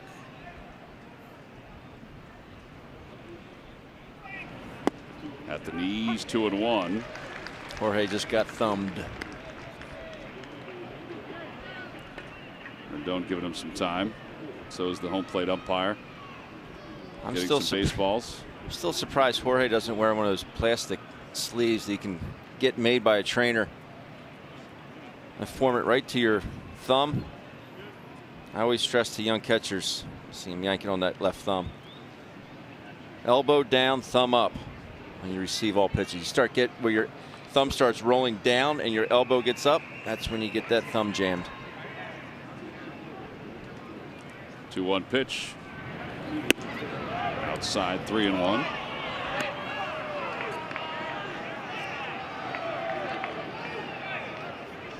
Ben's got some ugly thumbs. I mean, it's drastic. So you didn't heed your own advice, huh? I started wearing one later in my career.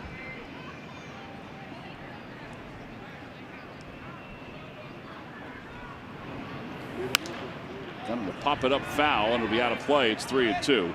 Rendon the other night had a double and a home run against Nick.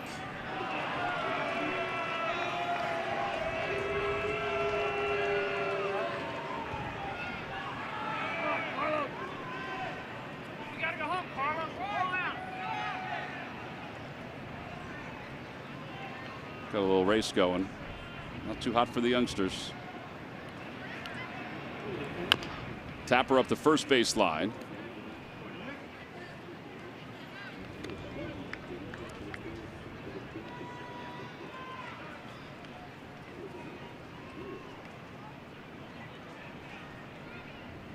I'm not sure if they're all running the same distances.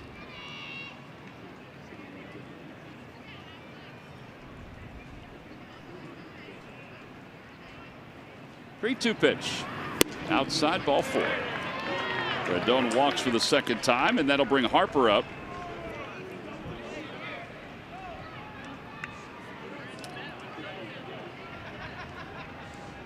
Harper has walked twice, he's grounded out twice, and he is struck out.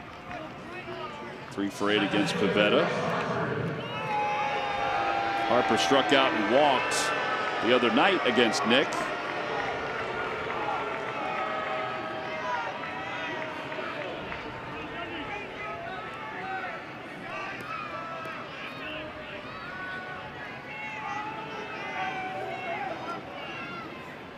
Phillies will have Herrera, Pivetta, and Kingery.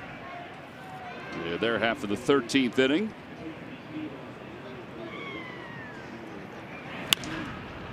Down the left field line out of play, and it's 0-1.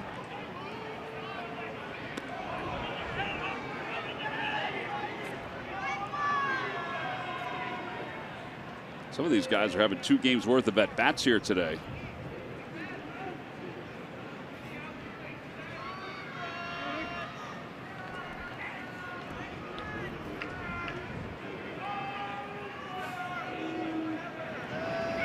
Inside, 1 ball, 1 strike.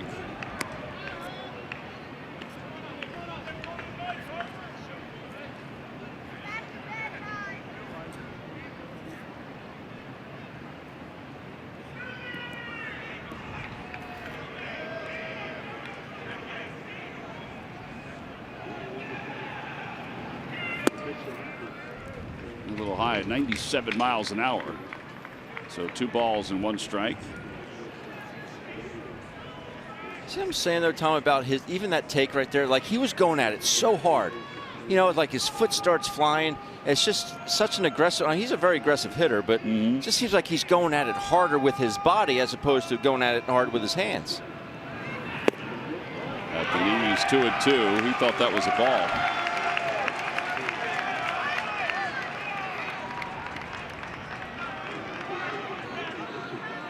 Nick's last win came against the Braves on May 21st.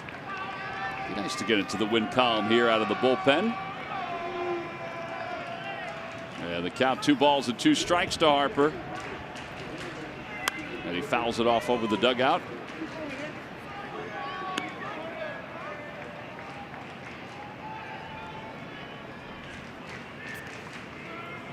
Nick asks for time as he's got to tie his spike.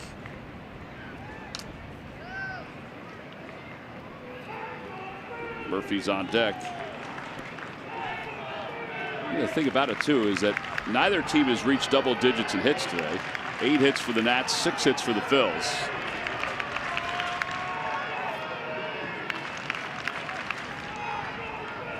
Seven walks for the Phillies. Pitchers, that is.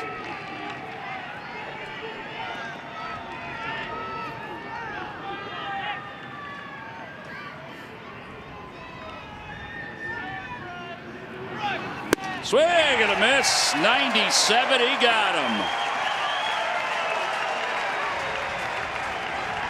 2 outs. And now Daniel Murphy is coming up. And it's a pitch we've seen a lot of the Phillies pitchers in this series be able to attack Bryce Harper with, that high hard one. Guys that can ride that four-seamer at the top of the zone.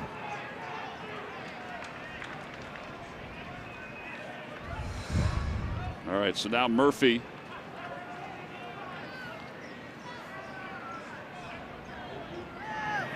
And Murphy hits it the opposite way. Hoskins is back there and puts it away. A scoreless inning of relief for Nick Pivetta. No runs, no hits. 1 man left thanks to a walk. Bottom of the 13th. Herrera, Pivetta, and Kingery.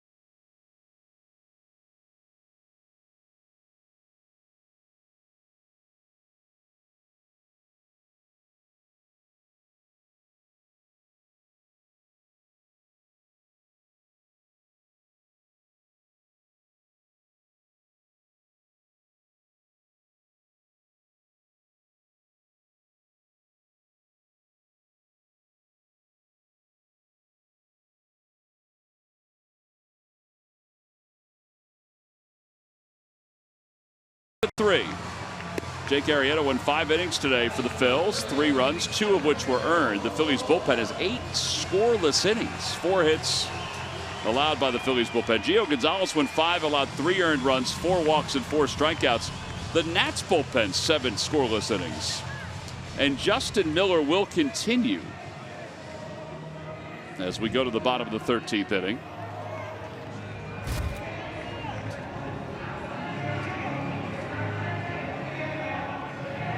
Knapp is on deck. Well, that's going to be interesting.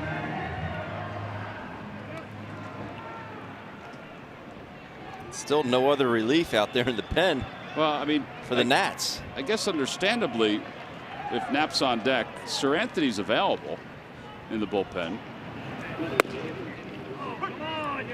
And Odubel takes a strike. It's 0-1.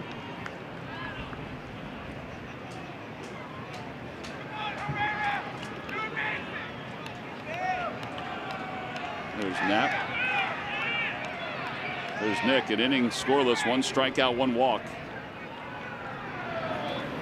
Outside, 1-1 to Odubel. There's Sir Anthony to the right. Yaxel just soaking it in out in the bullpen. They've changed their spot. But Ben's right. There's nobody in the Nats bullpen.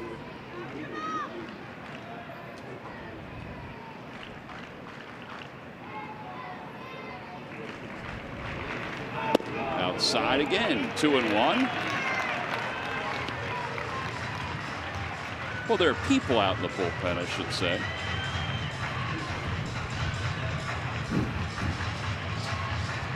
just nobody that can pitch right now. If they have to get somebody other than Miller in. In the air to right field, playable for Eaton. As Odubel slams the bat down. And the catch is made for the first out. So Knapp is coming up as a pinch hitter.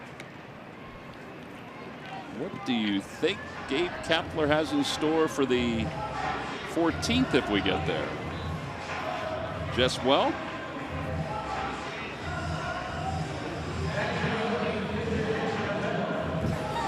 It's got to be. We're going to have to wait and see.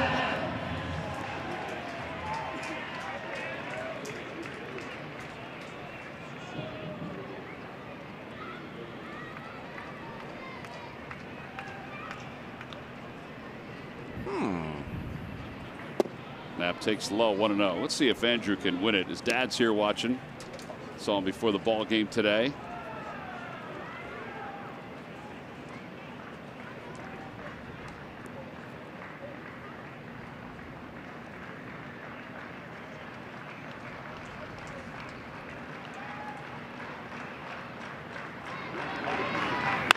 Ground ball foul, 1 ball, 1 strike. Uh-oh. Somebody almost, oh man, you almost had it.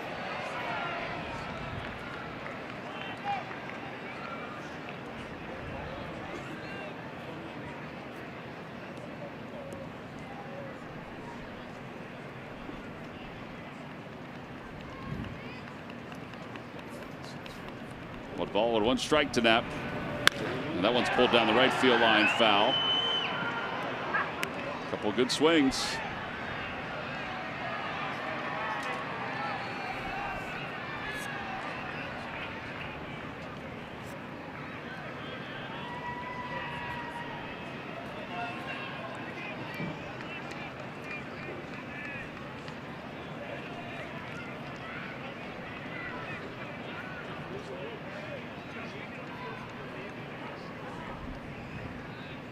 And now the 1-2 pitch coming to Andrew.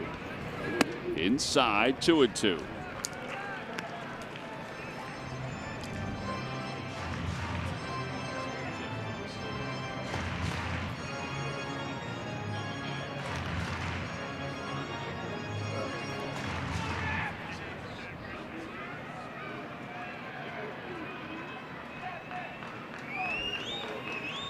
After Andrew, it'll be Scott Kingery. Inside again, 3-2.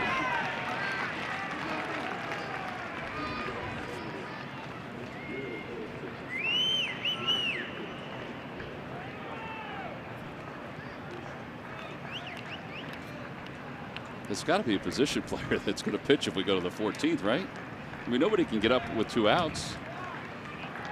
Unless someone's thrown in the cage, in the batting cage. Maybe, yeah.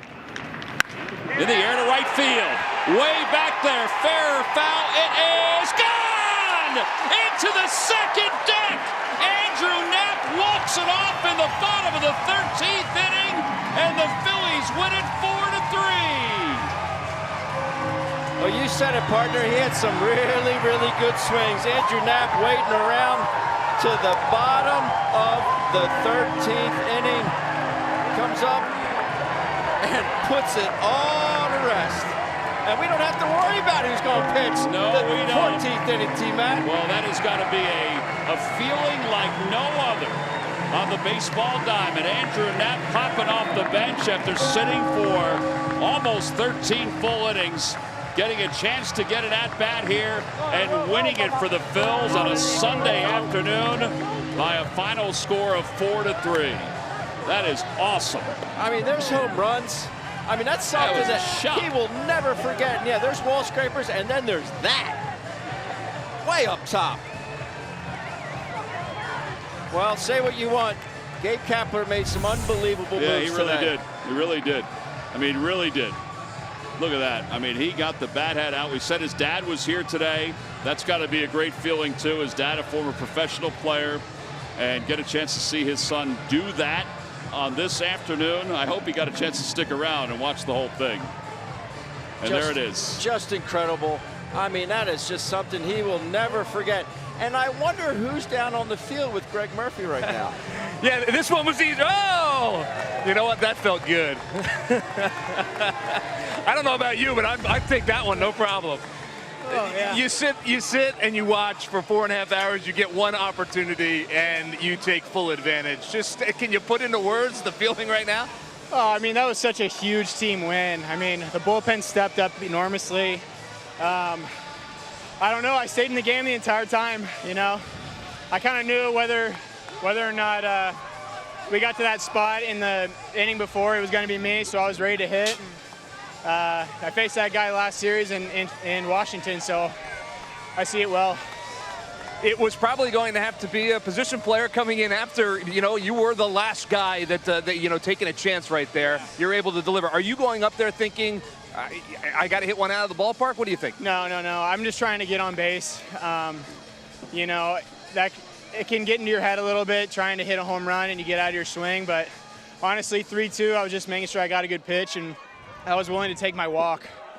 I saw your dad here earlier. I saw him in the elevator. They were just talking about it. Nice to do that in front of Pops, right? Yeah, he actually called it. I mean, I told him I wasn't playing today, and he goes, okay, we'll just hit a walk-off. I mean, I promise you can see the text. Well, there you go. Way to follow your dad's orders. That's the way to do it. What a good son you are. Andrew, congratulations on the big win. Guys, back upstairs. All right, Murph, thank you very much. He's a good son. He's a great guy, and we're happy for Andrew Knapp that he's able to send the Phillies home with a victory. They take the series 3 games to 1. What a beautiful swing. What a great sound. And yes, the Phillies win it in 13 innings. Huh. That feeling. Man, I'm not sure if you could duplicate it on the baseball field. We'll be back to wrap it up right after this.